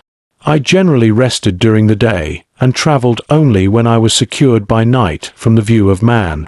One morning, however, finding that my path lay through a deep wood, I ventured to continue my journey after the sun had risen. The day, which was one of the first of spring, cheered even me by the loveliness of its sunshine and the balminess of the air. I felt emotions of gentleness and pleasure that had long appeared dead revive within me. Half surprised by the novelty of these sensations, I allowed myself to be borne away by them, and forgetting my solitude and deformity, dared to be happy. Soft tears again bedewed my cheeks, and I even raised my humid eyes with thankfulness towards the blessed sun, which bestowed such joy upon me. I continued to wind among the paths of the wood, until I came to its boundary, which was skirted by a deep and rapid river, into which many of the trees bent their branches, now budding with the fresh spring. Here I paused, not exactly knowing what path to pursue, when I heard the sound of voices that induced me to conceal myself under the shade of a cypress. I was scarcely hid when a young girl came running towards the spot where I was concealed, laughing, as if she ran from someone in sport. She continued her course along the precipitous sides of the river, when suddenly her foot slipped, and she fell into the rapid stream. I rushed from my hiding place and with extreme labor, from the force of the current, saved her and dragged her to shore. She was senseless, and I endeavored by every means in my power to restore animation, when I was suddenly interrupted by the approach of a rustic, who was probably the person from whom she had playfully fled. On seeing me, he darted towards me, and tearing the girl from my arms, hastened towards the deeper parts of the wood. I followed speedily, I hardly knew why, but when the man saw me draw near, he aimed a gun, which he carried, at my body and fired. I sank to the ground, and my injurer, with increased swiftness, escaped into the wood. This was then the reward of my benevolence. I had saved a human being from destruction, and as a recompense I now writhed under the miserable pain of a wound which shattered the flesh and bone. The feelings of kindness and gentleness which I had entertained but a few moments before gave place to hellish rage and gnashing of teeth. Inflamed by pain, I vowed eternal hatred and vengeance to all mankind. But the agony of my wound overcame me. My pulses paused, and I fainted. For some weeks I led a miserable life in the woods, endeavoring to cure the wound which I had received. The ball had entered my shoulder, and I knew not whether it had remained there or passed through. At any rate, I had no means of extracting it. My sufferings were augmented also by the oppressive sense of the injustice and ingratitude of their infliction. My daily vows rose for revenge, a deep and deadly revenge, such as would alone compensate for the outrages and anguish I had endured. After some weeks my wound healed, and I continued my journey. The labours I endured were no longer to be alleviated by the bright sun or gentle breezes of spring, All joy was but a mockery which insulted my desolate state, and made me feel more painfully that I was not made for the enjoyment of pleasure. But my toils now drew near a close, and in 2 months from this time I reached the environs of Geneva. It was evening when I arrived, and I retired to a hiding place among the fields that surround it to meditate in what manner I should apply to you. I was oppressed by fatigue and hunger, and far too unhappy to enjoy the gentle breezes of evening or the prospect of the sun setting behind the stupendous mountains of Jura. At this time a slight sleep relieved me from the pain of reflection, which was disturbed by the approach of a beautiful child, who came running into the recess I had chosen, with all the sportiveness of infancy. Suddenly, as I gazed on him, an idea seized me that this little creature was unprejudiced, and had lived too short a time to have imbibed a horror of deformity. If, therefore, I could seize him and educate him as my companion and friend, I should not be so desolate in this peopled earth. Urged by this impulse, I seized on the boy as he passed and drew him towards me. As soon as he beheld my form, he placed his hands before his eyes and uttered a shrill scream. I drew his hand forcibly from his face and said, "Child, what is the meaning of this? I do not intend to hurt you. Listen to me." He struggled violently. "Let me go," he cried. "Monster! Ugly wretch! You wish to eat me and tear me to pieces. You are an ogre. Let me go, or I will tell my papa. Boy, you will never see your father again. You must come with me. Hideous monster! Let me go. My papa is a syndic. He is M. Frankenstein. He will punish you. You dare not keep me. Frankenstein! You belong then to my enemy, to him towards whom I have sworn eternal revenge. You shall be my first victim." The child still struggled and loaded me with epithets which carried despair to my heart. I grasped his throat to silence him, and in a moment he lay dead at my feet. I gazed on my victim, and my heart swelled with exultation and hellish triumph. Clapping my hands, I exclaimed, "I too can create desolation. My enemy is not invulnerable. This death will carry despair to him, and 1,000 other miseries shall torment and destroy him." As I fixed my eyes on the child, I saw something glittering on his breast. I took it. It was a portrait of a most lovely woman. In spite of my malignity, it softened and attracted me. For a few moments I gazed with delight on her dark eyes, fringed by deep lashes, and her lovely lips, but presently my rage returned. I remembered that I was forever deprived of the delights that such beautiful creatures could bestow, and that she whose resemblance I contemplated would, in regarding me, have changed that air of divine benignity to one expressive of disgust and affright. Can you wonder that such thoughts transported me with rage? I only wonder that at that moment, instead of venting my sensations in exclamations and agony, I did not rush among mankind and perish in the attempt to destroy them. While I was overcome by these feelings, I left the spot where I had committed the murder, and seeking a more secluded hiding place, I entered a barn which had appeared to me to be empty. A woman was sleeping on some straw. She was young, not indeed so beautiful as her whose portrait I held, but of an agreeable aspect and blooming in the loveliness of youth and health. Here, I thought, is one of those whose joy-imparting smiles are bestowed on all but me. And then I bent over her and whispered, "Awake, fairest, thy lover is near. He who would give his life but to obtain one look of affection from thine eyes. My beloved, awake." The sleeper stirred. A thrill of terror ran through me. Should she indeed awake, and see me, and curse me, and denounce the murderer? Thus would she assuredly act if her darkened eyes opened, and she beheld me. The thought was madness. It stirred the fiend within me. Not I, but she, shall suffer. The murder I have committed because I am for ever robbed of all that she could give me, she shall atone. The crime had its source in her. Be hers the punishment.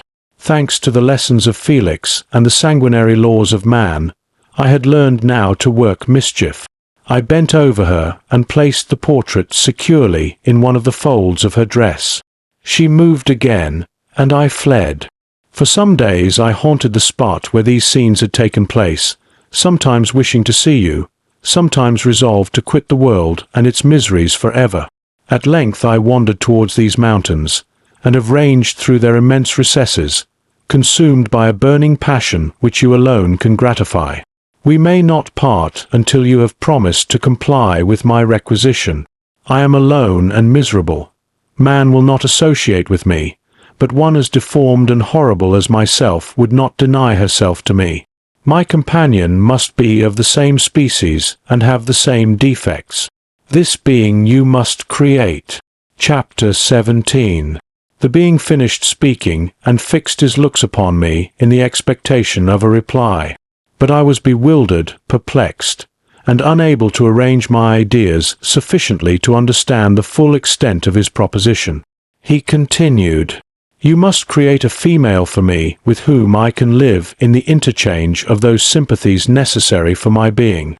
This you alone can do, and I demand it of you as a right which you must not refuse to concede." The latter part of his tale had kindled anew in me the anger that had died away while he narrated his peaceful life among the cottagers, and as he said this I could no longer suppress the rage that burned within me. "I do refuse it," I replied, "and no torture shall ever extort a consent from me. You may render me the most miserable of men, but you shall never make me base in my own eyes. Shall I create another like yourself, whose joint wickedness might desolate the world? Begone! I have answered you. You may torture me, but I will never consent." "You are in the wrong," replied the fiend, "and instead of threatening, I am content to reason with you. I am malicious because I am miserable.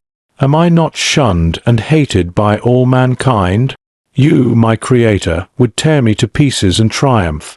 Remember that, and tell me why I should pity man more than he pities me. You would not call it murder if you could precipitate me into one of those ice rifts and destroy my frame, the work of your own hands. Shall I respect man when he condemns me? Let him live with me in the interchange of kindness, and instead of injury I would bestow every benefit upon him with tears of gratitude at his acceptance. But that cannot be. The human senses are insurmountable barriers to our union. Yet mine shall not be the submission of abject slavery. I will revenge my injuries. If I cannot inspire love, I will cause fear, and chiefly towards you my archenemy, because my Creator, do I swear inextinguishable hatred. Have a care. I will work at your destruction, nor finish until I desolate your heart, so that you shall curse the hour of your birth." A fiendish rage animated him as he said this. His face was wrinkled into contortions too horrible for human eyes to behold, but presently he calmed himself and proceeded. "I intended to reason. This passion is detrimental to me, for you do not reflect that you are the cause of its excess. If any being felt emotions of benevolence towards me, I should return them 100 For that one creature's sake I would make peace with the whole kind. But I now indulge in dreams of bliss that cannot be realized. What I ask of you is reasonable and moderate. I demand a creature of another sex, but as hideous as myself. The gratification is small, but it is all that I can receive, and it shall content me. It is true, we shall be monsters, cut off from all the world, but on that account we shall be more attached to one another. Our lives will not be happy, but they will be harmless and free from the misery I now feel. Oh, my Creator, make me happy. Let me feel gratitude towards you for one benefit. Let me see that I excite the sympathy of some existing thing. Do not deny me my request." I was moved. I shuddered when I thought of the possible consequences of my consent, but I felt that there was some justice in his argument. His tale and the feelings he now expressed proved him to be a creature of fine sensations, and did I not as his Maker owe him all the portion of happiness that it was in my power to bestow? He saw my change of feeling, and continued, "If you consent, neither you nor any other human being shall ever see us again. I will go to the vast wilds of South America. My food is not that of man. I do not destroy the lamb and the kid to glut my appetite. Acorns and berries afford me sufficient nourishment. My companion will be of the same nature as myself, and will be content with the same fare. We shall make our bed of dried leaves. The sun will shine on us as on man and will ripen our food. The picture I present to you is peaceful and human, and you must feel that you could deny it only in the wantonness of power and cruelty. Pitiless as you have been towards me, I now see compassion in your eyes. Let me seize the favorable moment and persuade you to promise what I so ardently desire. You propose, replied I, to fly from the habitations of man, to dwell in those wilds where the beasts of the field will be your only companions. How can you, who long for the love and sympathy of man, persevere in this exile? You will return and again seek their kindness, and you will meet with their detestation. Your evil passions will be renewed, and you will then have a companion to aid you in the task of destruction. This may not be. Cease to argue the point, for I cannot consent. How inconstant are your feelings! But a moment ago you were moved by my representations, and why do you again harden yourself to my complaints? I swear to you, by the earth which I inhabit, and by you that made me, that with the companion you bestow, I will quit the neighborhood of man and dwell, as it may chance, in the most savage of places. My evil passions will have fled, for I shall meet with sympathy. My life will flow quietly away, and in my dying moments I shall not curse my Maker. His words had a strange effect upon me. I compassionated him, and sometimes felt a wish to console him, but when I looked upon him, when I saw the filthy mass that moved and talked, my heart sickened and my feelings were altered to those of horror and hatred. I tried to stifle these sensations. I thought that as I could not sympathize with him, I had no right to withhold from him the small portion of happiness which was yet in my power to bestow. You swear, I said, to be harmless, but have you not already shown a degree of malice that should reasonably make me distrust you? May not even this be a feint that will increase your triumph by affording a wider scope for your revenge? How is this? I must not be trifled with, and I demand an answer. If I have no ties and no affections, hatred and vice must be my portion. The love of another will destroy the cause of my crimes, and I shall become a thing of whose existence everyone will be ignorant. My vices are the children of a forced solitude that I abhor, and my virtues will necessarily arise when I live in communion with an equal. I shall feel the affections of a sensitive being and become linked to the chain of existence and events from which I am now excluded. I paused some time to reflect on all he had related and the various arguments which he had employed.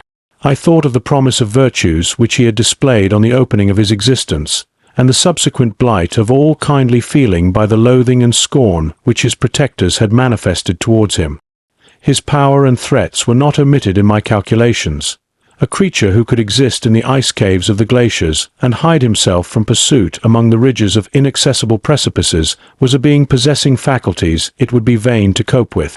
After a long pause of reflection, I concluded that the justice due both to him and my fellow creatures demanded of me that I should comply with his request.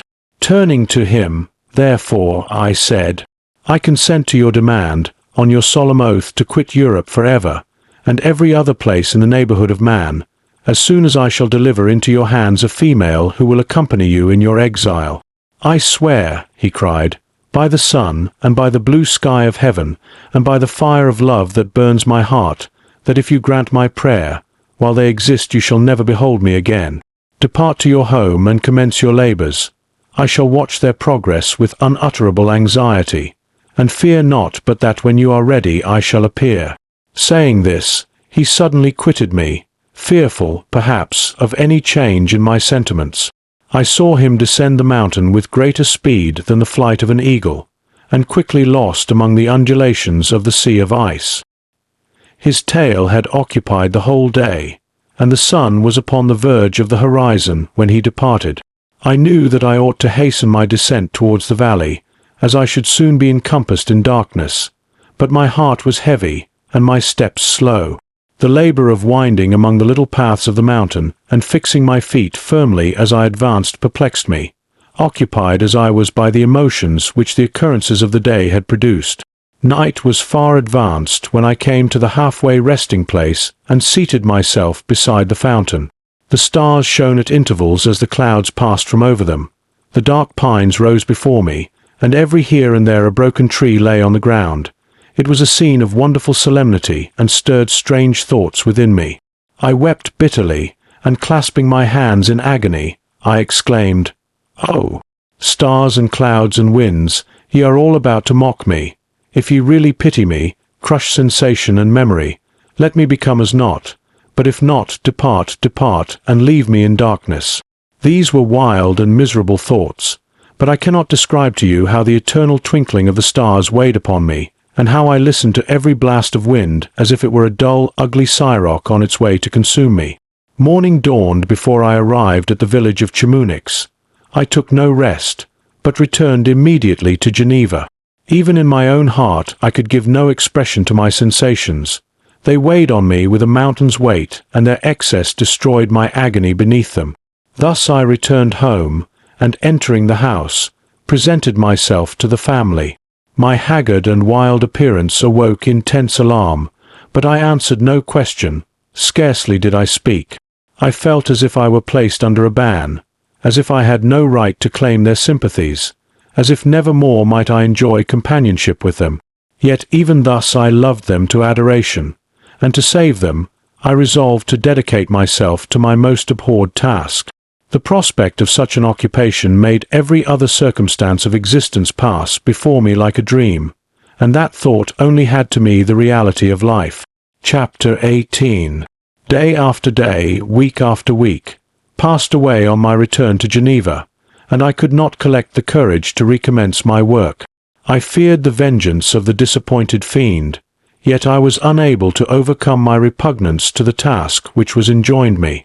I found that I could not compose a female without again devoting several months to profound study and laborious disquisition. I had heard of some discoveries having been made by an English philosopher, the knowledge of which was material to my success, and I sometimes thought of obtaining my father's consent to visit England for this purpose. But I clung to every pretence of delay and shrank from taking the first step in an undertaking whose immediate necessity began to appear less absolute to me. A change indeed had taken place in me. My health, which had hitherto declined, was now much restored, and my spirits, when unchecked by the memory of my unhappy promise, rose proportionably.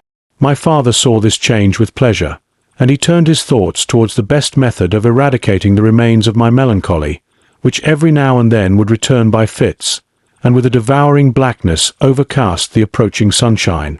At these moments I took refuge in the most perfect solitude. I passed whole days on the lake alone in a little boat, watching the clouds and listening to the rippling of the waves, silent and listless. But the fresh air and bright sun seldom failed to restore me to some degree of composure, and on my return I met the salutations of my friends with a readier smile and a more cheerful heart. It was after my return from one of these rambles that my father, calling me aside, thus addressed me: "I am happy to remark, my dear son, that you have resumed your former pleasures and seem to be returning to yourself. And yet you are still unhappy and still avoid our society." For some time I was lost in conjecture as to the cause of this, but yesterday an idea struck me, and if it is well founded, I conjure you to avow it. Reserve on such a point would be not only useless, but draw down treble misery on us all. I trembled violently at his exordium, and my father continued: "I confess, my son, that I have always looked forward to your marriage with our dear Elizabeth as the tie of our domestic comfort and the stay of my declining years. You were attached to each other from your earliest infancy. You studied together, and appeared, in dispositions and tastes, entirely suited to one another. But so blind is the experience of man that what I conceived to be the best assistance to my plan may have entirely destroyed it. You, perhaps, regard her as your sister, without any wish that she might become your wife. Nay, you may have met with another whom you may love, and considering yourself as bound in honour to Elizabeth, this struggle may occasion the poignant misery which you appear to feel.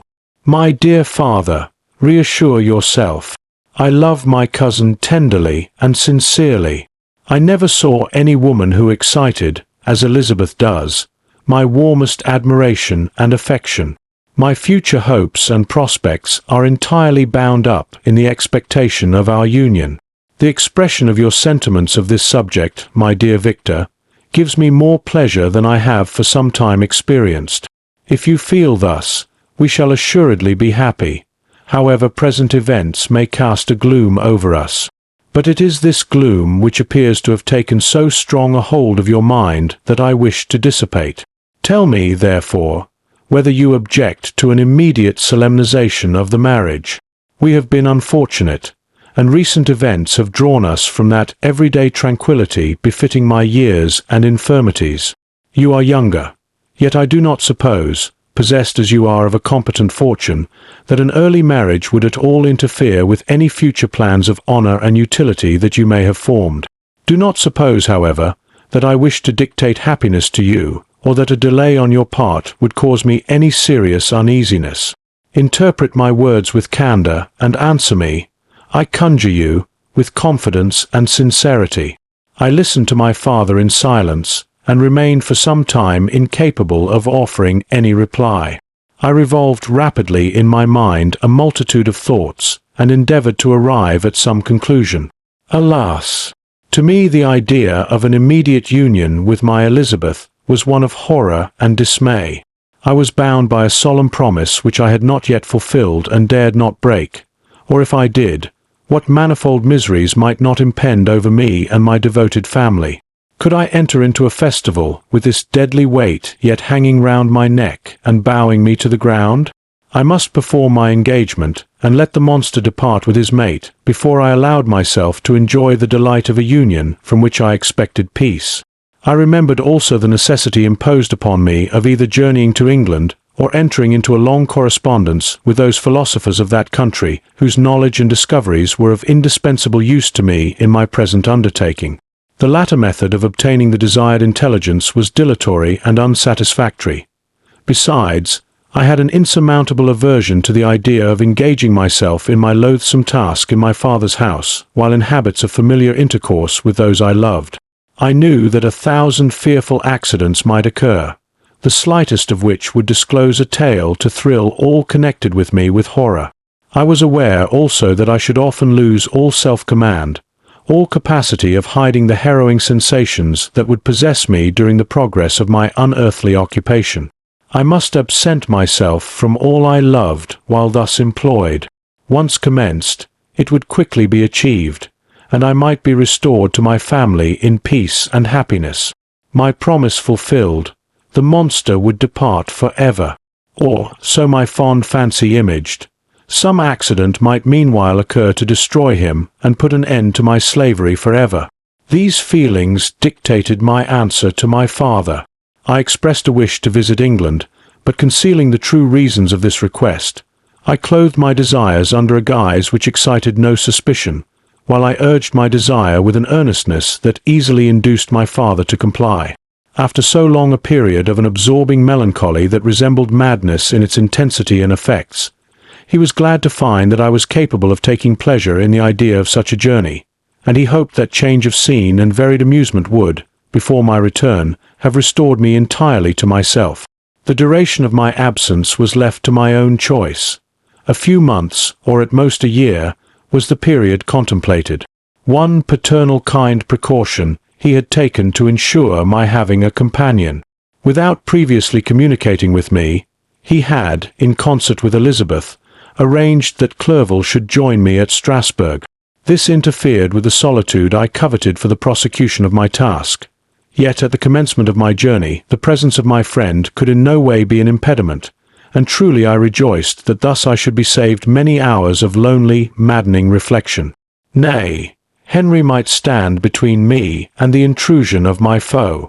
If I were alone, would he not at times force his abhorred presence on me to remind me of my task or to contemplate its progress? To England, therefore, I was bound, and it was understood that my union with Elizabeth should take place immediately on my return. My father's age rendered him extremely averse to delay. For myself, there was one reward I promised myself for my detested toils, one consolation for my unparalleled sufferings. It was the prospect of that day when, enfranchised from my miserable slavery, I might claim Elizabeth and forget the past in my union with her. I now made arrangements for my journey, but one feeling haunted me which filled me with fear and agitation. During my absence, I should leave my friends unconscious of the existence of their enemy and unprotected from his attacks, exasperated as he might be by my departure. But he had promised to follow me wherever I might go, and would he not accompany me to England? This imagination was dreadful in itself, but soothing inasmuch as it supposed the safety of my friends. I was agonized with the idea of the possibility that the reverse of this might happen. But through the whole period during which I was the slave of my creature, I allowed myself to be governed by the impulses of the moment, and my present sensations strongly intimated that the fiend would follow me and exempt my family from the danger of his machinations. It was in the latter end of September that I again quitted my native country. My journey had been my own suggestion, and Elizabeth therefore acquiesced, but she was filled with disquiet at the idea of my suffering, away from her, the inroads of misery and grief. It had been her care which provided me a companion in Clerval, and yet a man is blind to 1,000-minute circumstances which call forth a woman's sedulous attention. She longed to bid me hasten my return. 1,000 conflicting emotions rendered her mute as she bade me a tearful, silent farewell. I threw myself into the carriage that was to convey me away, hardly knowing whither I was going, and careless of what was passing around. I remembered only, and it was with a bitter anguish that I reflected on it, to order that my chemical instruments should be packed to go with me. Filled with dreary imaginations, I passed through many beautiful and majestic scenes, but my eyes were fixed and unobserving. I could only think of the bourne of my travels, and the work which was to occupy me whilst they endured. After some days spent in listless indolence, during which I traversed many leagues, I arrived at Strasbourg, where I waited 2 days for Clerval. He came. Alas, how great was the contrast between us! He was alive to every new scene, joyful when he saw the beauties of the setting sun, and more happy when he beheld it rise and recommence a new day. He pointed out to me the shifting colours of the landscape and the appearances of the sky. "This is what it is to live," he cried. "Now I enjoy existence. But you, my dear Frankenstein, wherefore are you desponding and sorrowful?" In truth, I was occupied by gloomy thoughts, and neither saw the descent of the evening star nor the golden sunrise reflected in the Rhine. And you, my friend, would be far more amused with a journal of Clerval, who observed the scenery with an eye of feeling and delight, than in listening to my reflections. I, a miserable wretch, haunted by a curse that shut up every avenue to enjoyment. We had agreed to descend the Rhine in a boat from Strasbourg to Rotterdam, whence we might take shipping for London. During this voyage we passed many willowy islands and saw several beautiful towns. We stayed a day at Mannheim, and on the 5th from our departure from Strasbourg, arrived at Mainz. The course of the Rhine below Mainz becomes much more picturesque. The river descends rapidly and winds between hills, not high, but steep, and of beautiful forms. We saw many ruined castles standing on the edges of precipices, surrounded by black woods, high and inaccessible. This part of the Rhine, indeed, presents a singularly variegated landscape. In one spot you view rugged hills, ruined castles overlooking tremendous precipices, with a dark Rhine rushing beneath, and on the sudden turn of a promontory, flourishing vineyards with green sloping banks and a meandering river and populous towns occupy the scene. We travelled at the time of the vintage, and heard the song of the labourers as we glided down the stream. Even I, depressed in mind, and my spirits continually agitated by gloomy feelings, even I was pleased. I lay at the bottom of the boat, and as I gazed on the cloudless blue sky, I seemed to drink in a tranquillity to which I had long been a stranger. And if these were my sensations, who can describe those of Henry? He felt as if he had been transported to fairyland and enjoyed a happiness seldom tasted by man. "I have seen," he said, "the most beautiful scenes of my own country. I have visited the lakes of Lucerne and Uri, where the snowy mountains descend almost perpendicularly to the water, casting black and impenetrable shades, which would cause a gloomy and mournful appearance were it not for the most verdant islands that relieve the eye by their gay appearance. I have seen this lake agitated by a tempest, when the wind tore up whirlwinds of water, and gave you an idea of what the waterspout must be on the great ocean, and the waves dash with fury the base of the mountain, where the priest and his mistress were overwhelmed by an avalanche, and where their dying voices are still said to be heard amid the pauses of the nightly wind. I have seen the mountains of La Vallée and the Pays de Vaud, but this country, Victor, pleases me more than all those wonders. The mountains of Switzerland are more majestic and strange, but there is a charm in the banks of this divine river that I never before saw equalled. Look at that castle which overhangs yon precipice, and that also on the island, almost concealed amongst the foliage of those lovely trees, and now that group of labourers coming from among their vines, and that village half hid in the recess of the mountain. Oh, surely the spirit that inhabits and guards this place has a soul more in harmony with man than those who pile the glacier or retire to the inaccessible peaks of the mountains of our own country. Clerval, beloved friend, even now it delights me to record your words, and to dwell on the praise of which you are so eminently deserving. He was a being formed in the very poetry of nature. His wild and enthusiastic imagination was chastened by the sensibility of his heart. His soul overflowed with ardent affections, and his friendship was of that devoted and wondrous nature that the worldly-minded teach us to look for only in the imagination. But even human sympathies were not sufficient to satisfy his eager mind. The scenery of external nature, which others regard only with admiration, he loved with ardour. The sounding cataract haunted him like a passion, the tall rock, the mountain, and the deep and gloomy wood, their colours and their forms, were then to him an appetite, a feeling and a love, that had no need of a remoter charm, by thought supplied, or any interest, unborrowed from the eye. Wordsworth's Tintern Abbey. And where does he now exist? Is this gentle and lovely being lost for ever? Has this mind, so replete with ideas, imaginations fanciful and magnificent, which formed a world, whose existence depended on the life of its creator, has this mind perished? Does it now only exist in my memory? No, it is not thus. Your form so divinely wrought, and beaming with beauty, has decayed, but your spirit still visits and consoles your unhappy friend. Pardon this gush of sorrow.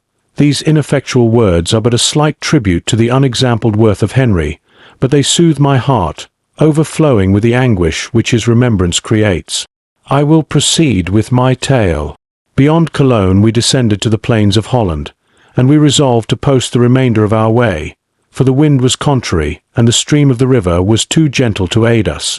Our journey here lost the interest arising from beautiful scenery, but we arrived in a few days at Rotterdam, whence we proceeded by sea to England. It was on a clear morning, in the latter days of December, that I first saw the white cliffs of Britain. The banks of the Thames presented a new scene. They were flat but fertile, and almost every town was marked by the remembrance of some story. We saw Tilbury Fort and remembered the Spanish Armada, Gravesend, Woolwich, and Greenwich, places which I had heard of even in my country. At length we saw the numerous steeples of London, St. Paul's towering above all, and the tower famed in English history. Chapter 19. London was our present point of rest. We determined to remain several months in this wonderful and celebrated city. Clerval desired the intercourse of the men of genius and talent who flourished at this time, but this was with me a secondary object. I was principally occupied with the means of obtaining the information necessary for the completion of my promise, and quickly availed myself of the letters of introduction that I had brought with me, addressed to the most distinguished natural philosophers. If this journey had taken place during my days of study and happiness, it would have afforded me inexpressible pleasure.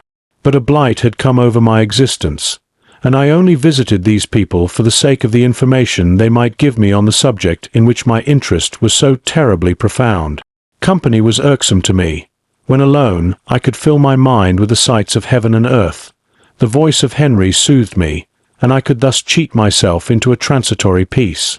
But busy, uninteresting, joyous faces brought back despair to my heart. I saw an insurmountable barrier placed between me and my fellow men. This barrier was sealed with the blood of William and Justine, and to reflect on the events connected with those names filled my soul with anguish. But in Clerval I saw the image of my former self. He was inquisitive and anxious to gain experience and instruction. The difference of manners which he observed was to him an inexhaustible source of instruction and amusement. He was also pursuing an object he had long had in view. His design was to visit India, in the belief that he had in his knowledge of its various languages, and in the views he had taken of its society, the means of materially assisting the progress of European colonization and trade. In Britain only could he further the execution of his plan. He was forever busy, and the only check to his enjoyments was my sorrowful and dejected mind. I tried to conceal this as much as possible, that I might not debar him from the pleasures natural to one who was entering on a new scene of life, undisturbed by any care or bitter recollection. I often refused to accompany him, alleging another engagement, that I might remain alone. I now also began to collect the materials necessary for my new creation, and this was to me like the torture of single drops of water continually falling on the head.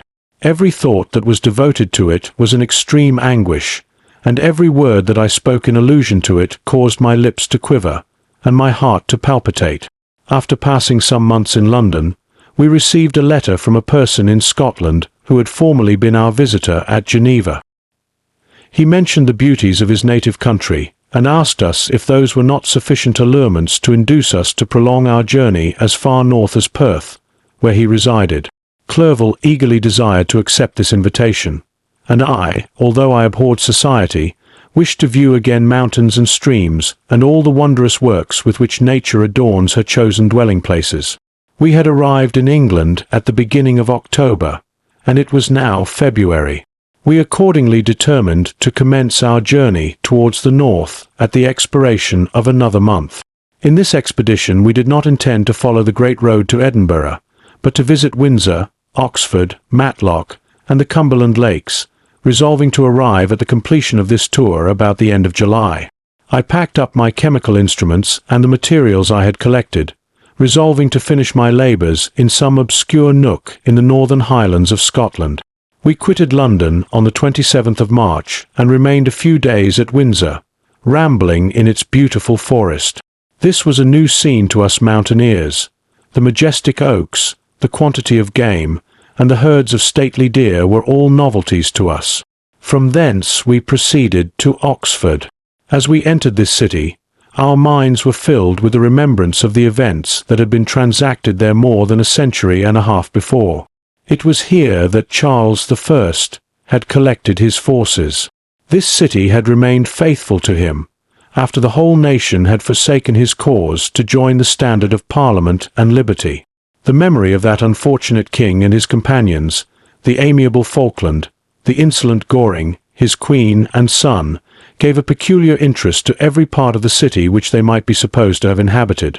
The spirit of elder days found a dwelling here, and we delighted to trace its footsteps. If these feelings had not found an imaginary gratification, the appearance of the city had yet in itself sufficient beauty to obtain our admiration. The colleges are ancient and picturesque, the streets are almost magnificent, and the lovely Isis, which flows beside it through meadows of exquisite verdure, is spread forth into a placid expanse of waters, which reflects its majestic assemblage of towers and spires and domes, embosomed among aged trees. I enjoyed this scene, and yet my enjoyment was embittered both by the memory of the past and the anticipation of the future. I was formed for peaceful happiness.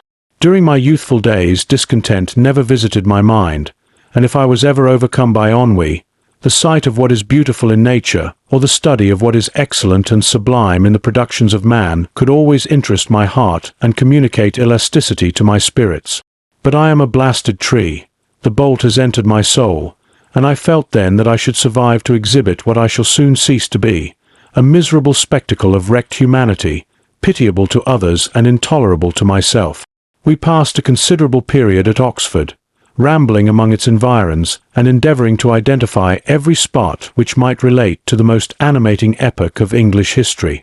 Our little voyages of discovery were often prolonged by the successive objects that presented themselves. We visited the tomb of the illustrious Hampden and the field on which that patriot fell. For a moment my soul was elevated from its debasing and miserable fears to contemplate the divine ideas of liberty and self-sacrifice of which these sites were the monuments and the remembrancers. For an instant I dared to shake off my chains and look around me with a free and lofty spirit, but the iron had eaten into my flesh, and I sank again, trembling and hopeless, into my miserable self.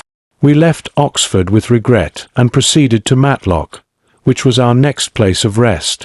The country in the neighbourhood of this village resembled, to a greater degree, the scenery of Switzerland, but everything is on a lower scale, and the green hills want the crown of distant white Alps which always attend on the piny mountains of my native country. We visited the wondrous cave and the little cabinets of natural history, where the curiosities are disposed in the same manner as in the collections at Servox and Chamonix. The latter name made me tremble when pronounced by Henry, and I hastened to quit Matlock, with which that terrible scene was thus associated. From Derby, still journeying northwards, we passed 2 months in Cumberland and Westmoreland. I could now almost fancy myself among the Swiss mountains. The little patches of snow which yet lingered on the northern sides of the mountains, the lakes, and the dashing of the rocky streams were all familiar and dear sights to me. Here also we made some acquaintances, who almost contrived to cheat me into happiness. The delight of Clerval was proportionably greater than mine. His mind expanded in the company of men of talent, and he found in his own nature greater capacities and resources than he could have imagined himself to have possessed while he associated with his inferiors. "I could pass my life here," said he to me, "and among these mountains I should scarcely regret Switzerland and the Rhine." But he found that a traveller's life is one that includes much pain amidst its enjoyments. His feelings are for ever on the stretch, and when he begins to sink into repose, he finds himself obliged to quit that on which he rests in pleasure for something new, which again engages his attention, and which also he forsakes for other novelties. We had scarcely visited the various lakes of Cumberland and Westmoreland, and conceived an affection for some of the inhabitants when the period of our appointment with our Scotch friend approached, and we left them to travel on. For my own part one was not sorry. I had now neglected my promise for some time, and I feared the effects of the demon's disappointment. He might remain in Switzerland and wreak his vengeance on my relatives. This idea pursued me and tormented me at every moment from which I might otherwise have snatched repose and peace. I waited for my letters with feverish impatience. If they were delayed, I was miserable and overcome by 1,000 fears, and when they arrived and I saw the superscription of Elizabeth or my father, I hardly dared to read and ascertain my fate. Sometimes I thought that the fiend followed me and might expedite my remissness by murdering my companion. When these thoughts possessed me, I would not quit Henry for a moment, but followed him as his shadow, to protect him from the fancied rage of his destroyer. I felt as if I had committed some great crime, the consciousness of which haunted me. I was guiltless, but I had indeed drawn down a horrible curse upon my head, as mortal as that of crime. I visited Edinburgh with languid eyes and mind, and yet that city might have interested the most unfortunate being. Clerval did not like it so well as Oxford, for the antiquity of the latter city was more pleasing to him. But the beauty and regularity of the new town of Edinburgh, its romantic castle and its environs, the most delightful in the world, Arthur's Seat, St. Bernard's Well, and the Pentland Hills, compensated him for the change and filled him with cheerfulness and admiration. But I was impatient to arrive at the termination of my journey. We left Edinburgh in a week, passing through Coupar, St. Andrews, and along the banks of the Tay to Perth, where our friend expected us. But I was in no mood to laugh and talk with strangers, or enter into their feelings or plans with the good humour expected from a guest, and accordingly I told Clerval that I wished to make the tour of Scotland alone. "Do you," said I, "enjoy yourself, and let this be our rendezvous. I may be absent a month or two, but do not interfere with my motions, I entreat you, Leave me to peace and solitude for a short time, and when I return, I hope it will be with a lighter heart, more congenial to your own temper." Henry wished to dissuade me, but seeing me bent on this plan, ceased to remonstrate. He entreated me to write often. "I had rather be with you," he said, "in your solitary rambles, than with these Scotch people, whom I do not know. Hasten then, my dear friend, to return, that I may again feel myself somewhat at home, which I cannot do in your absence." Having parted from my friend, I determined to visit some remote spot of Scotland and finish my work in solitude. I did not doubt but that the monster followed me and would discover himself to me when I should have finished, that he might receive his companion. With this resolution I traversed the northern highlands and fixed on one of the remotest of the Orkneys as the scene of my labours. It was a place fitted for such a work, being hardly more than a rock whose high sides were continually beaten upon by the waves. The soil was barren, scarcely affording pasture for a few miserable cows, and oatmeal for its inhabitants, which consisted of 5 persons, whose gaunt and scraggy limbs gave tokens of their miserable fare. Vegetables and bread, when they indulged in such luxuries, and even fresh water, was to be procured from the mainland, which was about 5 miles distant. On the whole island there were but 3 miserable huts, and one of these was vacant when I arrived. This I hired. It contained but 2 rooms, and these exhibited all the squalidness of the most miserable penury. The thatch had fallen in, the walls were unplastered, and the door was off its hinges. I ordered it to be repaired, bought some furniture, and took possession, an incident which would doubtless have occasioned some surprise had not all the senses of the cottagers been benumbed by want and squalid poverty. As it was, I lived ungazed at and unmolested, hardly thanked for the pittance of food and clothes which I gave. So much does suffering blunt even the coarsest sensations of men. In this retreat I devoted the morning to labour, but in the evening, when the weather permitted, I walked on the stony beach of the sea to listen to the waves as they roared and dashed at my feet. It was a monotonous yet ever-changing scene. I thought of Switzerland. It was far different from this desolate and appalling landscape. Its hills are covered with vines, and its cottages are scattered thickly in the plains. Its fair lakes reflect a blue and gentle sky, and when troubled by the winds, their tumult is but as the play of a lively infant when compared to the roarings of the giant ocean. In this manner I distributed my occupations when I first arrived, but as I proceeded in my labour, it became every day more horrible and irksome to me. Sometimes I could not prevail on myself to enter my laboratory for several days, and at other times I toiled day and night in order to complete my work. It was, indeed, a filthy process in which I was engaged. During my first experiment, a kind of enthusiastic frenzy had blinded me to the horror of my employment. My mind was intently fixed on the consummation of my labour, and my eyes were shut to the horror of my proceedings. But now I went to it in cold blood, and my heart often sickened at the work of my hands. Thus situated, employed in the most detestable occupation, immersed in a solitude where nothing could for an instant call my attention from the actual scene in which I was engaged, my spirits became unequal. I grew restless and nervous. Every moment I feared to meet my persecutor. Sometimes I sat with my eyes fixed on the ground, fearing to raise them lest they should encounter the object which I so much dreaded to behold. I feared to wander from the sight of my fellow creatures, lest when alone he should come to claim his companion. In the meantime I worked on, and my labour was already considerably advanced. I looked towards its completion with a tremulous and eager hope, which I dared not trust myself to question, but which was intermixed with obscure forebodings of evil that made my heart sicken in my bosom. Chapter 20. I sat one evening in my laboratory. The sun had set, and the moon was just rising from the sea. I had not sufficient light for my employment, and I remained idle, in a pause of consideration of whether I should leave my labour for the night or hasten its conclusion by an unremitting attention to it. As I sat, a train of reflection occurred to me which led me to consider the effects of what I was now doing. 3 years before, I was engaged in the same manner, and had created a fiend whose unparalleled barbarity had desolated my heart and filled it for ever with the bitterest remorse. I was now about to form another being of whose dispositions I was alike ignorant. She might become 10,000 times more malignant than her mate and delight, for its own sake, in murder and wretchedness. He had sworn to quit the neighborhood of man and hide himself in deserts, but she had not, and she, who in all probability was to become a thinking and reasoning animal, might refuse to comply with a compact made before her creation. They might even hate each other. The creature who already lived loathed his own deformity, and might he not conceive a greater abhorrence for it when it came before his eyes in the female form? She also might turn with disgust from him to the superior beauty of man.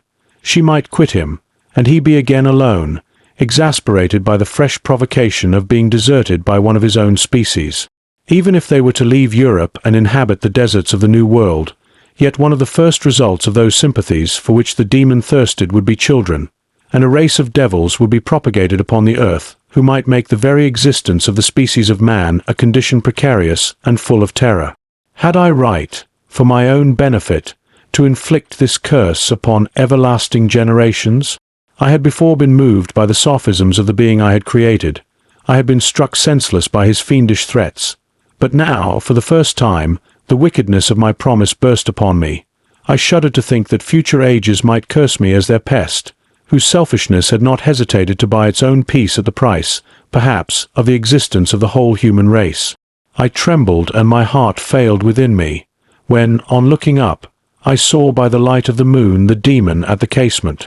A ghastly grin wrinkled his lips as he gazed on me, where I sat fulfilling the task which he had allotted to me. Yes, he had followed me in my travels. He had loitered in forests, hid himself in caves, or taken refuge in wide and desert heaths, and he now came to mark my progress and claim the fulfillment of my promise. As I looked on him, his countenance expressed the utmost extent of malice and treachery. I thought with a sensation of madness on my promise of creating another like to him, and trembling with passion, tore to pieces the thing on which I was engaged. The wretch saw me destroy the creature on whose future existence he depended for happiness, and with a howl of devilish despair and revenge withdrew. I left the room, and locking the door, made a solemn vow in my own heart never to resume my labors, and then, with trembling steps, I sought my own apartment. I was alone. None were near me to dissipate the gloom and relieve me from the sickening oppression of the most terrible reveries. Several hours passed, and I remained near my window gazing on the sea. It was almost motionless, for the winds were hushed, and all nature reposed under the eye of the quiet moon. A few fishing vessels alone specked the water, and now and then the gentle breeze wafted the sound of voices as the fishermen called to one another. I felt the silence, although I was hardly conscious of its extreme profundity, until my ear was suddenly arrested by the paddling of oars near the shore, and a person landed close to my house. In a few minutes after, I heard the creaking of my door, as if someone endeavored to open it softly. I trembled from head to foot. I felt a presentiment of who it was, and wished to rouse one of the peasants who dwelt in a cottage not far from mine, but I was overcome by the sensation of helplessness, so often felt in frightful dreams, when you in vain endeavor to fly from an impending danger, and was rooted to the spot. Presently I heard the sound of footsteps along the passage. The door opened, and the wretch whom I dreaded appeared. Shutting the door, he approached me and said in a smothered voice, "You have destroyed the work which you began. What is it that you intend? Do you dare to break your promise? I have endured toil and misery. I left Switzerland with you. I crept along the shores of the Rhine, among its willow islands and over the summits of its hills. I have dwelt many months in the heaths of England and among the deserts of Scotland. I have endured incalculable fatigue and cold and hunger. Do you dare destroy my hopes? Begone! I do break my promise. Never will I create another like yourself, equal in deformity and wickedness. Slave, I before reasoned with you, but you have proved yourself unworthy of my condescension. Remember that I have power. You believe yourself miserable, but I can make you so wretched that the light of day will be hateful to you. You are my creator, but I am your master. Obey. The hour of my irresolution is past, and the period of your power is arrived. Your threats cannot move me to do an act of wickedness, but they confirm me in a determination of not creating you a companion in vice. Shall I, in cool blood, set loose upon the earth a demon whose delight is in death and wretchedness? Begone! I am firm, and your words will only exasperate my rage. The monster saw my determination in my face, and gnashed his teeth in the impotence of anger. Shall each man, cried he, find a wife for his bosom, and each beast have his mate, and I be alone? I had feelings of affection, and they were requited by detestation and scorn. Man, you may hate, but beware. Your hours will pass in dread and misery, and soon the bolt will fall which must ravish from you your happiness forever.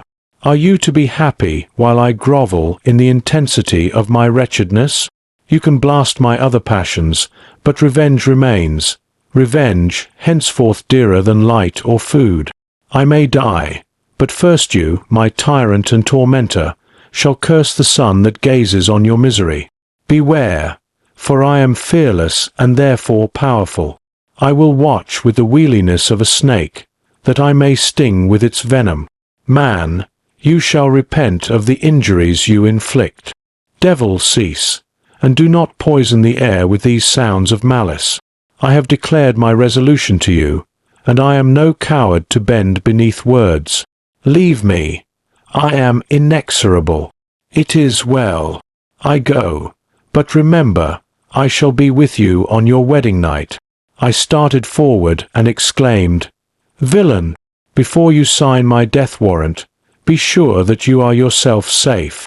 I would have seized him, but he eluded me and quitted the house with precipitation.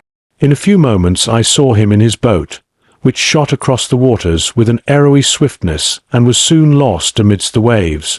All was again silent, but his words rang in my ears. I burned with rage to pursue the murderer of my peace and precipitate him into the ocean. I walked up and down my room hastily and perturbed, while my imagination conjured up 1,000 images to torment and sting me. Why had I not followed him and closed with him in mortal strife? But I had suffered him to depart, and he had directed his course towards the mainland. I shuddered to think who might be the next victim sacrificed to his insatiate revenge. And then I thought again of his words, I will be with you on your wedding night. That, then, was the period fixed for the fulfillment of my destiny. In that hour I should die, and at once satisfy and extinguish his malice.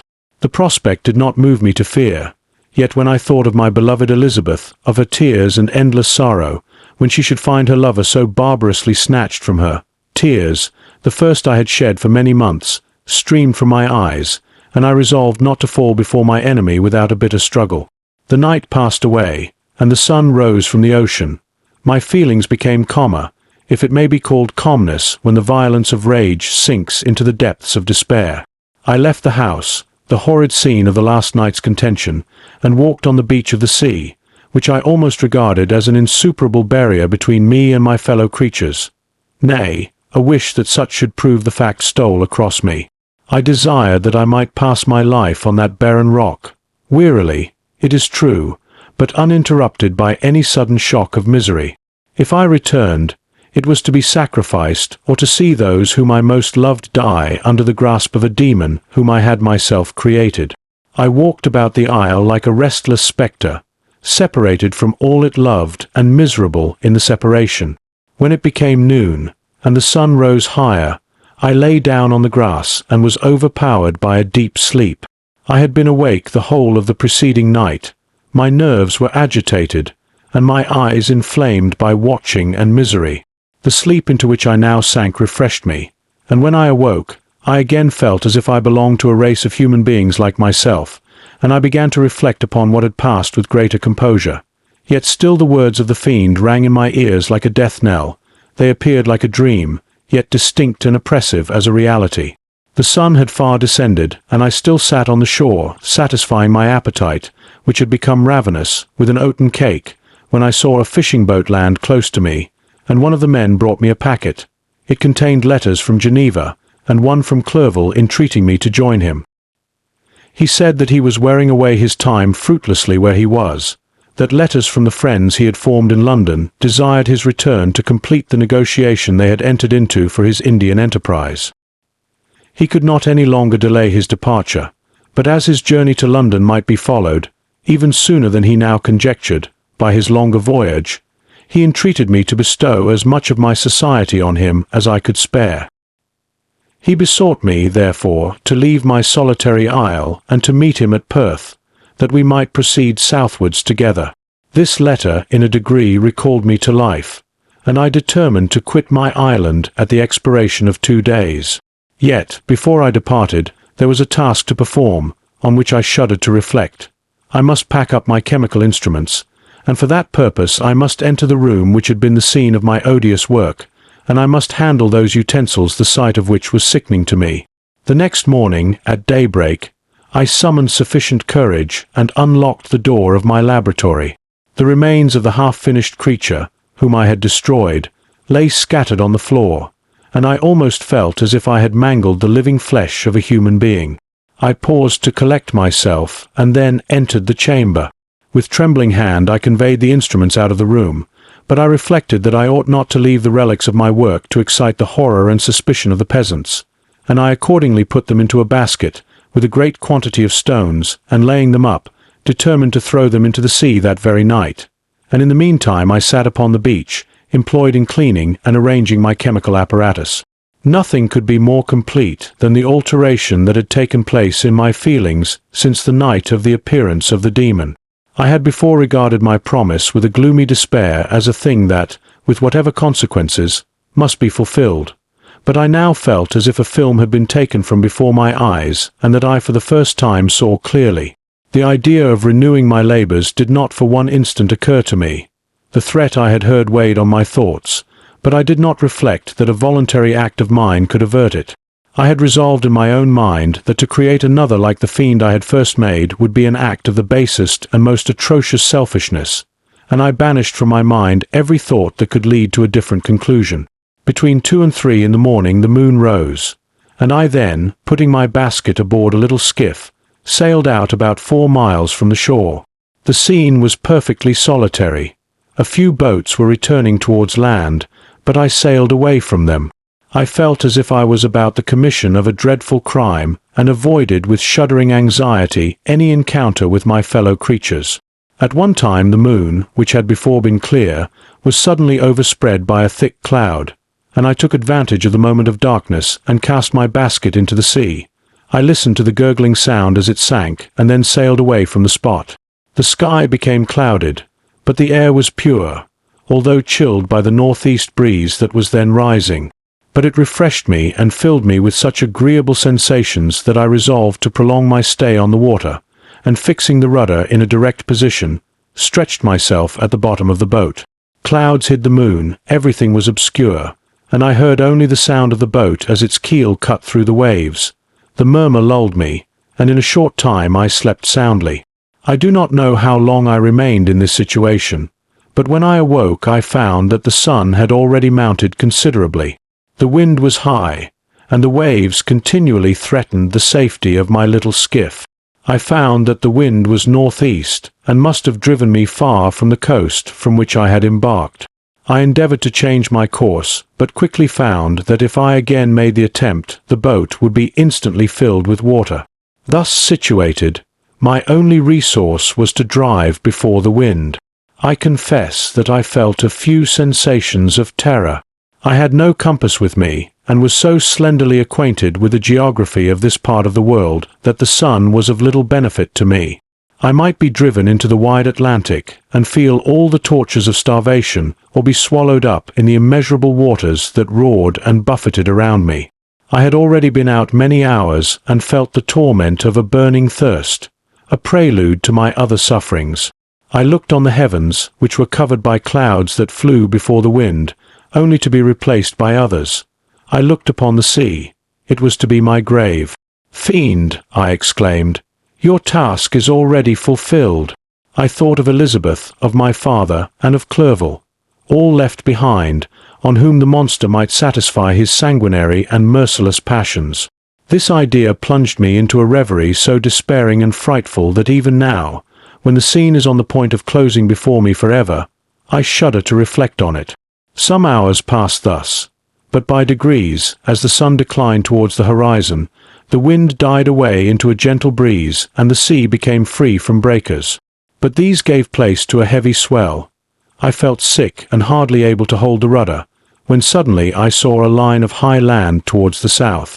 Almost spent, as I was, by fatigue and the dreadful suspense I endured for several hours, this sudden certainty of life rushed like a flood of warm joy to my heart, and tears gushed from my eyes. How mutable are our feelings, and how strange is that clinging love we have of life even in the excess of misery. I constructed another sail with a part of my dress and eagerly steered my course towards the land. It had a wild and rocky appearance, but as I approached nearer I easily perceived the traces of cultivation. I saw vessels near the shore and found myself suddenly transported back to the neighborhood of civilized man. I carefully traced the windings of the land and hailed a steeple which I at length saw issuing from behind a small promontory. As I was in a state of extreme debility, I resolved to sail directly towards the town, as a place where I could most easily procure nourishment. Fortunately, I had money with me.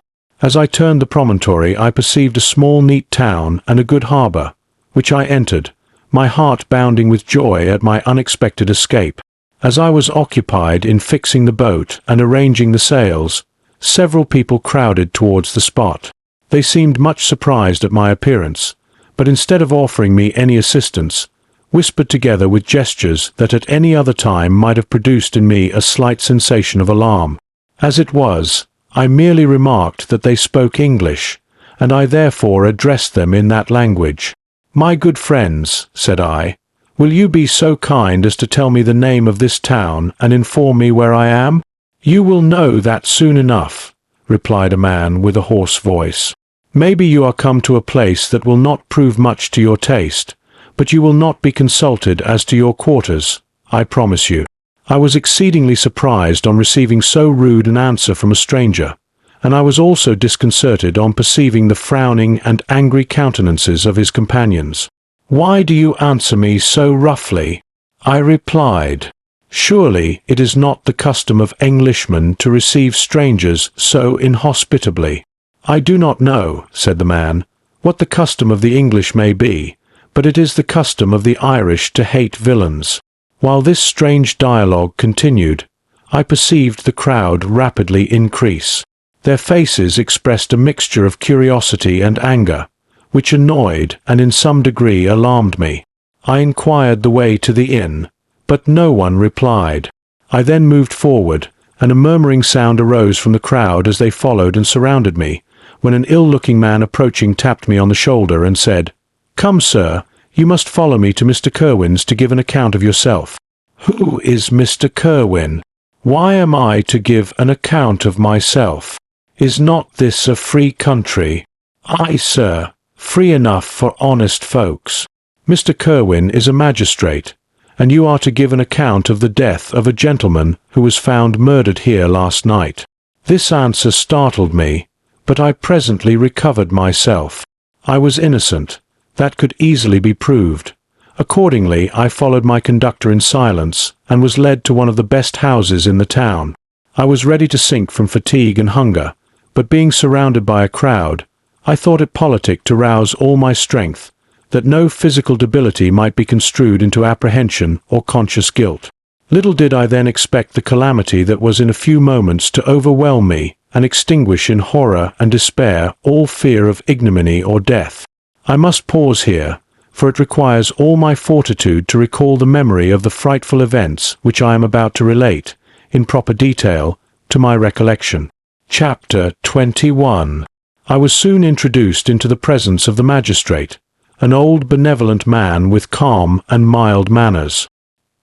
He looked upon me, however, with some degree of severity, and then, turning towards my conductors, he asked who appeared as witnesses on this occasion. About half a dozen men came forward, and one being selected by the magistrate, he deposed that he had been out fishing the night before with his son and brother-in-law, Daniel Nugent, when, about 10 o'clock, they observed a strong northerly blast rising, and they accordingly put in for port. It was a very dark night, as the moon had not yet risen. They did not land at the harbour, but, as they had been accustomed, at a creek about 2 miles below. He walked on first, carrying a part of the fishing tackle, and his companions followed him at some distance. As he was proceeding along the sands, he struck his foot against something and fell at his length on the ground. His companions came up to assist him, and by the light of their lantern they found that he had fallen on the body of a man, who was to all appearance dead. Their first supposition was that it was the corpse of some person who had been drowned and was thrown on shore by the waves, but on examination they found that the clothes were not wet, and even that the body was not then cold. They instantly carried it to the cottage of an old woman near the spot and endeavoured, but in vain, to restore it to life. It appeared to be a handsome young man, about 25 years of age. He had apparently been strangled, for there was no sign of any violence except the black mark of fingers on his neck. The first part of this deposition did not in the least interest me, but when the mark of the fingers was mentioned I remembered the murder of my brother, and felt myself extremely agitated. My limbs trembled, and a mist came over my eyes, which obliged me to lean on a chair for support. The magistrate observed me with a keen eye, and of course drew an unfavourable augury from my manner. The son confirmed his father's account, but when Daniel Nugent was called he swore positively that just before the fall of his companion, he saw a boat, with a single man in it, at a short distance from the shore, and as far as he could judge by the light of a few stars, it was the same boat in which I had just landed. A woman deposed that she lived near the beach, and was standing at the door of her cottage, waiting for the return of the fisherman, about an hour before she heard of the discovery of the body, when she saw a boat with only one man in it push off from that part of the shore where the corpse was afterwards found. Another woman confirmed the account of the fisherman having brought the body into her house. It was not cold. They put it into a bed and rubbed it, and Daniel went to the town for an apothecary, but life was quite gone. Several other men were examined concerning my landing, and they agreed that, with a strong north wind that had arisen during the night, it was very probable that I had beaten about for many hours and had been obliged to return nearly to the same spot from which I had departed. Besides, they observed that it appeared that I had brought the body from another place, and it was likely that as I did not appear to know the shore, I might have put into the harbour ignorant of the distance of the town from the place where I had deposited the corpse. Mr. Kirwin, on hearing this evidence, desired that I should be taken into the room where the body lay for interment, that it might be observed what effect the sight of it would produce upon me. This idea was probably suggested by the extreme agitation I had exhibited when the mode of the murder had been described. I was accordingly conducted, by the magistrate and several other persons, to the inn. I could not help being struck by the strange coincidences that had taken place during this eventful night, but, knowing that I had been conversing with several persons in the island I had inhabited about the time that the body had been found, I was perfectly tranquil as to the consequences of the affair. I entered the room where the corpse lay, and was led up to the coffin. How can I describe my sensations on beholding it? I feel yet parched with horror, nor can I reflect on that terrible moment without shuddering and agony.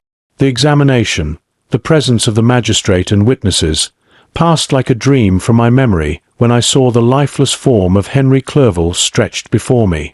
I gasped for breath, and throwing myself on the body, I exclaimed, "Have my murderous machinations deprived you also, my dearest Henry, of life? 2 I have already destroyed. Other victims await their destiny. But you, Clerval, my friend, my benefactor." The human frame could no longer support the agonies that I endured, and I was carried out of the room in strong convulsions. A fever succeeded to this. I lay for 2 months on the point of death. My ravings, as I afterwards heard, were frightful. I called myself the murderer of William, of Justine, and of Clerval. Sometimes I entreated my attendants to assist me in the destruction of the fiend by whom I was tormented, and at others I felt the fingers of the monster already grasping my neck, and screamed aloud with agony and terror. Fortunately, as I spoke my native language, Mr. Kirwin alone understood me, but my gestures and bitter cries were sufficient to affright the other witnesses. Why did I not die? more miserable than man ever was before. Why did I not sink into forgetfulness and rest? Death snatches away many blooming children, the only hopes of their doting parents. How many brides and youthful lovers have been one day in the bloom of health and hope, and the next a prey for worms and the decay of the tomb? Of what materials was I made that I could thus resist so many shocks, which, like the turning of the wheel, continually renewed the torture? But I was doomed to live, and in 2 months found myself as awaking from a dream, in a prison, stretched on a wretched bed, surrounded by jailers, turnkeys, bolts, and all the miserable apparatus of a dungeon. It was morning, I remember, when I thus awoke to understanding. I had forgotten the particulars of what had happened, and only felt as if some great misfortune had suddenly overwhelmed me. But when I looked around and saw the barred windows and the squalidness of the room in which I was, all flashed across my memory, and I groaned bitterly. This sound disturbed an old woman who was sleeping in a chair beside me. She was a hired nurse, the wife of one of the turnkeys, and her countenance expressed all those bad qualities which often characterize that class.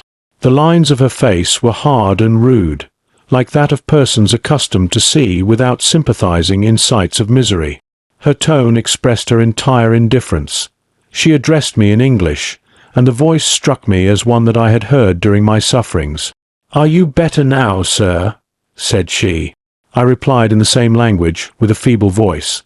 "I believe I am, but if it be all true, if indeed I did not dream, I am sorry that I am still alive to feel this misery and horror." "For that matter," replied the old woman, "if you mean about the gentleman you murdered, I believe that it were better for you if you were dead, for I fancy it will go hard with you. However, that's none of my business. I am sent to nurse you and get you well. I do my duty with a safe conscience. It were well if everybody did the same." I turned with loathing from the woman who could utter so unfeeling a speech to a person just saved, on the very edge of death, but I felt languid and unable to reflect on all that had passed. The whole series of my life appeared to me as a dream. I sometimes doubted if indeed it were all true, for it never presented itself to my mind with the force of reality. As the images that floated before me became more distinct, I grew feverish. A darkness pressed around me. No one was near me who soothed me with the gentle voice of love. No dear hand supported me. The physician came and prescribed medicines, and the old woman prepared them for me. But utter carelessness was visible in the first, and the expression of brutality was strongly marked in the visage of the second. Who could be interested in the fate of a murderer but the hangman who would gain his fee? These were my first reflections, but I soon learned that Mr. Kerwin had shown me extreme kindness. He had caused the best room in the prison to be prepared for me. Wretched indeed was the best, and it was he who had provided a physician and a nurse. It is true, he seldom came to see me, for although he ardently desired to relieve the sufferings of every human creature, he did not wish to be present at the agonies and miserable ravings of a murderer. He came, therefore, sometimes to see that I was not neglected, but his visits were short and with long intervals. One day, while I was gradually recovering, I was seated in a chair, my eyes half open and my cheeks livid like those in death. I was overcome by gloom and misery, and often reflected I had better seek death than desire to remain in a world which to me was replete with wretchedness. At one time I considered whether I should not declare myself guilty and suffer the penalty of the law, less innocent than poor Justine had been. Such were my thoughts when the door of my apartment was opened and Mr. Kerwin entered. His countenance expressed sympathy and compassion. He drew a chair close to mine and addressed me in French. "I fear that this place is very shocking to you. Can I do anything to make you more comfortable?" "I thank you, but all that you mention is nothing to me. On the whole earth there is no comfort which I am capable of receiving. I know that the sympathy of a stranger can be but of little relief to one borne down as you are by so strange a misfortune. But you will, I hope, soon quit this melancholy abode, for doubtless evidence can easily be brought to free you from the criminal charge. That is my least concern. I am, by a course of strange events, become the most miserable of mortals. Persecuted and tortured as I am and have been, can death be any evil to me? Nothing indeed could be more unfortunate and agonizing than the strange chances that have lately occurred. You were thrown, by some surprising accident, on this shore, renowned for its hospitality, seized immediately, and charged with murder. The first sight that was presented to your eyes was the body of your friend, murdered in so unaccountable a manner and placed, as it were, by some fiend across your path. As Mr. Kerwin said this, notwithstanding the agitation I endured on this retrospect of my sufferings, I also felt considerable surprise at the knowledge he seemed to possess concerning me. I suppose some astonishment was exhibited in my countenance, for Mr. Kerwin hastened to say, "Immediately upon your being taken ill, all the papers that were on your person were brought me, and I examined them that I might discover some trace by which I could send to your relations an account of your misfortune and illness. I found several letters, and, among others, one which I discovered from its commencement to be from your father. I instantly wrote to Geneva.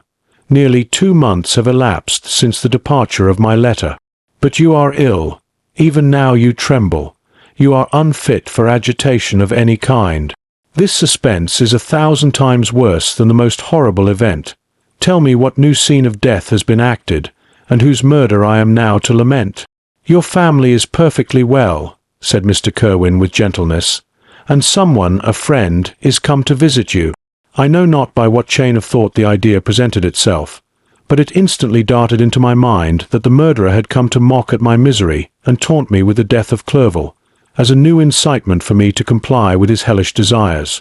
I put my hand before my eyes, and cried out in agony, "Oh, take him away! I cannot see him. For God's sake, do not let him enter." Mr. Kerwin regarded me with a troubled countenance.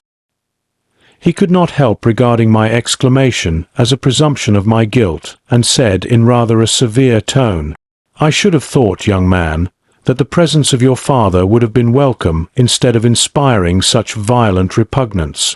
"My father!" cried I, while every feature and every muscle was relaxed from anguish to pleasure. "Is my father indeed come? How kind, how very kind! But where is he? Why does he not hasten to me?" My change of manner surprised and pleased the magistrate. Perhaps he thought that my former exclamation was a momentary return of delirium, and now he instantly resumed his former benevolence. He rose and quitted the room with my nurse, and in a moment my father entered it. Nothing, at this moment, could have given me greater pleasure than the arrival of my father. I stretched out my hand to him and cried, "Are you then safe, and Elizabeth, and Ernest?" My father calmed me with assurances of their welfare, and endeavoured, by dwelling on these subjects so interesting to my heart, to raise my desponding spirits. But he soon felt that a prison cannot be the abode of cheerfulness. "What a place is this that you inhabit, my son?"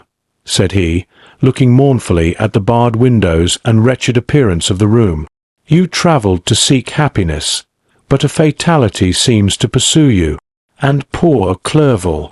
The name of my unfortunate and murdered friend was an agitation too great to be endured in my weak state. I shed tears. "Alas!" "Yes, my father," replied I, "some destiny of the most horrible kind hangs over me, and I must live to fulfill it, or surely I should have died on the coffin of Henry." We were not allowed to converse for any length of time, for the precarious state of my health rendered every precaution necessary that could ensure tranquillity. Mr. Kerwin came in and insisted that my strength should not be exhausted by too much exertion. But the appearance of my father was to me like that of my good angel, and I gradually recovered my health. As my sickness quitted me, I was absorbed by a gloomy and black melancholy that nothing could dissipate. The image of Clerval was for ever before me, ghastly and murdered. More than once the agitation into which these reflections threw me made my friends dread a dangerous relapse. Alas! Why did they preserve so miserable and detested a life? It was surely that I might fulfill my destiny, which is now drawing to a close. Soon, oh, very soon, will death extinguish these throbbings and relieve me from the mighty weight of anguish that bears me to the dust, and in executing the award of justice, I shall also sink to rest. Then the appearance of death was distant, although the wish was ever present to my thoughts, and I often sat for hours motionless and speechless, wishing for some mighty revolution that might bury me and my destroyer in its ruins. The season of the assizes approached. I had already been 3 months in prison, and although I was still weak and in continual danger of a relapse, I was obliged to travel nearly 100 miles to the country town where the court was held. Mr. Kerwin charged himself with every care of collecting witnesses and arranging my defense. I was spared the disgrace of appearing publicly as a criminal, as the case was not brought before the court that decides on life and death. The grand jury rejected the bill, on its being proved that I was on the Orkney Islands at the hour the body of my friend was found, and a fortnight after my removal I was liberated from prison.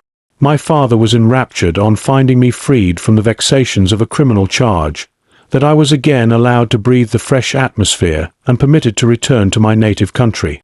I did not participate in these feelings, for to me the walls of a dungeon or a palace were alike hateful. The cup of life was poisoned forever, and although the sun shone upon me, as upon the happy and gay of heart, I saw around me nothing but a dense and frightful darkness, penetrated by no light but the glimmer of 2 eyes that glared upon me. Sometimes they were the expressive eyes of Henry, languishing in death, the dark orbs nearly covered by the lids and the long black lashes that fringed them. Sometimes it was the watery, clouded eyes of the monster, as I first saw them in my chamber at Ingolstadt. My father tried to awaken in me the feelings of affection. He talked of Geneva, which I should soon visit, of Elizabeth and Ernest, but these words only drew deep groans from me.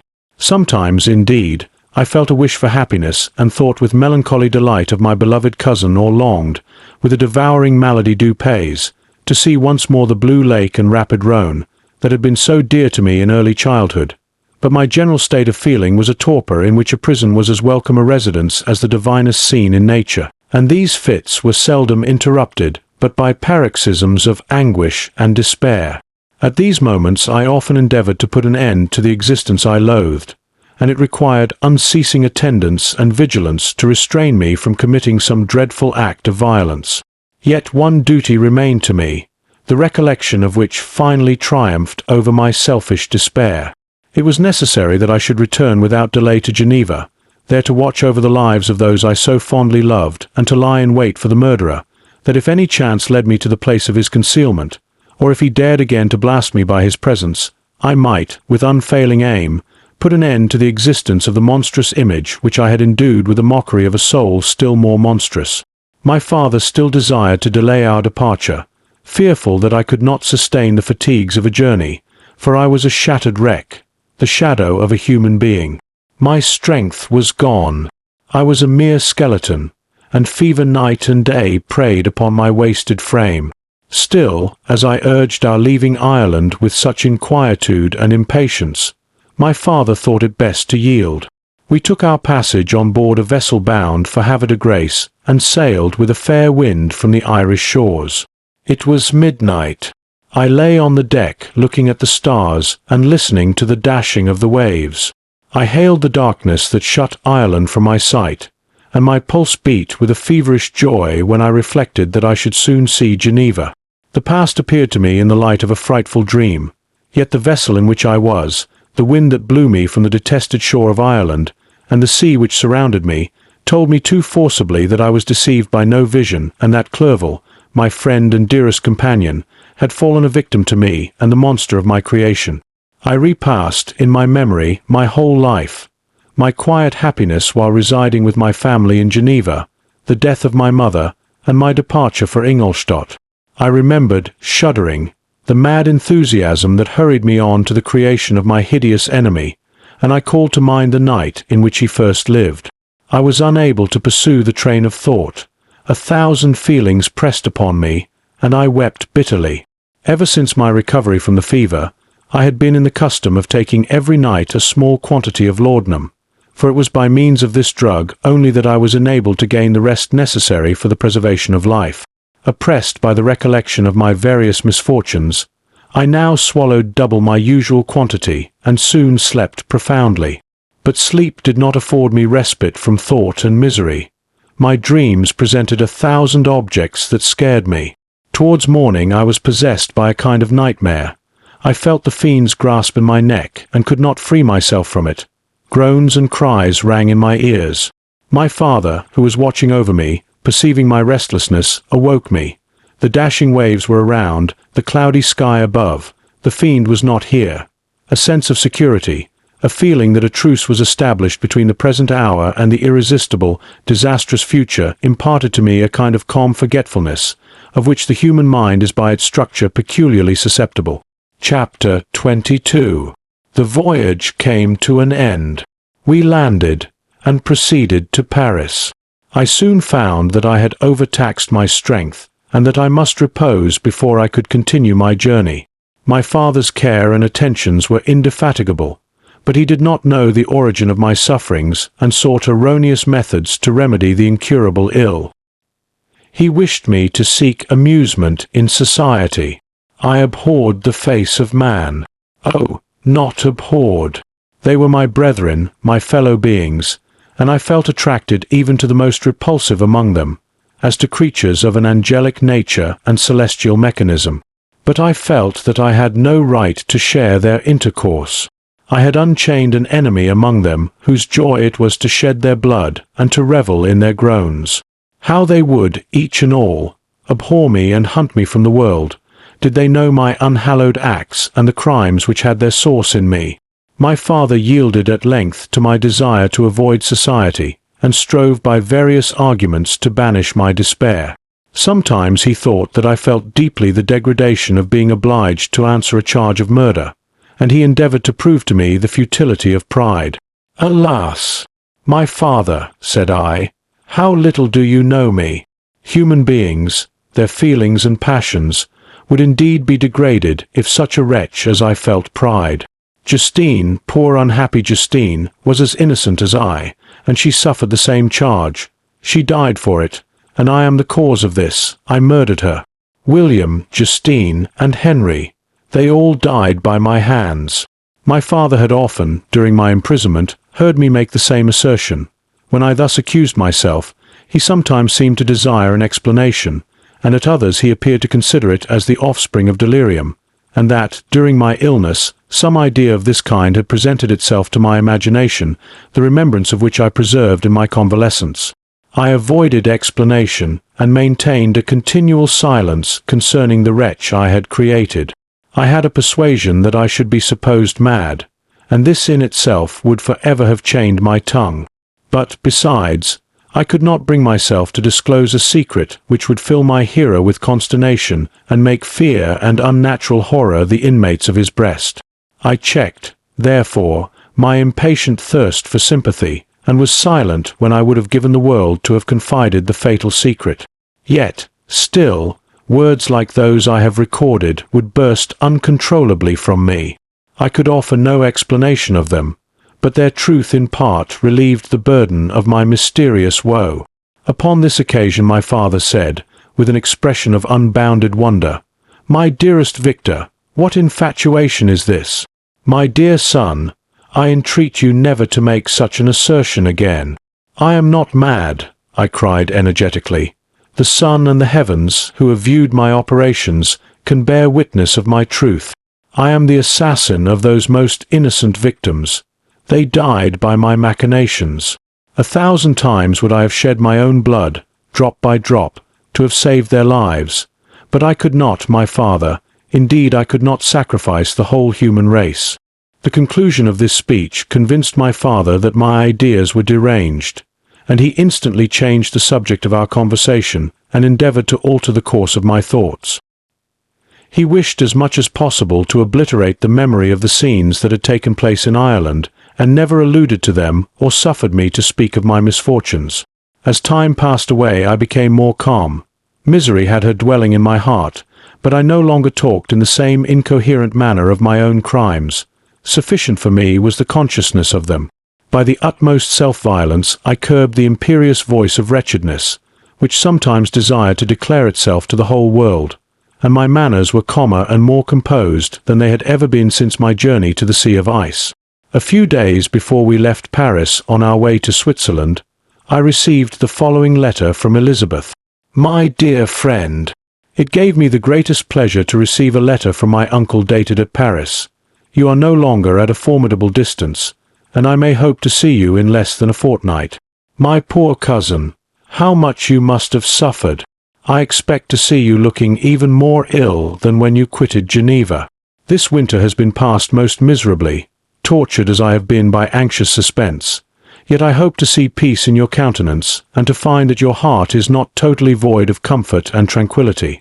Yet I fear that the same feelings now exist that made you so miserable a year ago, even perhaps augmented by time. I would not disturb you at this period, when so many misfortunes weigh upon you, but a conversation that I had with my uncle previous to his departure renders some explanation necessary before we meet. Explanation. You may possibly say, what can Elizabeth have to explain? If you really say this, my questions are answered and all my doubts satisfied. But you are distant from me, and it is possible that you may dread and yet be pleased with this explanation, and in a probability of this being the case, I dare not any longer postpone writing what, during your absence, I have often wished to express to you but have never had the courage to begin. You well know, Victor, that our union had been the favorite plan of your parents ever since our infancy. We were told this when young, and taught to look forward to it as an event that would certainly take place. We were affectionate playfellows during childhood, and, I believe, dear and valued friends to one another as we grew older. But as brother and sister often entertain a lively affection towards each other without desiring a more intimate union, may not such also be our case? Tell me, dearest Victor, answer me, I conjure you by our mutual happiness, with simple truth. Do you not love another? You have travelled, you have spent several years of your life at Ingolstadt, and I confess to you, my friend, that when I saw you last autumn so unhappy, flying to solitude from the society of every creature, I could not help supposing that you might regret our connection and believe yourself bound in honour to fulfil the wishes of your parents, although they opposed themselves to your inclinations. But this is false reasoning. I confess to you, my friend, that I love you, and that in my airy dreams of futurity you have been my constant friend and companion. But it is your happiness I desire, as well as my own, when I declare to you that our marriage would render me eternally miserable, unless it were the dictate of your own free choice. Even now I weep to think that, borne down as you are by the cruelest misfortunes, you may stifle, by the word honour, all hope of that love and happiness which would alone restore you to yourself. I, who have so disinterested an affection for you, may increase your miseries tenfold by being an obstacle to your wishes.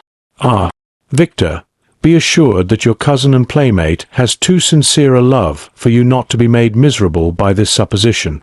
Be happy, my friend, and if you obey me in this one request, remain satisfied that nothing on earth will have the power to interrupt my tranquillity. Do not let this letter disturb you. Do not answer tomorrow, or the next day, or even until you come, if it will give you pain. My uncle will send me news of your health, and if I see but one smile on your lips when we meet, occasioned by this or any other exertion of mine, I shall need no other happiness. Elizabeth Lavenza. Geneva, May 18th, 17. This letter revived in my memory what I had before forgotten, the threat of the fiend. I will be with you on your wedding night. Such was my sentence, and on that night would the demon employ every art to destroy me and tear me from the glimpse of happiness which promised partly to console my sufferings. On that night he had determined to consummate his crimes by my death. Well, be it so. A deadly struggle would then assuredly take place, in which if he were victorious I should be at peace, and his power over me be at an end. If he were vanquished, I should be a free man. Alas! What freedom! Such as the peasant enjoys when his family have been massacred before his eyes, his cottage burnt, his lands laid waste, and he is turned adrift, homeless, penniless, and alone, but free. Such would be my liberty, except that in my Elizabeth the first possessed a treasure, alas, balanced by those horrors of remorse and guilt which would pursue me until death. Sweet and beloved Elizabeth! I read and reread her letter, and some softened feelings stole into my heart and dared to whisper paradisiacal dreams of love and joy. but the apple was already eaten, and the angel's arm bared to drive me from all hope. Yet I would die to make her happy. If the monster executed his threat, death was inevitable. Yet, again, I considered whether my marriage would hasten my fate. My destruction might indeed arrive a few months sooner, but if my torturer should suspect that I postponed it, influenced by his menaces, he would surely find other and perhaps more dreadful means of revenge. He had vowed to be with me on my wedding night, yet he did not consider that threat as binding him to peace in the meantime, for as if to show me that he was not yet satiated with blood, he had murdered Clerval immediately after the enunciation of his threats. I resolved, therefore, that if my immediate union with my cousin would conduce either to hers or my father's happiness, my adversary's designs against my life should not retard it a single hour. In this state of mind I wrote to Elizabeth. My letter was calm and affectionate. "I fear, my beloved girl," I said, "little happiness remains for us on earth, yet all that I may one day enjoy is centered in you. Chase away your idle fears. To you alone do I consecrate my life and my endeavors for contentment. I have one secret, Elizabeth, a dreadful one. When revealed to you, it will chill your frame with horror, and then, far from being surprised at my misery, you will only wonder that I survive what I have endured. I will confide this tale of misery and terror to you the day after our marriage shall take place. For, my sweet cousin, there must be perfect confidence between us. But until then, I conjure you, do not mention or allude to it. This I most earnestly entreat, and I know you will comply." In about a week after the arrival of Elizabeth's letter, we returned to Geneva. The sweet girl welcomed me with warm affection, yet tears were in her eyes as she beheld my emaciated frame and feverish cheeks. I saw a change in her also. She was thinner and had lost much of that heavenly vivacity that had before charmed me, but her gentleness and soft looks of compassion made her a more fit companion for one blasted and miserable as I was. The tranquillity which I now enjoyed did not endure. Memory brought madness with it, and when I thought of what had passed, a real insanity possessed me. Sometimes I was furious and burnt with rage, sometimes low and despondent. I neither spoke nor looked at anyone, but sat motionless, bewildered by the multitude of miseries that overcame me. Elizabeth alone had the power to draw me from these fits. Her gentle voice would soothe me when transported by passion, and inspire me with human feelings when sunk in torpor. She wept with me and for me. When reason returned, she would remonstrate and endeavor to inspire me with resignation. Ah, it is well for the unfortunate to be resigned, but for the guilty there is no peace. The agonies of remorse poison the luxury there is otherwise sometimes found in indulging the excess of grief. Soon after my arrival, my father spoke of my immediate marriage with Elizabeth. I remained silent. "Have you, then, some other attachment?" "None on earth. I love Elizabeth and look forward to our union with delight. Let the day therefore be fixed, and on it I will consecrate myself, in life or death, to the happiness of my cousin. My dear Victor, do not speak thus. Heavy misfortunes have befallen us, but let us only cling closer to what remains and transfer our love for those whom we have lost to those who yet live. Our circle will be small, but bound close by the ties of affection and mutual misfortune. And when time shall have softened your despair, new and dear objects of care will be born to replace those of whom we have been so cruelly deprived.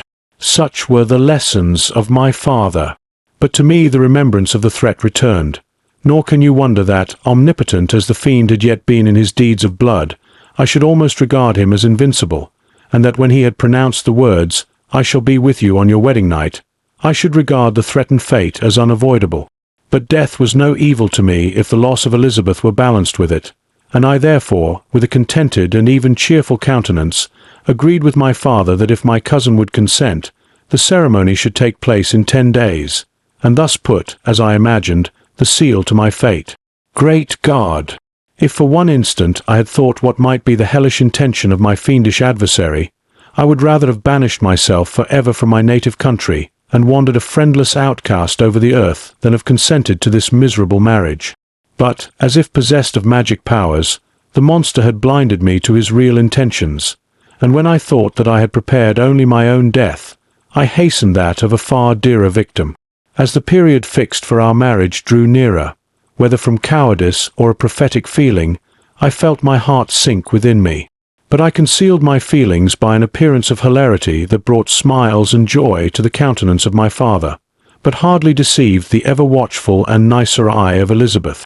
She looked forward to our union with placid contentment, not unmingled with a little fear, which past misfortunes had impressed, that what now appeared certain and tangible happiness might soon dissipate into an airy dream and leave no trace but deep and everlasting regret.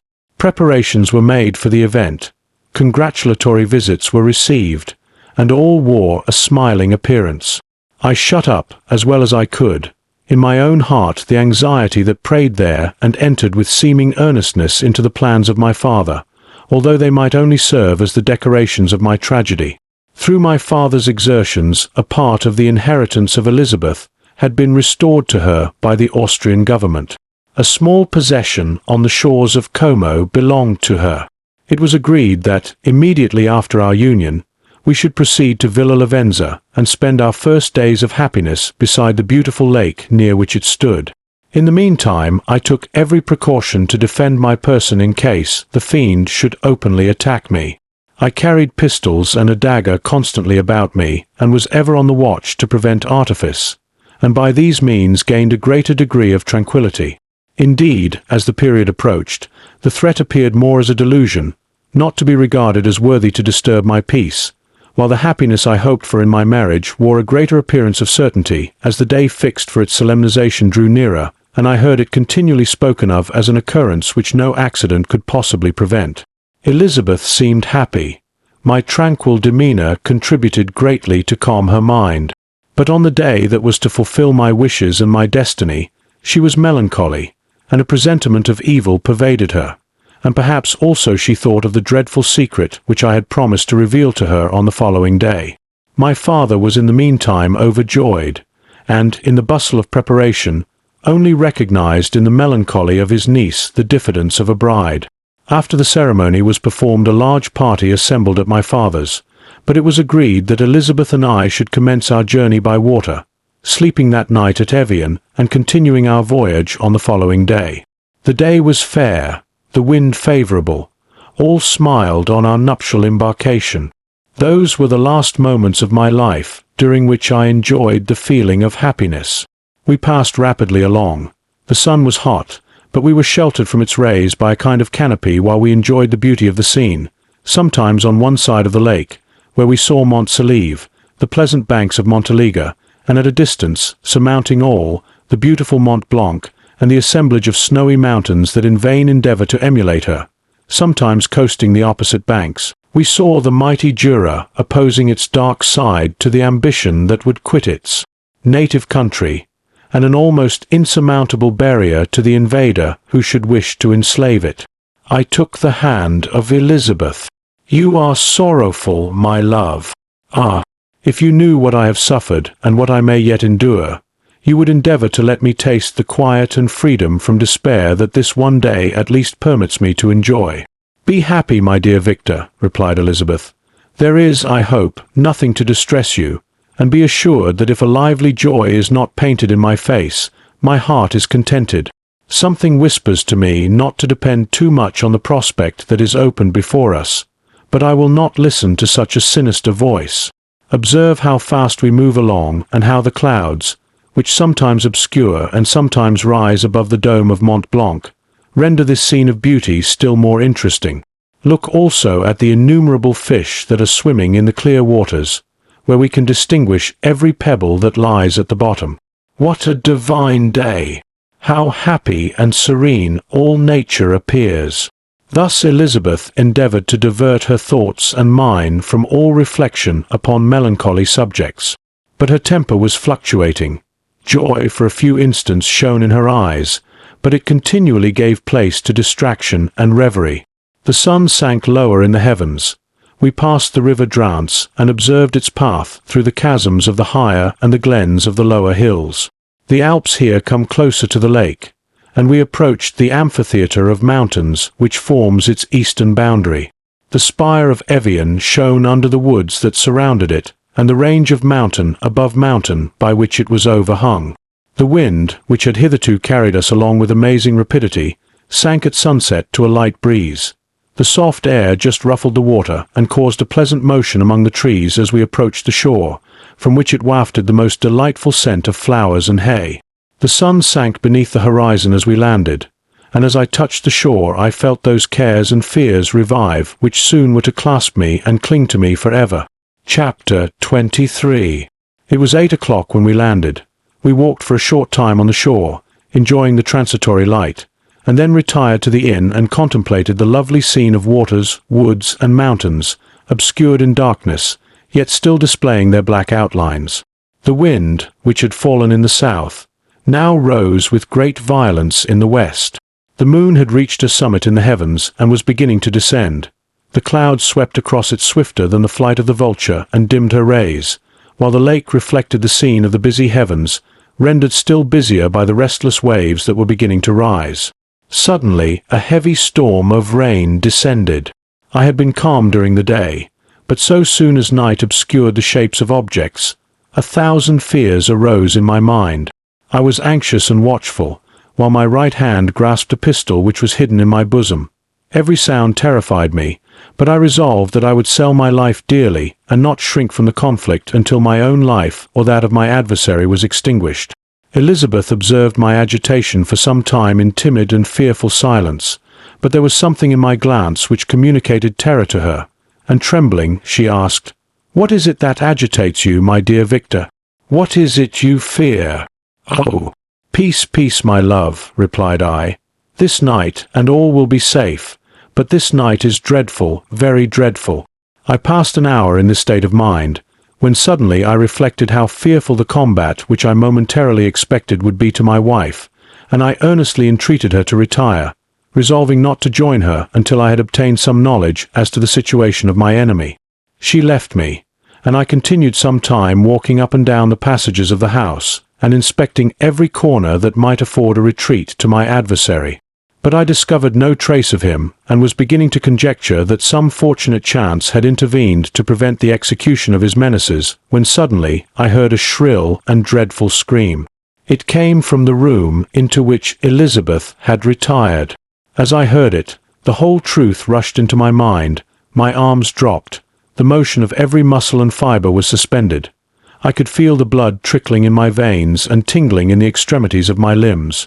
This state lasted but for an instant. The scream was repeated, and I rushed into the room. Great God! Why did I not then expire? Why am I here to relate the destruction of the best hope and the purest creature on earth? She was there, lifeless and inanimate, thrown across the bed, her head hanging down and her pale and distorted features half covered by her hair. Everywhere I turn I see the same figure, her bloodless arms and relaxed form flung by the murderer on its bridal bier. Could I behold this and live? Alas! Life is obstinate and clings closest where it is most hated. For a moment only did I lose recollection. I fell senseless on the ground. When I recovered I found myself surrounded by the people of the inn. Their countenances expressed a breathless terror, but the horror of others appeared only as a mockery, a shadow of the feelings that oppressed me.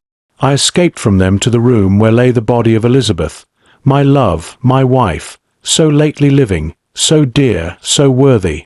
She had been moved from the posture in which I had first beheld her, and now, as she lay, her head upon her arm and a handkerchief thrown across her face and neck, I might have supposed her asleep.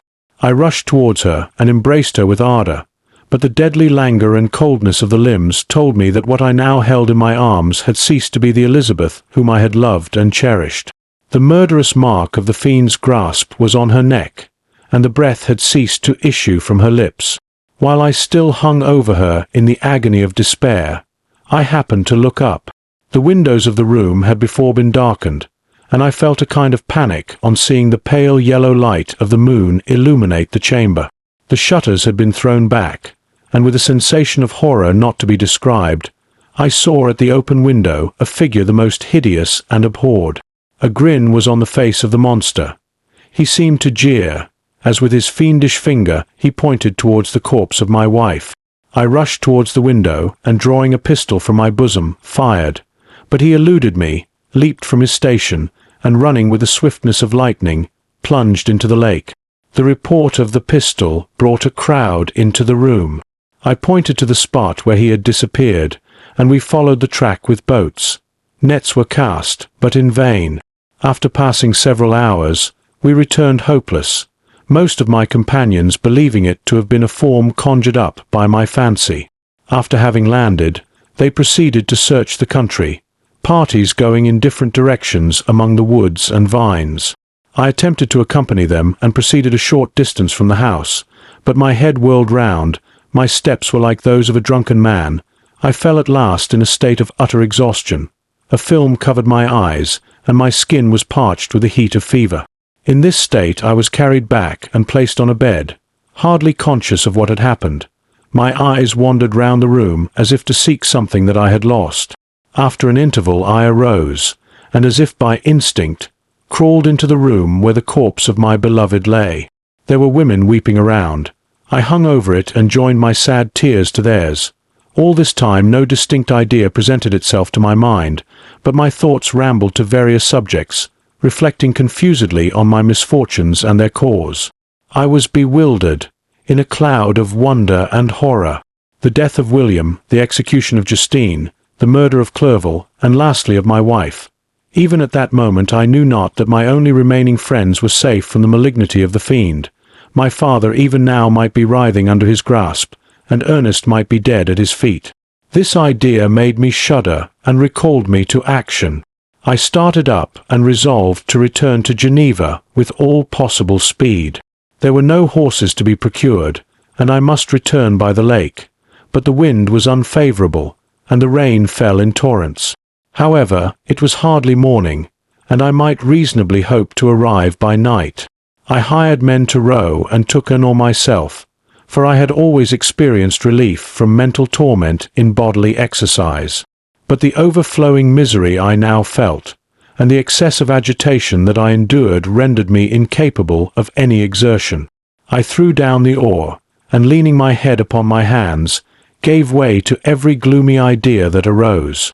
If I looked up, I saw scenes which were familiar to me in my happier time, and which I had contemplated but the day before in the company of her who was now but a shadow and a recollection. Tears streamed from my eyes. The rain had ceased for a moment, and I saw the fish play in the waters as they had done a few hours before. They had then been observed by Elizabeth. Nothing is so painful to the human mind as a great and sudden change.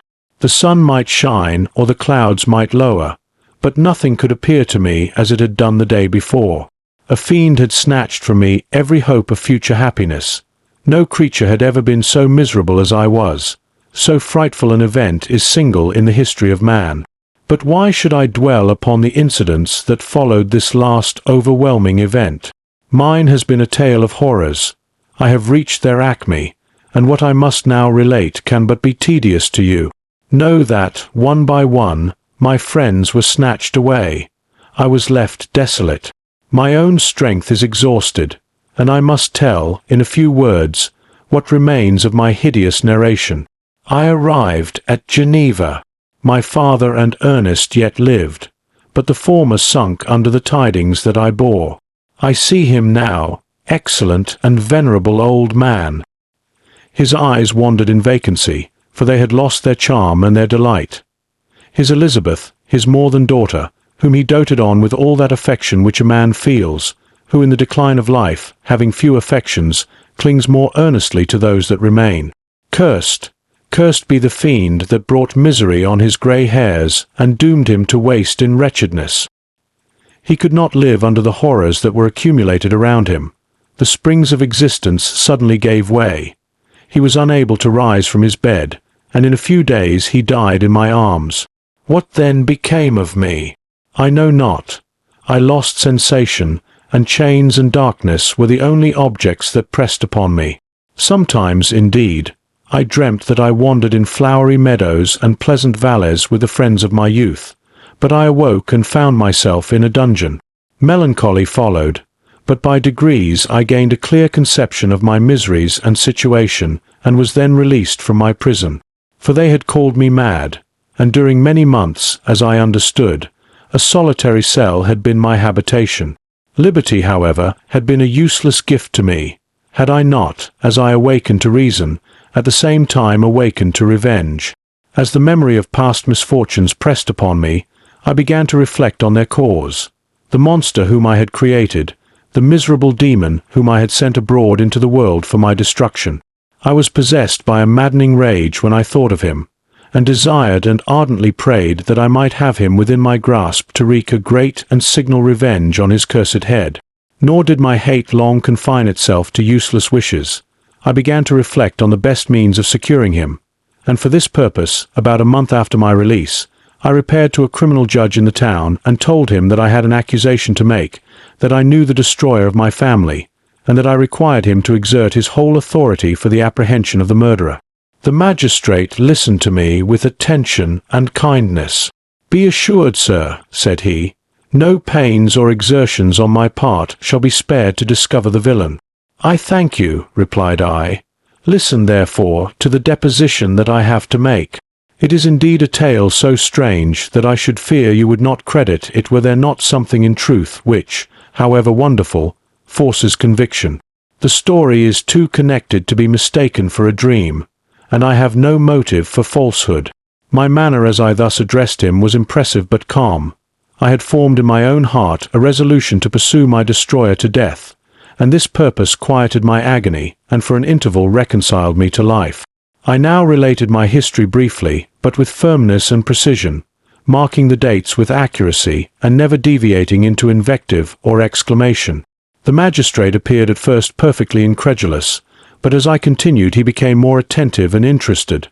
I saw him sometimes shudder with horror, at others a lively surprise, unmingled with disbelief, was painted on his countenance. When I had concluded my narration, I said, "This is the being whom I accuse, and for whose seizure and punishment I call upon you to exert your whole power. It is your duty as a magistrate, and I believe and hope that your feelings as a man will not revolt from the execution of those functions on this occasion." This address caused a considerable change in the physiognomy of my own auditor. He had heard my story with that half kind of belief that is given to a tale of spirits and supernatural events, but when he was called upon to act officially in consequence, the whole tide of his incredulity returned. He, however, answered mildly, "I would willingly afford you every aid in your pursuit, but the creature of whom you speak appears to have powers which would put all my exertions to defiance. Who can follow an animal which can traverse the sea of ice and inhabit caves and dens where no man would venture to intrude? Besides, some months have elapsed since the commission of his crimes, and no one can conjecture to what place he has wandered or what region he may now inhabit. I do not doubt that he hovers near the spot which I inhabit, and if he has indeed taken refuge in the Alps, he may be hunted like the chamois and destroyed as a beast of prey. But I perceive your thoughts. You do not credit my narrative, and do not intend to pursue my enemy with the punishment which is his desert." As I spoke, rage sparkled in my eyes. The magistrate was intimidated. "You are mistaken," said he. "I will exert myself, and if it is in my power to seize the monster, be assured that he shall suffer punishment proportionate to his crimes. But I fear, from what you have yourself described to be his properties, that this will prove impracticable. And thus, while every proper measure is pursued, you should make up your mind to disappointment. That cannot be, but all that I can say will be of little avail. My revenge is of no moment to you, yet, while I allow it to be a vice, I confess that it is the devouring and only passion of my soul. My rage is unspeakable when I reflect that the murderer, whom I have turned loose upon society, still exists. You refuse my just demand. I have but one resource, and I devote myself, either in my life or death, to his destruction."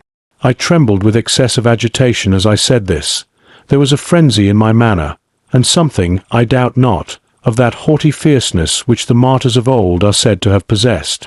But to a Jean Van magistrate, whose mind was occupied by far other ideas than those of devotion and heroism, This elevation of mind had much the appearance of madness.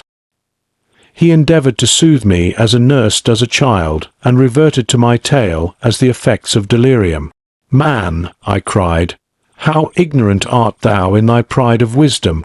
Cease. You know not what it is you say."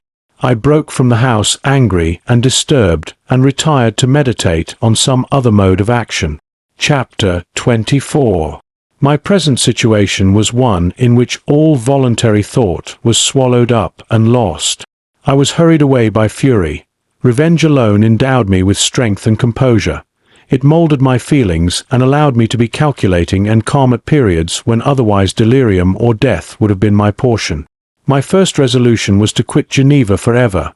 My country, which, when I was happy and beloved, was dear to me, now, in my adversity, became hateful. I provided myself with a sum of money, together with a few jewels which had belonged to my mother, and departed. And now my wanderings began, which are to cease but with life. I have traversed a vast portion of the earth, and have endured all the hardships which travellers in deserts and barbarous countries are wont to meet. How I have lived I hardly know. Many times have I stretched my failing limbs upon the sandy plain and prayed for death. But revenge kept me alive.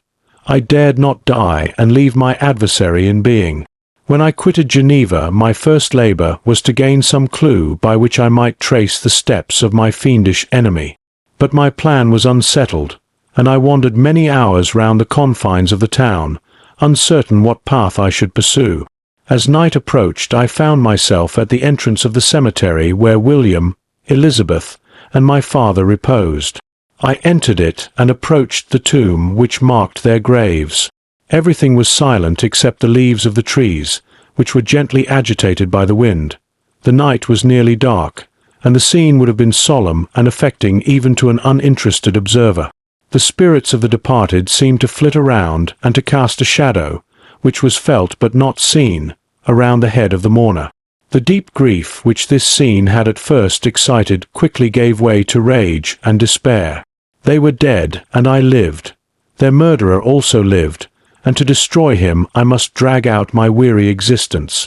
I knelt on the grass and kissed the earth, and with quivering lips exclaimed, "By the sacred earth on which I kneel, by the shades that wander near me, by the deep and eternal grief that I feel, I swear, and by thee, O night, and the spirits that preside over thee, to pursue the demon who caused this misery, until he or I shall perish in mortal conflict.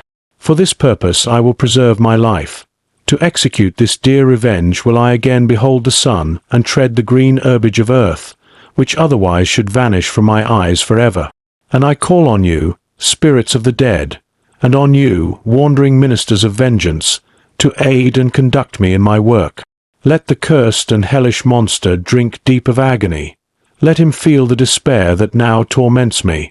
I had begun my adjuration with solemnity and an awe which almost assured me that the shades of my murdered friends heard and approved my devotion, but the furies possessed me as I concluded, and rage choked my utterance. I was answered through the stillness of night by a loud and fiendish laugh. It rang on my ears long and heavily. The mountains re-echoed it, and I felt as if all hell surrounded me with mockery and laughter. Surely in that moment I should have been possessed by frenzy, and have destroyed my miserable existence, but that my vow was heard, and that I was reserved for vengeance. The laughter died away, when a well-known and abhorred voice, apparently close to my ear, addressed me in an audible whisper. "I am satisfied, miserable wretch. You have determined to live, and I am satisfied."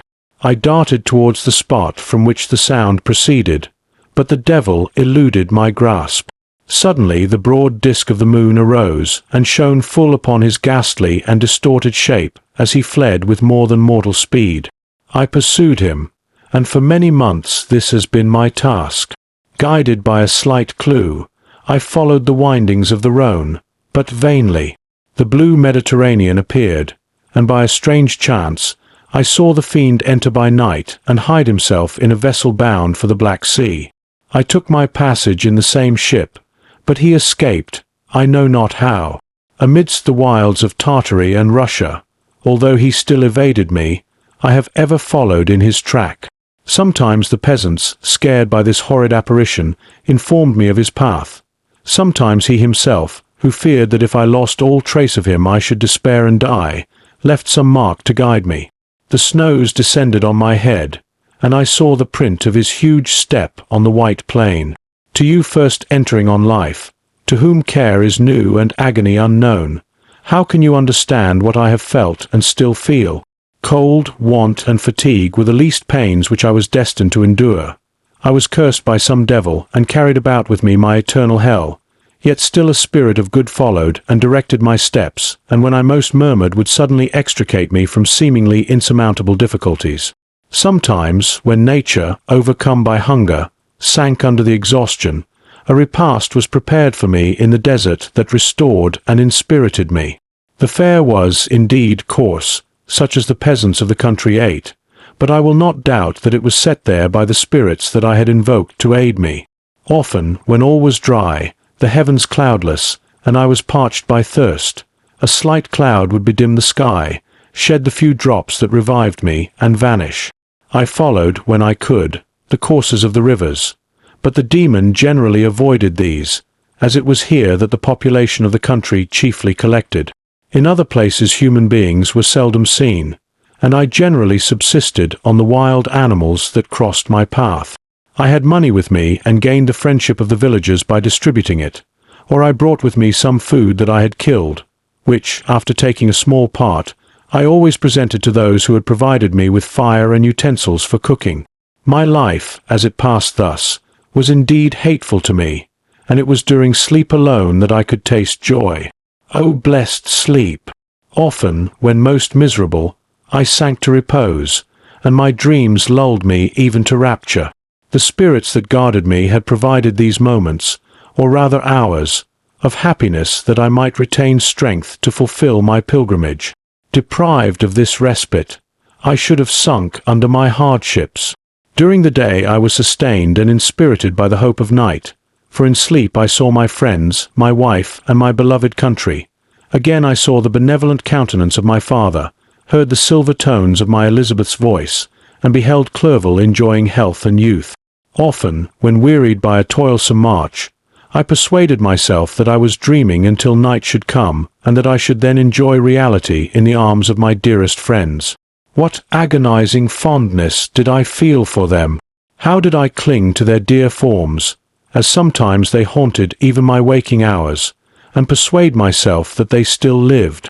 At such moments vengeance, that burned within me, died in my heart, and I pursued my path towards the destruction of the demon more as a task enjoined by heaven, as the mechanical impulse of some power of which I was unconscious, than as the ardent desire of my soul. What his feelings were whom I pursued, I cannot know. Sometimes, indeed, he left marks in writing on the barks of the trees, or cut in stone that guided me and instigated my fury. My reign is not yet over. These words were legible in one of these inscriptions. You live, and my power is complete. Follow me. I seek the everlasting ices of the north, where you will feel the misery of cold and frost, to which I am impassive. You will find near this place, if you follow not too tardily, a dead hare. Eat and be refreshed. Come on, my enemy. We have yet to wrestle for our lives, but many hard and miserable hours must you endure until that period shall arrive. Scoffing devil! Again do I vow vengeance. Again do I devote thee, miserable fiend, to torture and death. Never will I give up my search until he or I perish, and then with what ecstasy shall I join my Elizabeth and my departed friends, who even now prepare for me the reward of my tedious toil and horrible pilgrimage. As I still pursued my journey to the northward, the snows thickened and the cold increased in a degree almost too severe to support. The peasants were shut up in their hovels, and only a few of the most hardy ventured forth to seize the animals whom starvation had forced from their hiding places to seek for prey. The rivers were covered with ice, and no fish could be procured, and thus I was cut off from my chief article of maintenance. The triumph of my enemy increased with the difficulty of my labours. One inscription that he left was in these words: "Prepare! Your toils only begin. Wrap yourself in furs and provide food, for we shall soon enter upon a journey where your sufferings will satisfy my everlasting hatred." My courage and perseverance were invigorated by these scoffing words. I resolved not to fail in my purpose, and calling on heaven to support me, I continued with unabated fervor to traverse immense deserts, until the ocean appeared at a distance and formed the utmost boundary of the horizon. Oh, how unlike it was to the blue seasons of the south! Covered with ice, it was only to be distinguished from land by its superior wildness and ruggedness. The Greeks wept for joy when they beheld the Mediterranean from the hills of Asia, and hailed with rapture the boundary of their toils. I did not weep, but I knelt down and with a full heart thanked my guiding spirit for conducting me in safety to the place where I hoped, notwithstanding my adversary's jibe, to meet and grapple with him. Some weeks before this period I had procured a sledge and dogs, and thus traversed the snows with inconceivable speed.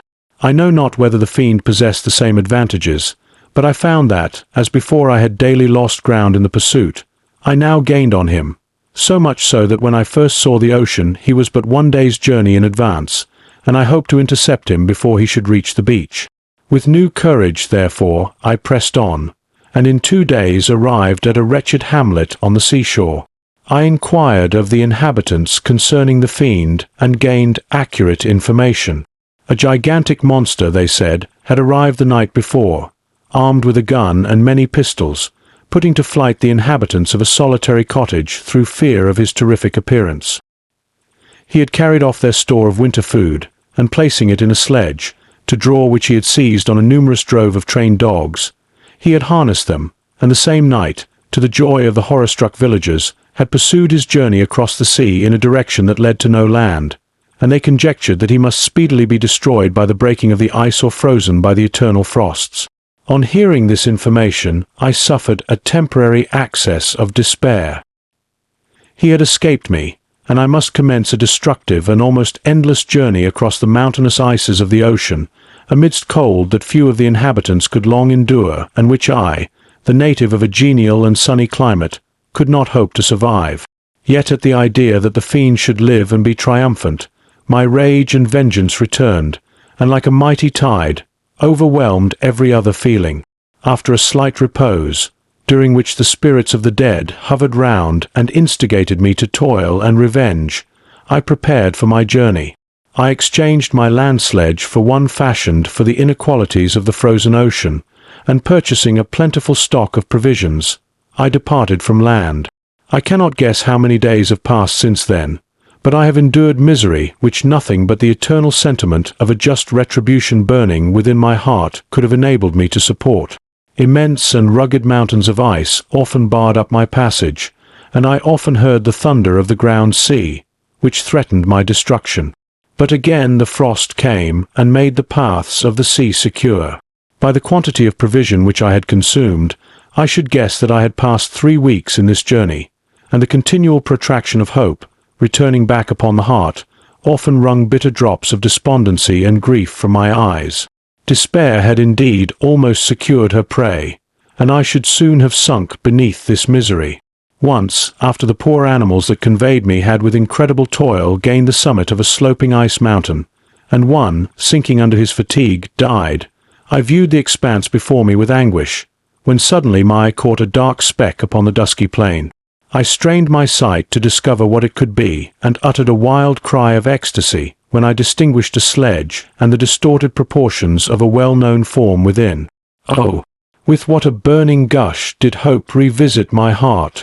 Warm tears filled my eyes, which I hastily wiped away, that they might not intercept the view I had of the demon. But still my sight was dimmed by the burning drops, until, giving way to the emotions that oppressed me, I wept aloud. But this was not the time for delay. I disencumbered the dogs of their dead companion, gave them a plentiful portion of food, and after an hour's rest, which was absolutely necessary, and yet which was bitterly irksome to me, I continued my route. The sledge was still visible, nor did I again lose sight of it except at the moments when for a short time some ice rock concealed it with its intervening crags. I indeed perceptibly gained on it, and when, after nearly 2 days' journey, I beheld my enemy at no more than a mile distant, my heart bounded within me. But now, when I appeared almost within grasp of my foe, my hopes were suddenly extinguished, and I lost all trace of him more utterly than I had ever done before. A ground sea was heard.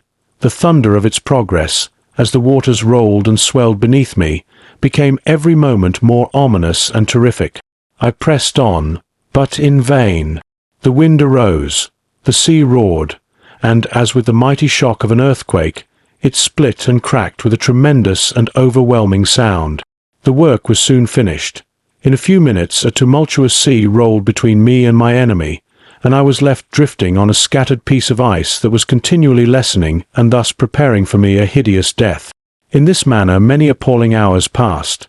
Several of my dogs died, and I myself was about to sink under the accumulation of distress when I saw your vessel riding at anchor and holding forth to me hopes of succor and life. I had no conception that vessels ever came so far north, and was astounded at the sight. I quickly destroyed part of my sledge to construct oars, and by these means was enabled, with infinite fatigue, to move my ice raft in the direction of your ship. I had determined, if you were going southwards, still to trust myself to the mercy of the seas rather than abandon my purpose. I hoped to induce you to grant me a boat with which I could pursue my enemy. But your direction was northwards.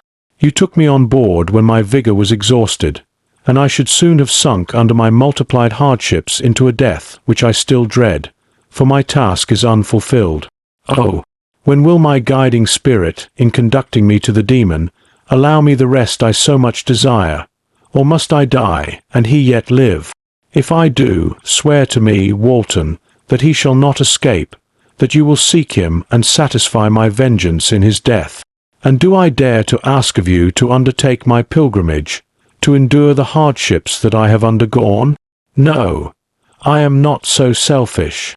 Yet, when I am dead, if he should appear, if the ministers of vengeance should conduct him to you, swear that he shall not live. Swear that he shall not triumph over my accumulated woes and survive to add to the list of his dark crimes. He is eloquent and persuasive, and once his words had even power over my heart, but trust him not. His soul is as hellish as his form, full of treachery and fiend-like malice. Hear him not. Call on the names of William, Justine, Clerval, Elizabeth, my father, and of the wretched Victor, and thrust your sword into his heart. I will hover near and direct the steel aright. Walton, in continuation. August 26, 17.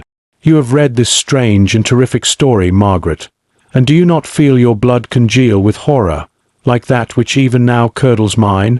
Sometimes, seized with sudden agony, he could not continue his tale.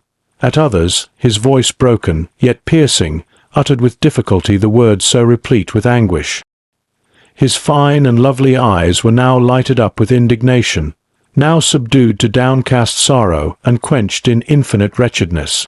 Sometimes he commanded his countenance and tones, and related the most horrible incidents with a tranquil voice, suppressing every mark of agitation.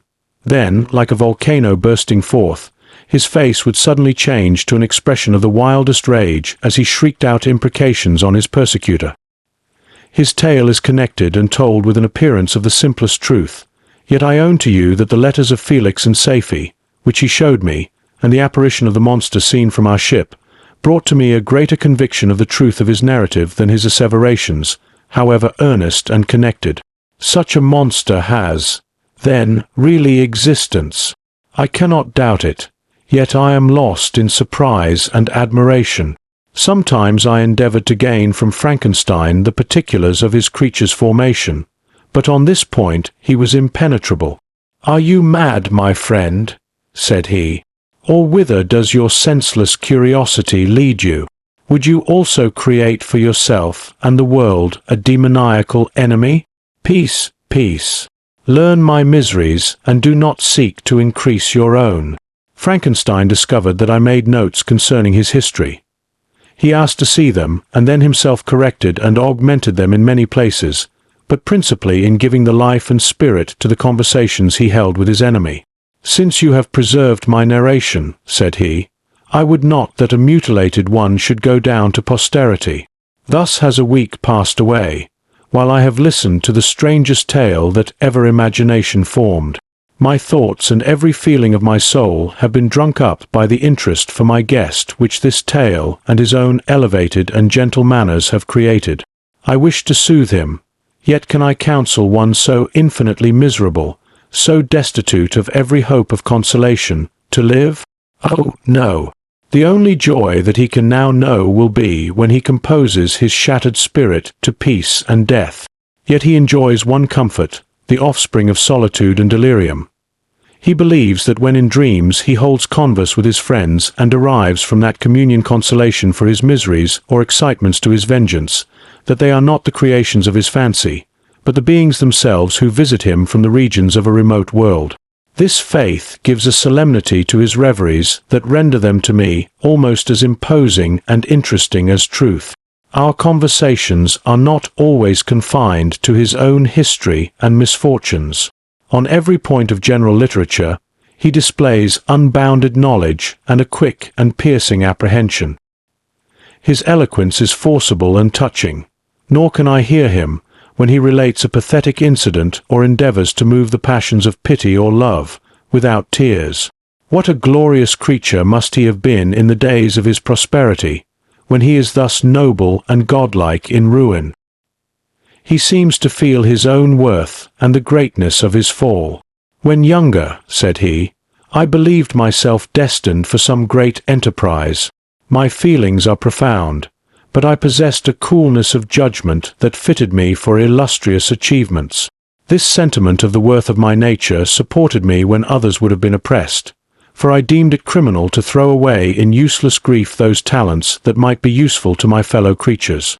When I reflected on the work I had completed, no less a one than the creation of a sensitive and rational animal, I could not rank myself with a herd of common projectors. But this thought, which supported me in the commencement of my career, now serves only to plunge me lower in the dust. All my speculations and hopes are as nothing, and like the archangel who aspired to omnipotence, I am chained in an eternal hell. My imagination was vivid, yet my powers of analysis and application were intense. By the union of these qualities I conceived the idea and executed the creation of a man. Even now I cannot recollect without passion my reveries while the work was incomplete. I trod heaven in my thoughts, now exulting in my powers, now burning with the idea of their effects. From my infancy I was imbued with high hopes and a lofty ambition. But how am I sunk? Oh, my friend, if you had known me as I once was, you would not recognize me in this state of degradation. Despondency rarely visited my heart. A high destiny seemed to bear me on, until I fell, never, never again to rise. Must I then lose this admirable being? I have longed for a friend. I have sought one who would sympathize with and love me. Behold, on these desert seas I have found such a one, but I fear I have gained him only to know his value and lose him. I would reconcile him to life, but he repulses the idea. I thank you, Walton, he said, for your kind intentions towards so miserable a wretch, but when you speak of new ties and fresh affections, think you that any can replace those who are gone? Can any man be to me as Clerval was, or any woman another Elizabeth? Even where the affections are not strongly moved by any superior excellence, the companions of our childhood always possess a certain power over our minds which hardly any later friend can obtain. They know our infantine dispositions, which, however they may be afterwards modified, are never eradicated, and they can judge of our actions with more certain conclusions as to the integrity of our motives. A sister or a brother can never, unless indeed such symptoms have been shown early, suspect the other of fraud or false dealing, when another friend, however strongly he may be attached, may, in spite of himself, be contemplated with suspicion. But I enjoyed friends, dear not only through habit and association, but from their own merits, and wherever I am, the soothing voice of my Elizabeth and the conversation of Clerval will be ever whispered in my ear. They are dead, and but one feeling in such a solitude can persuade me to preserve my life. If I were engaged in any high undertaking or design, fraught with extensive utility to my fellow creatures, then could I live to fulfill it. But such is not my destiny. I must pursue and destroy the being to whom I gave existence. Then my lot on earth will be fulfilled, and I may die. My beloved sister. September 2d. I write to you, encompassed by peril, and ignorant whether I am ever doomed to see again dear England and the dearer friends that inhabit it. I am surrounded by mountains of ice which admit of no escape, and threaten every moment to crush my vessel. The brave fellows whom I have persuaded to be my companions look towards me for aid, but I have none to bestow. There is something terribly appalling in our situation, yet my courage and hopes do not desert me. Yet it is terrible to reflect that the lives of all these men are endangered through me. If we are lost, my mad schemes are the cause. And what, Margaret, will be the state of your mind? You will not hear of my destruction, and you will anxiously await my return. Years will pass, and you will have visitings of despair and yet be tortured by hope. Oh, my beloved sister, the sickening failing of your heartfelt expectations is, in prospect, more terrible to me than my own death. But you have a husband and lovely children. You may be happy. Heaven bless you and make you so. My unfortunate guest regards me with the tenderest compassion. He endeavors to fill me with hope and talks as if life were a possession which he valued. He reminds me how often the same accidents have happened to other navigators who have attempted this sea, and in spite of myself, he fills me with cheerful auguries. Even the sailors feel the power of his eloquence. When he speaks, they no longer despair. He rouses their energies, and while they hear his voice they believe these vast mountains of ice are mole-hills which will vanish before the resolutions of man. These feelings are transitory. Each day of expectation delayed fills them with fear, and I almost dread a mutiny caused by this despair. September 5th. A scene has just passed of such uncommon interest that, although it is highly probable that these papers may never reach you, yet I cannot forbear recording it. We are still surrounded by mountains of ice, still in imminent danger of being crushed in their conflict. The cold is excessive, and many of my unfortunate comrades have already found a grave amidst this scene of desolation. Frankenstein has daily declined in health. A feverish fire still glimmers in his eyes, but he is exhausted, and when suddenly roused to any exertion, he speedily sinks again into apparent lifelessness. I mentioned in my last letter the fears I entertained of a mutiny.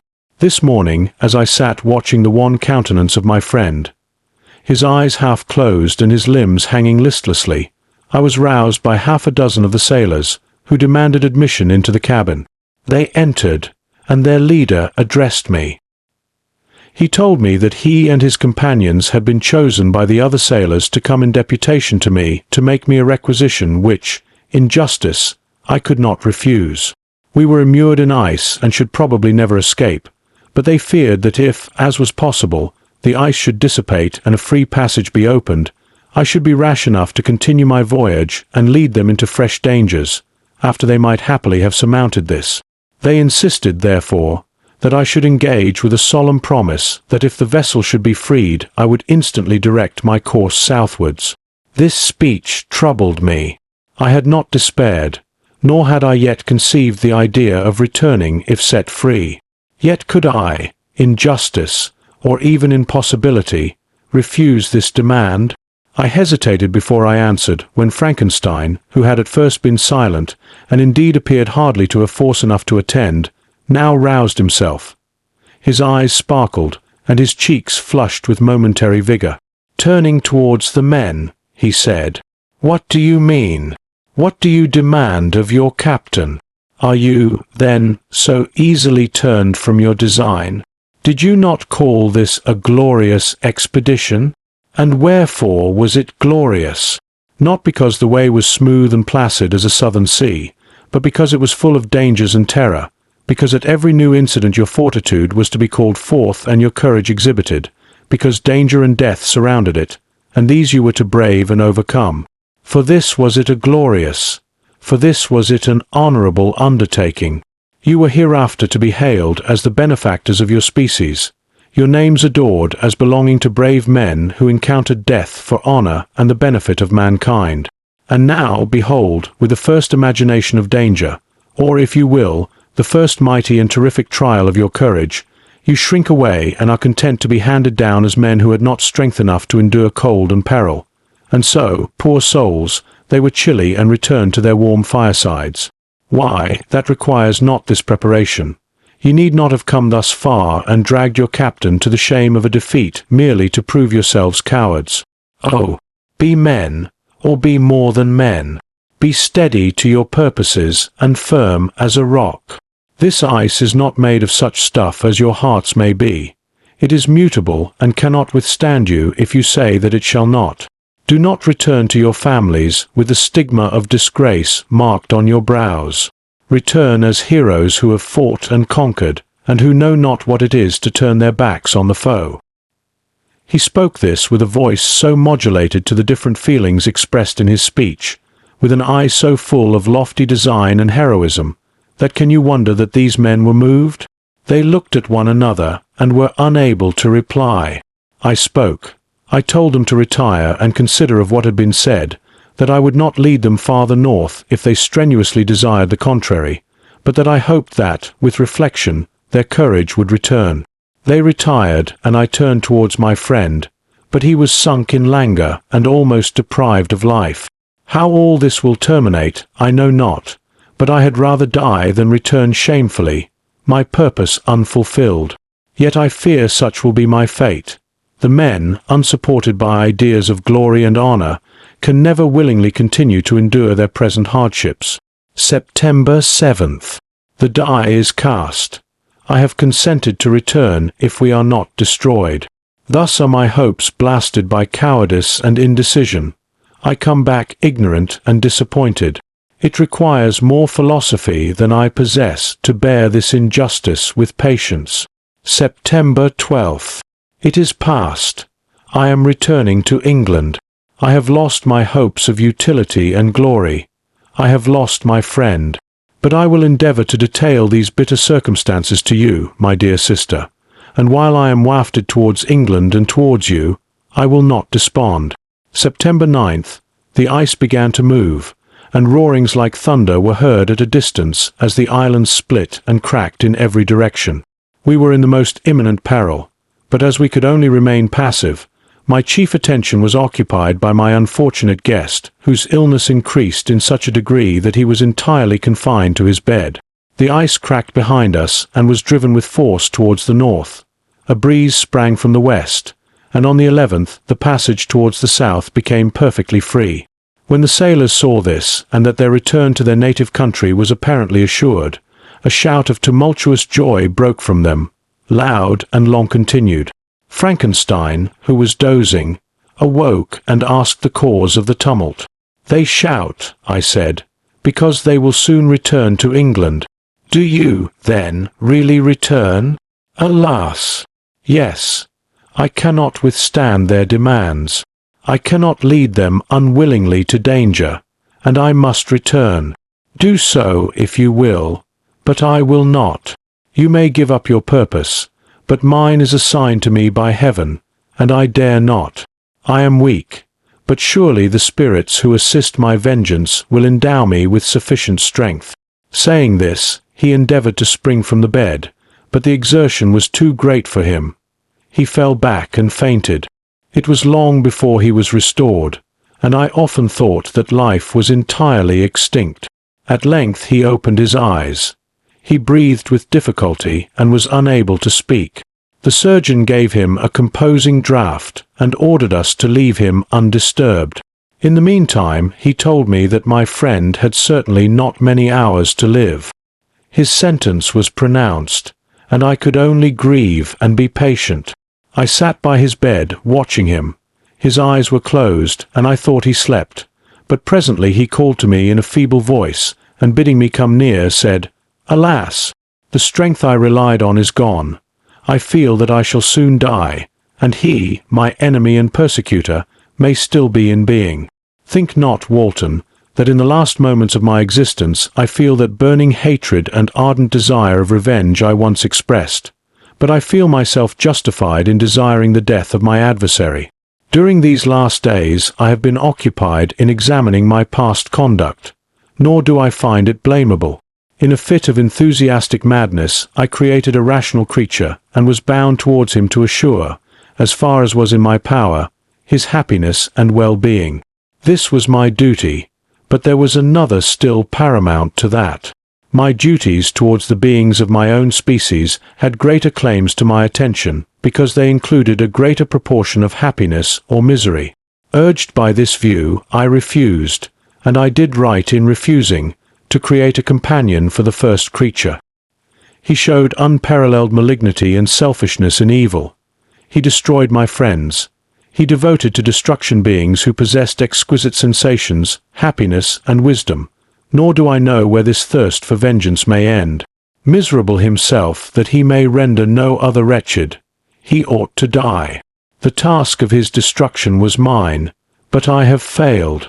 When actuated by selfish and vicious motives, I asked you to undertake my unfinished work, and I renew this request now, when I am only induced by reason and virtue.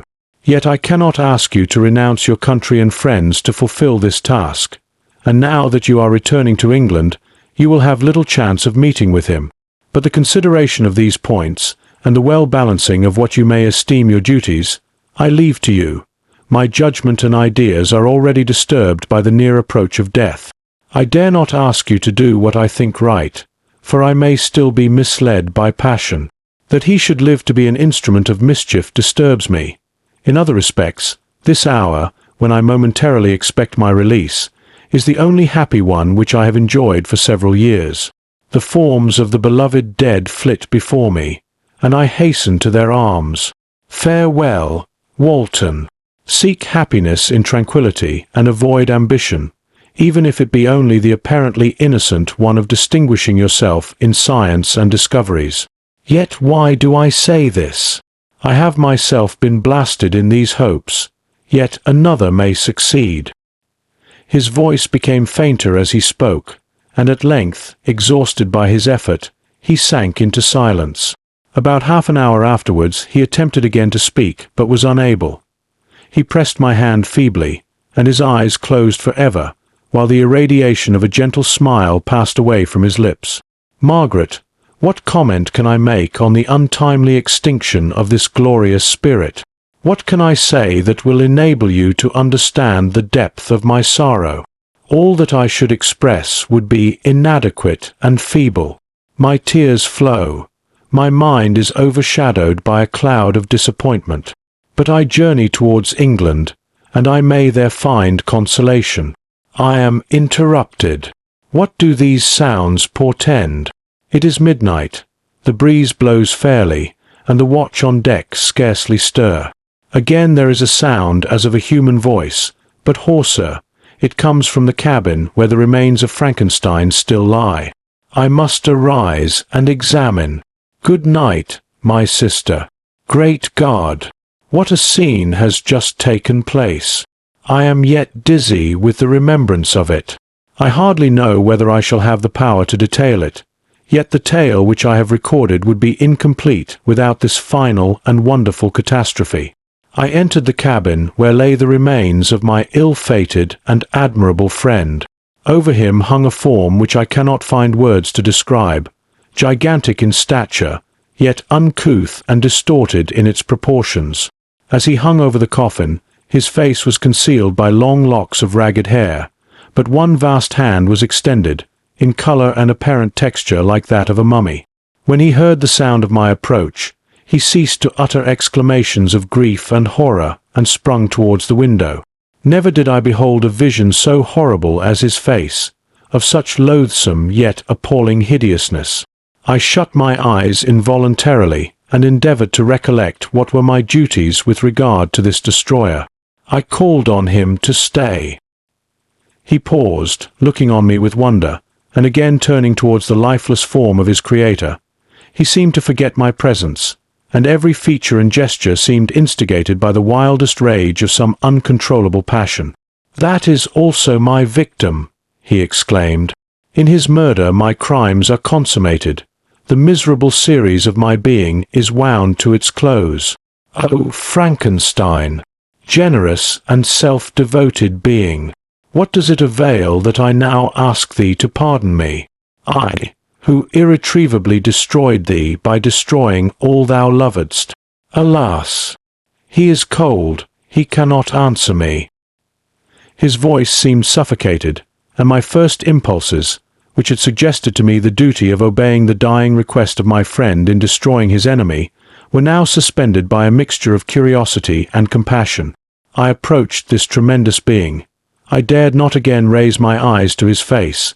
There was something so scaring and unearthly in his ugliness. I attempted to speak, but the words died away on my lips. The monster continued to utter wild and incoherent self-reproaches. At length I gathered resolution to address him in a pause of the tempest of his passion. "Your repentance," I said, "is now superfluous. If you had listened to the voice of conscience and heeded the stings of remorse before you had urged your diabolical vengeance to this extremity, Frankenstein would yet have lived." "And do you dream?" said the demon. "Do you think that I was then dead to agony and remorse? He continued, pointing to the corpse, he suffered not in the consummation of the deed. Oh, not the 10,000th portion of the anguish that was mine during the lingering detail of its execution. A frightful selfishness hurried me on, while my heart was poisoned with remorse. Think you that the groans of Clerval were music to my ears? My heart was fashioned to be susceptible of love and sympathy, and when wrenched by misery to vice and hatred, it did not endure the violence of the change without torture such as you cannot even imagine.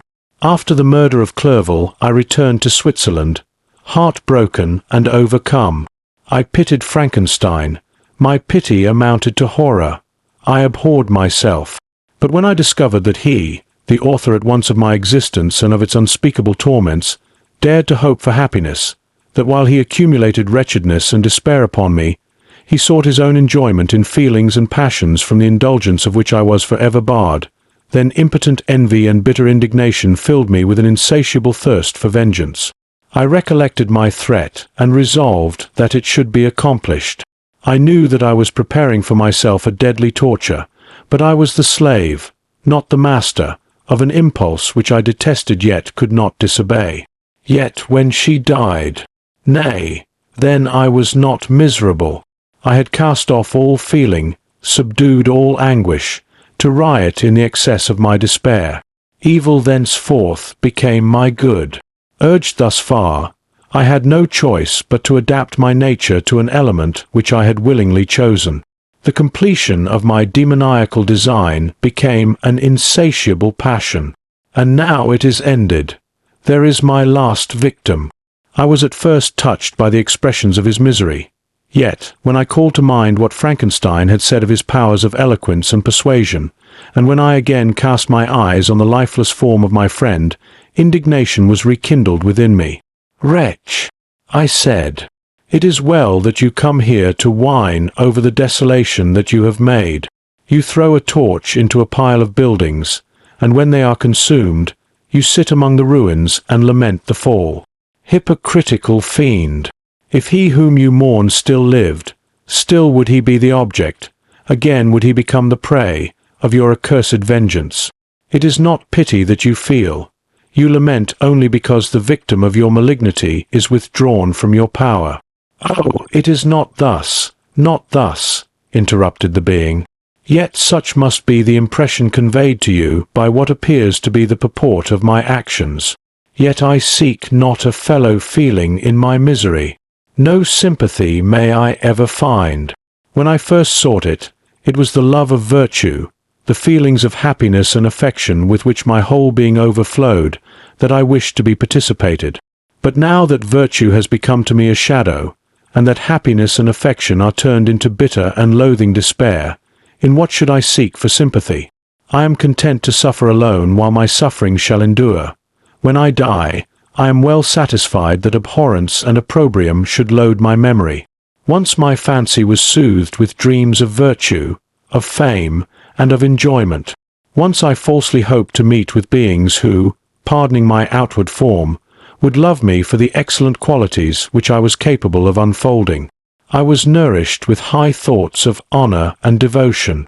But now crime has degraded me beneath the meanest animal. No guilt, no mischief, no malignity, no misery can be found comparable to mine. When I run over the frightful catalogue of my sins, I cannot believe that I am the same creature whose thoughts were once filled with sublime and transcendent visions of the beauty and the majesty of goodness. But it is even so. The fallen angel becomes a malignant devil. Yet even that enemy of God and man had friends and associates in his desolation. I am alone. You, who call Frankenstein your friend, seem to have a knowledge of my crimes and his misfortunes. But in the detail which he gave you of them, he could not sum up the hours and months of misery which I endured wasting in impotent passions. For while I destroyed his hopes, I did not satisfy my own desires.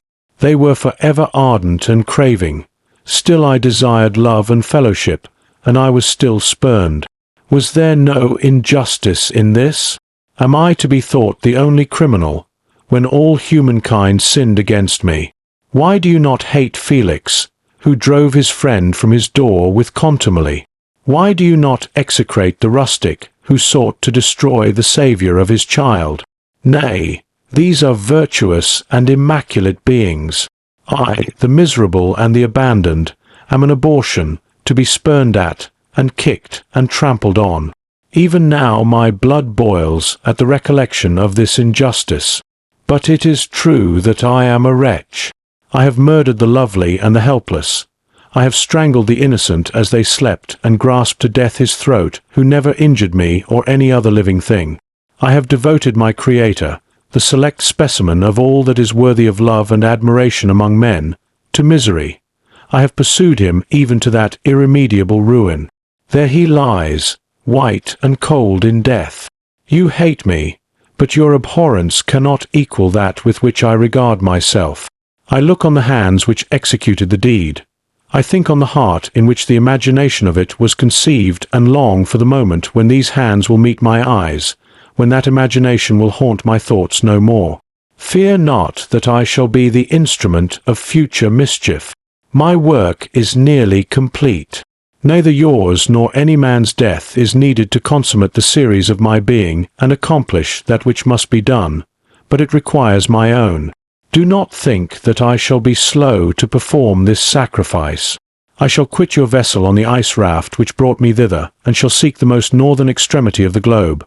I shall collect my funeral pile and consume to ashes this miserable frame, that its remains may afford no light to any curious and unhallowed wretch who would create such another as I have been. I shall die. I shall no longer feel the agonies which now consume me, or be the prey of feelings unsatisfied, yet unquenched. He is dead who called me into being, and when I shall be no more, the very remembrance of us both will speedily vanish. I shall no longer see the sun or stars, or feel the winds play on my cheeks. Light, feeling, and sense will pass away, and in this condition must I find my happiness. Some years ago, when the images which this world affords first opened upon me, when I felt the cheering warmth of summer, and heard the rustling of the leaves and the warbling of the birds, and these were all to me, I should have wept to die. Now it is my only consolation. Polluted by crimes and torn by the bitterest remorse, where can I find rest but in death? Farewell. I leave you, and in you the last of humankind whom these eyes will ever behold. Farewell, Frankenstein. If thou wert yet alive and yet cherished a desire of revenge against me, it would be better satiated in my life than in my destruction. But it was not so. Thou didst seek my extinction, that I might not cause greater wretchedness. And if yet, in some mode unknown to me, thou hadst not ceased to think and feel, thou wouldst not desire against me a vengeance greater than that which I feel. Blasted as thou wert, my agony was still superior to thine, for the bitter sting of remorse will not cease to rankle in my wounds until death shall close them forever. But soon, he cried with sad and solemn enthusiasm, I shall die, and what I now feel be no longer felt. Soon these burning miseries will be extinct. I shall ascend my funeral pile triumphantly, and exult in the agony of the torturing flames. The light of that conflagration will fade away. My ashes will be swept into the sea by the winds. My spirit will sleep in peace, or if it thinks, it will not surely think thus. Farewell." He sprang from the cabin window as he said this, upon the ice raft which lay close to the vessel. He was soon borne away by the waves and lost in darkness and distance.